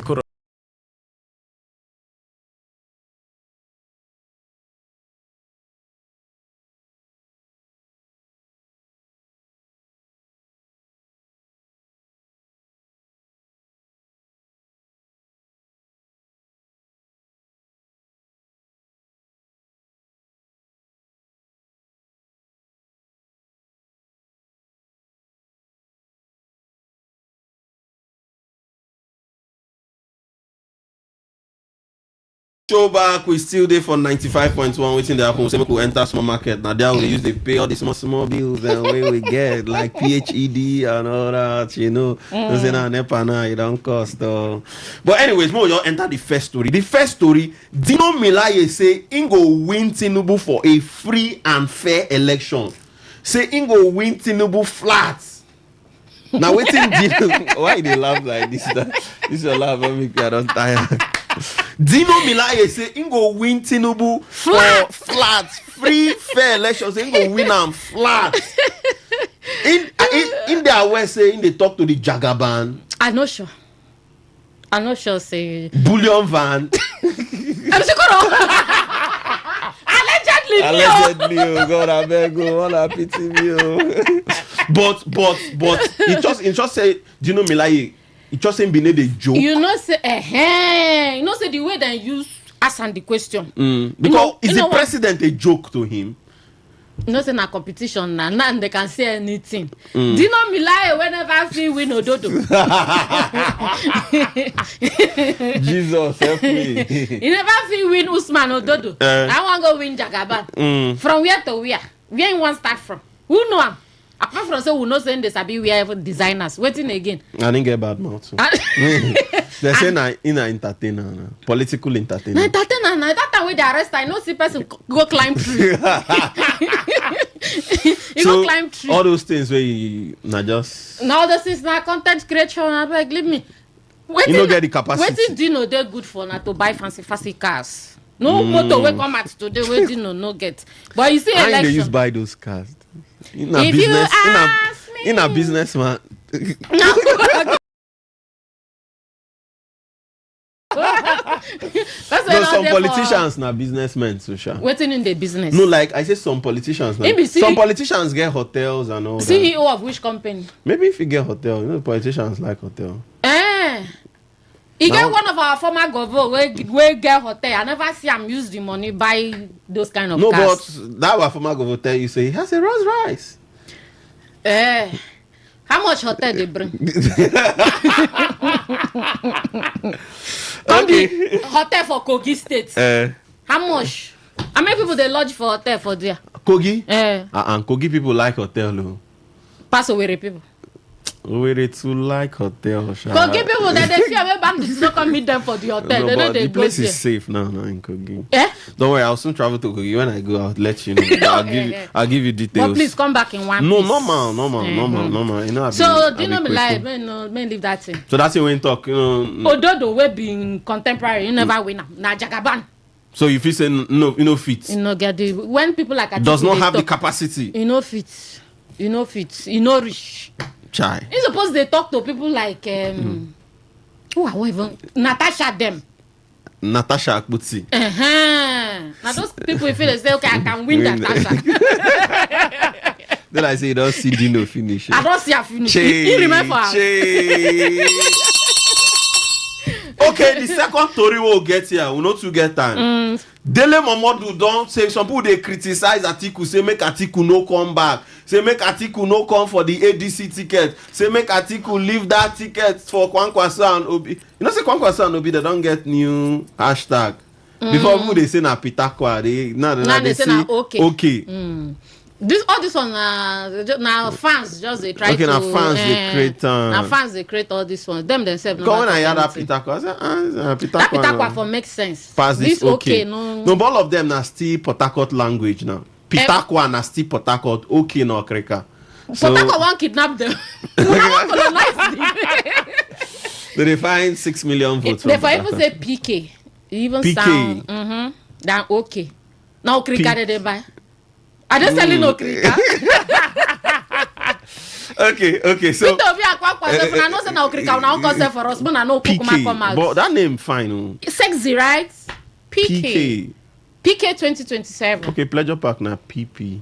na PK. Okay, not bad. You feel rights to them now, to their. No, they should seek my consultation. Okay, they should seek your consultation. They should You're come not and cheap. pay. No, I'm not cheap. I tell you say don't they add. Okay, so what do you think? Dele Momodu to say those people where they criticize Atiku say Atiku, hey, make Atiku no contest. Some people don't they shout say make Atiku leave this ticket. Say in don they old, say in body age. Even Wike say leave a in contest. Say in no saying go. Even if Atiku say in no go contest again, in no say Atiku go still come back. Contest. He say leave her making the contest now just to get political relevance. He say after all Mandela now for old age in contest. Donald Trump where they shake the world now still old age in contest. So no be bad thing if Atiku contest for old age. Mary Queen. When would they talk old age? Old age now from which age? No, now from 75, 77, 78. From 70. For Nigeria, waiting be Nigerian life expectancy. Is it up to 70? It's not even up to 70.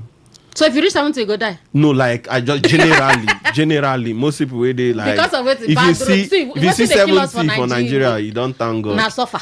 Now they talk. The bad road, the things where they chop for mouth, all those things. So time no day. Dele Momo do not talk bad thing. You know, not be bad thing for person to get ambition.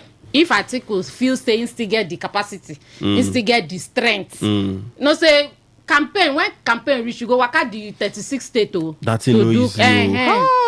go work out, try to convince everybody, tell people your blueprint, your white print, your yellow print, all of them. That time you no go dey sleep.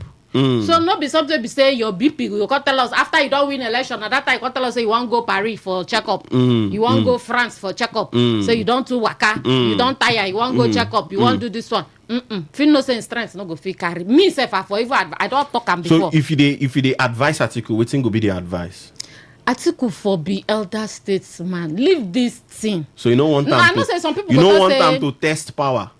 You don't test VP now. VP no, and there's president. a difference between VP and president, like the 001. You know what it means to be 001? 002 nko.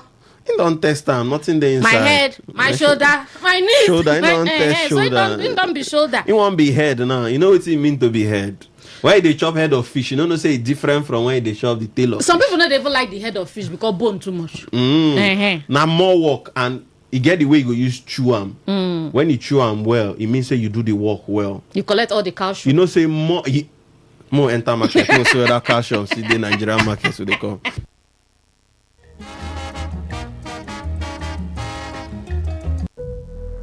True strength. What defines the brilliance of a player, or when a team comes together to win? A solo beat, or the rhythm of many? The flair of one dancer, or the art of a troupe?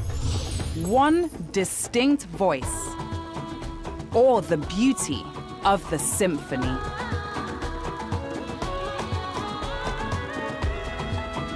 At FCMB Group, we build ecosystems, empower communities, and create the future. Because we believe it's not just one, but the power of the group that delivers the future we all desire. FCMB, the power of the group.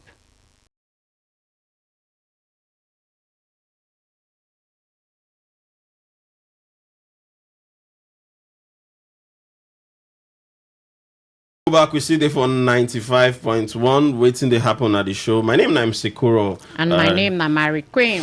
So, Mary Queen, so you not advise him to come? No, I not advise him, but since he don't make up in mind, say this 2027 will be the last. And then to say for the ADC ticket, anybody will win, go support. Go support. Now, some been talk for but when they ask Peter Obi, say anybody will win, but I go support. Never really give. Peter Obi get confidence in I go win. Overconfidence, the warrior. Overconfidence, the warrior. He go shock and bend it. Okay, anyway, they still get. I know say other parties too. The Shawore party, Bayelsa party, and other parties. Still get that time. When the time reach, we go know whether the time there or not. It's all right. Not be here with the January is around the corner. Yeah. So more enter the final. But Shawore no like Peter Obi, you know. That's true. Shawore no like Peter Obi. One beat. He go tell you say when he was in Anambra State. What about he chased the beggars away? Which other party? He pack all of them and put in a. Which other one? Bayelsa own na Dixon party. NDC. NDC. What about PRP? PRP. All of them. People's Redemption Party. And then go redeem them. Hey, parties there, parties there, but the team be the structure. Apart from the structure self, the team be say if we go there now, leadership go bring problem again. I be another opposition they go sponsor another. Before you know now, you go just see somebody go from nowhere come to say I found the party chairman. I'm the national party chairman. Party where nobody know from Adamo, but once people go there now. Problem, they don't make millions for their head. Change. Okay, more enter the final story. Lagos State government don't beg banks, filling station, fast food. Say make they allow people use their toilets. Say I beg. Lagos State government don't beg. They don't beg Nigeria. They don't beg Lagos State people. Say bank. All the bank, I beg people the way people they purge for Nigeria. No? As I know what they chop. You know say you got the kind of food where you go eat like this. You don't even know where the thing start. You don't even and you know the greatest prayer for we will be waterside people. You know say one would they go toilet to they enjoy them because they always go toilet near. Best if they eat to MC Kuro. No, but we get with me what toilets they now. No, but not true now. If we the way they describe and say would they enjoy them. No, now people wait from waterside and know where they because enter. They like go where breeze, fresh breeze. But all those things not really even they good. You understand? Why? Like they pollute the water now. Now what the fish they chop now? But for civilized country, you know if you do that kind of thing, first world countries, all those countries like go France, go UK. No, but like you know, say homeless people they America. This America, But I know they as bad as the way it is in Nigeria. Even Togo self, you know, if Nigeria, man no go far. I was in Togo. So if they call country, leave Nigeria. So for Togo self, I know see people they do misbehave. You reach their boom. You get where I know waka reach. You reach their diop. Na small thing remain where I know reach a flower. I waka everywhere. I tell you, I waka. You know see in Koro. No, in Koro day, but the place look somehow like coordinated. Okay, some days back, I supposed to even send you that video for this place, for this Port Harcourt, this Aba Road. One guy just go for corner, the goodie. You even go far. All our under flyover, they don't turn up to toilet and bathroom. You understand? So I don't know all those people where they stay under the flyover. Something needs to be done. One, no, seriously, they go there and now claim say that they're homeless. Before you know, they rob people. Child. They did there, they no, beside they do them. They did there. If you say they did do them. Some people they fall victims and now they talk now they did there, they rape girls, they so many things. So they need to all these our flyovers, they not build and say for homeless they need people. to sanitize them. All the barbed wire where they ran up, they don't cut up. Everything. That one now they fit us say you know see that monorail that up. They don't scatter and finish. I see one of my guys do video like somebody they on top monorail they cut iron. Jesus. So, but this advice really Lagos State government gives, say make filling station, bank. That advice, no be today advice. So that advice on day since. I mean, but na bad idea, na bad idea. No, not be bad idea. You get when Buhari be even sign executive order 009 something like that. Now still because of this, so they do am outside. So make so that the environment you just they pass some kind of place your nose you know go feel breathe. And even this executive order 009 for 2019, they signed that thing. So that advice all the days since. Again, when it be they like say they won't even enforce themselves. Say if you go anywhere, they no agree you whether make you call so number or so thing. So that advice, even the Lagos State government too, I feel saying that their population too, they worry them. Because from research, they say they don't build 1,700 public toilets. And it's still not enough. Child. So maybe the population they worry them to not make. And this thing can remind me, no wonder see our honorables them, most especially the ones we from Waterside, all these honorables them for this water, they like to build public toilets. They can't say constituency project, I just built a public. Two things where they like build now public toilet and mortuary. Mortuary and the cemetery. Cemetery. May God forgive them. And the public toilet they go stick on the charge money. Yes, and they make a lot of money from them. You want peace, 100 this naira. thing where you talk now true. You want peace, 100 naira. Because you know why you talk. You know why there was a time my grandfather was the chairman of like market something association Revenue. for Billy Waterside. So that time people where they come toilet for only toilet. If you see how much they generate a day. Yeah, you know say one day GRA. Public toilet they there for that GRA near that fast food. I know give them free advert. Then they there. Are you serious? So if you that want, one like private individuals. I believe say na private. So it means a private individual feel build like na business na. So what do you think about this? We go think. You know, cost go too much. Into how much they go dey pissing go be how much? MC Kuro and Marie Queen Ventures. That's to go down. Man to piece 500. Woman to piece 2,000. I'll carry my piece Richard. You know the women they use teletro so and teletro now don't cost. So woman to piece 2,000. I go hold the piece. We go my house no far. We go Richard. But it's not good for your health. No problem. My bladder no go bust. Okay. Anyways, you're listening to us. The number to call now 0810 9510 951. Ma call them back again 0810 9510 951. And those of you who want to reach us for SMS and WhatsApp now 0701 9339 962. Remember saying that just 1 minute everybody get to put their voice for the Tori Che who be this person where they call me. The last woman will still get a recharge card for you. Hello, good evening. Hello. Good evening, sir. Oh, Esikuro, my one. Hi, Bina. Good evening. Everywhere waiting.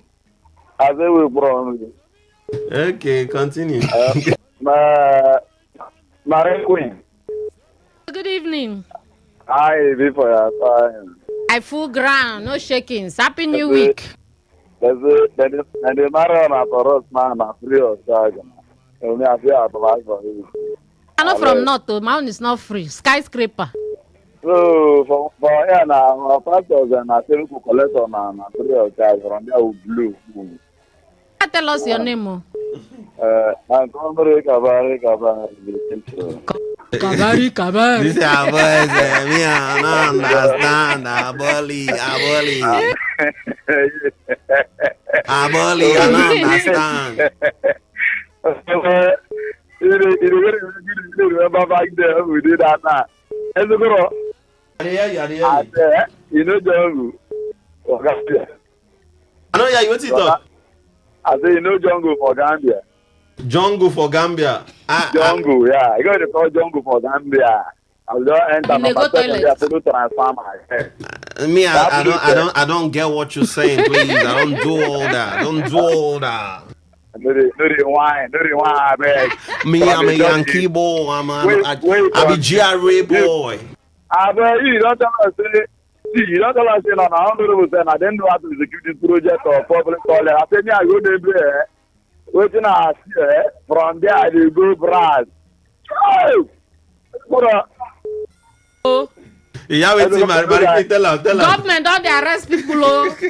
Which government go arrest when they say, government go arrest when they come out and I hear you, bros. Gambia, when we enter that public toilet, before they allow you to go down there, oh boy, I be say like this to preach. I know the come from there. As I enter, I know they come out. It can't be so, but I hear for Gambia and I said all this fine do their egg.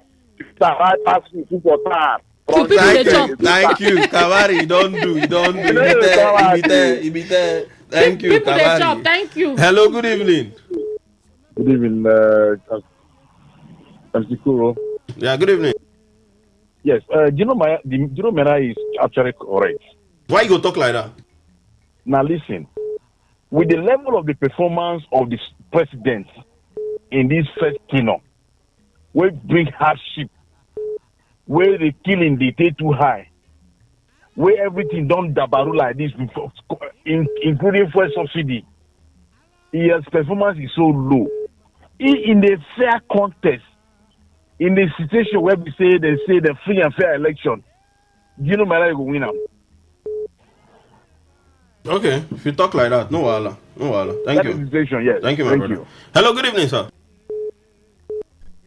Hello.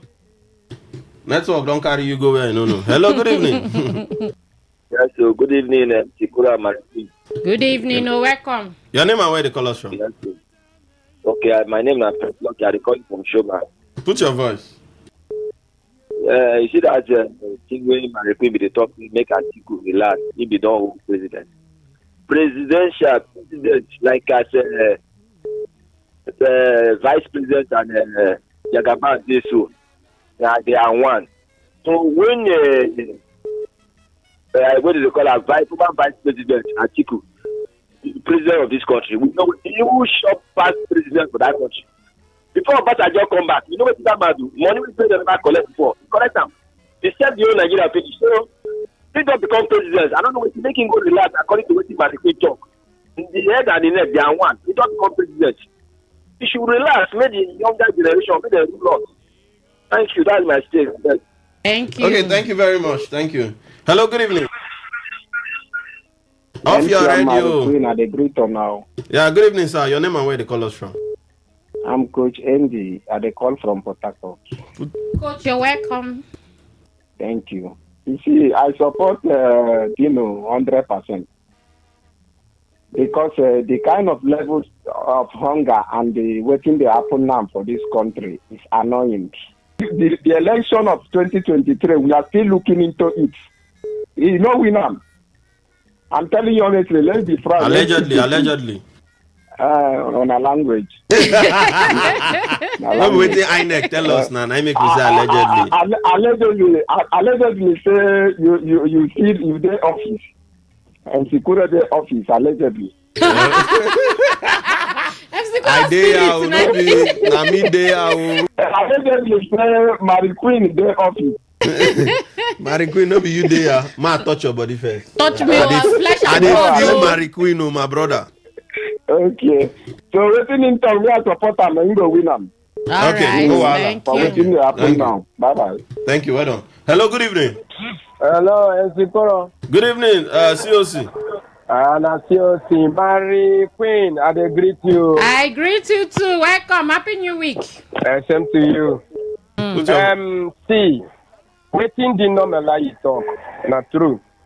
You know, say, I dey ask myself, who be those people who go back, wear clothes? You just go collect your PVC. They go pulling you, say you won't vote APC or you won't vote Tinubu.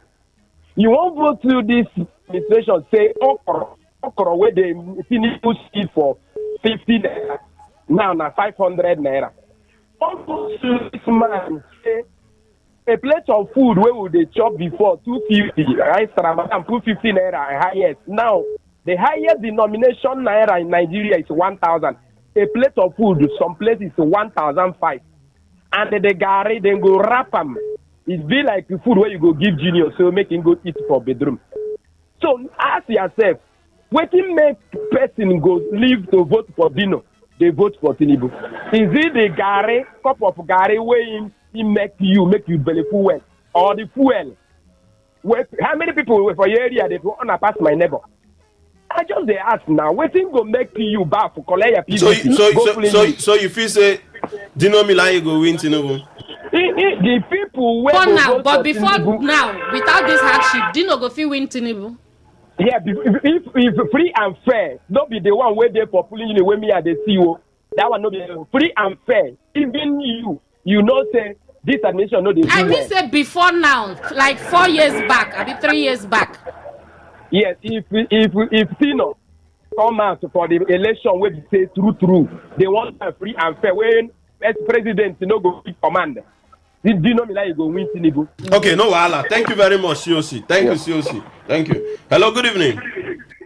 Yeah, good evening. I'm Sikora. Yeah, your name and where they call us from? This is diplomatic Mr. Nobody. Wetin happen? Your voice crack small, oh. You dey hear me now? I dey hear you now. I dey hear you. Uh-huh. Even me, Mr. Nobody, they know me. Apart from my family members, if I come out to contest with you, Mr. President Bola Ahmed Tinubu now, for free and fair election, President Bola Ahmed Tinubu no go even get up to 10 votes. That's you. They thought say you now. You fit stand President Bola Ahmed Tinubu. Me. I don't do the Dino a celebrity. Dino the whole world know him. Me when nobody know. If I come out currently now say I want to contest with Mr. President under free and fair election. When they bring people from US to come and conduct our election for free you go win now. Mr. President no go get 10 votes. Do you have the capacity and the structure? I say family no pass 10. When they go bring people, foreign people to come do the election. How many governors do you have? How many governors do you have? Governors, all the governors where they here, you don't know. They go connect with free and the fair, center where they shake. You don't know how far. Not go influence am, nothing.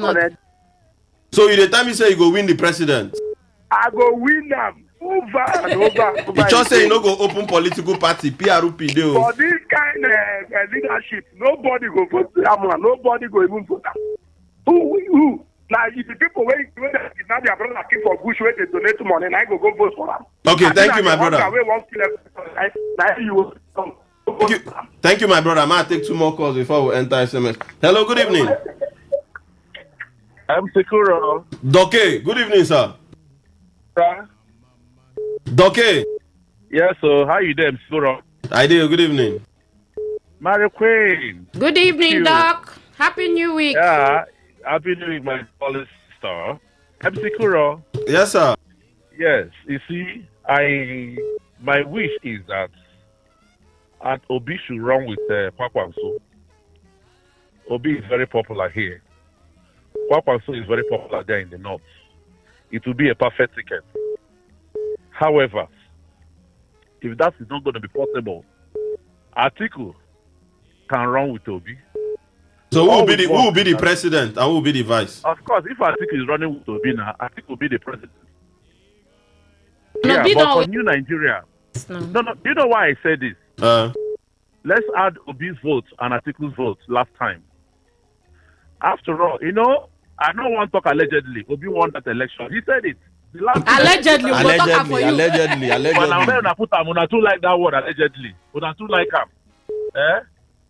Last time Obi was interviewed, he said he won 2023 election. I'm sure you heard his interview. Yes, I heard it. We all know it. He said it. So they should sue him. They should sue him. You understand? Obi said he won, and we all know he won. El-Rufai came out to tell us that Obi won, but they know what they did. Be it as it may. Please, we want to end this very regime. This regime of you do it with your PVC, sir. As MC Kuro, the Yes, last sir. 2023 election, I monitored more than 40 polling units in Port Harcourt. And it was Obi. Those who rig Obi election allegedly in River State, they know themselves. Before them and God, we have subjected them to the throne of mercy of God. Let God forgive them. 2027, they should not rig it again. If they rig it again, God no go forgive them. Take them. Yeah, let God forgive them, the one they did before. So why I'm saying this is that person that rigged the election in River State, he cannot rig in the north. It's only in Rivers they can rig the election generally like that. You can't rig it in Imo. You may not rig it in Nedo. You may not rig it in Anambra. Go and try it in the north. They will burn you alive. Okay. I beg. We will avoid that language. Thank you. What I'm saying is that, yeah, so what I'm saying that is language. Okay, Ngwa, leave it. But me and you, they here, when Erufai told them that if you come to do election, was it Buhari and Jonathan, they will go with body bag. Okay, because of time, because of time. Okay, but what we are saying is that we need to vote this government out of power. Okay, thank you very much. This government of poverty. No, now. Thank you, Doc. Thank you, Doc. Thank you, Doc. Thank you. Thank you, Doc. I beg, I just need, before I take again, new woman. I beg, she dey take the message. I don't need one woman to call so that I'll give you the recharge card. Continue. Woman no win on Friday. Man no form my hand again to do. Man I chop recharge card. MC Kuro and the beautiful lady in the house. I greet. They don't say the handsome man in there. Nigerians, and I be ingrate. This person has student to hear. I greet in renewed hope language first. Okay. Then he can start his own problem. Please kindly tell the VC of Ignatius Ajuri University of Education. The students in the department are lacking good confidence. In fact, now we pay up to 100 naira to urinate and more to defecate. Are you Please, serious? this is not fair to us. Thank you. But no agree put in name. Ignatius. So they no get restroom, public toilets. Maybe water to no day. So inside school company they pay 100 naira. Lecturers get. Lecturers. No good there. Okay. Hey, not good there. Lecturers get to. Okay. Even though some of them they arrange them for themselves. Okay. So this person said Dino Melai was correct. Tinubu is Nigeria's worst nightmare. He has shown Nigerians pepper to the point that Nigerians are in a state where it should be anybody else but Tinubu. He knows that's why he's fighting opposition from Collins. So I believe say people they look at from the perspective say they don't too suffer. You understand? So if you say people they talk out of frustration, out of anger and frustration. Okay. But on a normal good day, when you say they never get this experience, they for no say they for no fits they talking like this. Say Dino Milai. I just feel say and Jagaban a human being, anybody can win him. Okay. How can Dino Milai win Mr. President Jagaban if contested free and fair elections? Has he been able to win Mr. Ododo, whom he contested with? Thomas from Port Harcourt. Thompson, thank you. Good evening to you all. I am a very up Jesus from Port Harcourt. Let the truth be told. If private sectors can maybe they invest to be one right, invest in public toilet business from Oyibo, bus stop, till my 3-pack, they will make a lot of money in it. God help us all. Okay. Now Truby and Nemsikuro will go start them. Now small money. Dino is correct. Anybody that contests with Tinubu in a freest and fairest election, no vote buying, no financial, no material inducement will defeat Tinubu. Mr. Law, thank you. Dino is correct. Hey, okay, you send the message 2 times. For talk now. You use different numbers. MC Kuro, good evening. Nothing sweet past toilet for bank. Wait, you just walk out from bank to bank. Some people now they need to go toilet for their house. If they call location, you don't say bank full location. Location room okoro.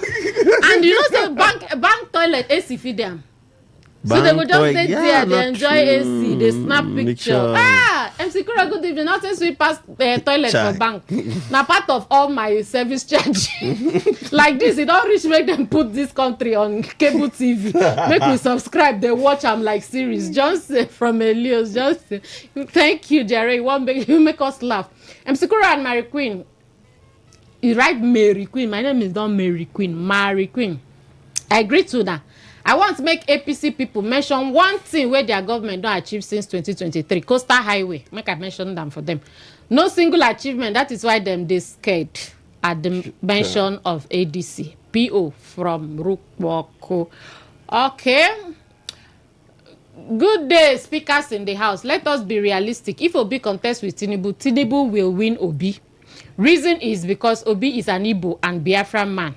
And there is no way he will be allowed to rule Nigeria as Biafran man. Hey, you don't carry us go where we no. If another person contests with Tinubu, then there is a chance to defeat Tinubu. No talk like that. Mike from Choba.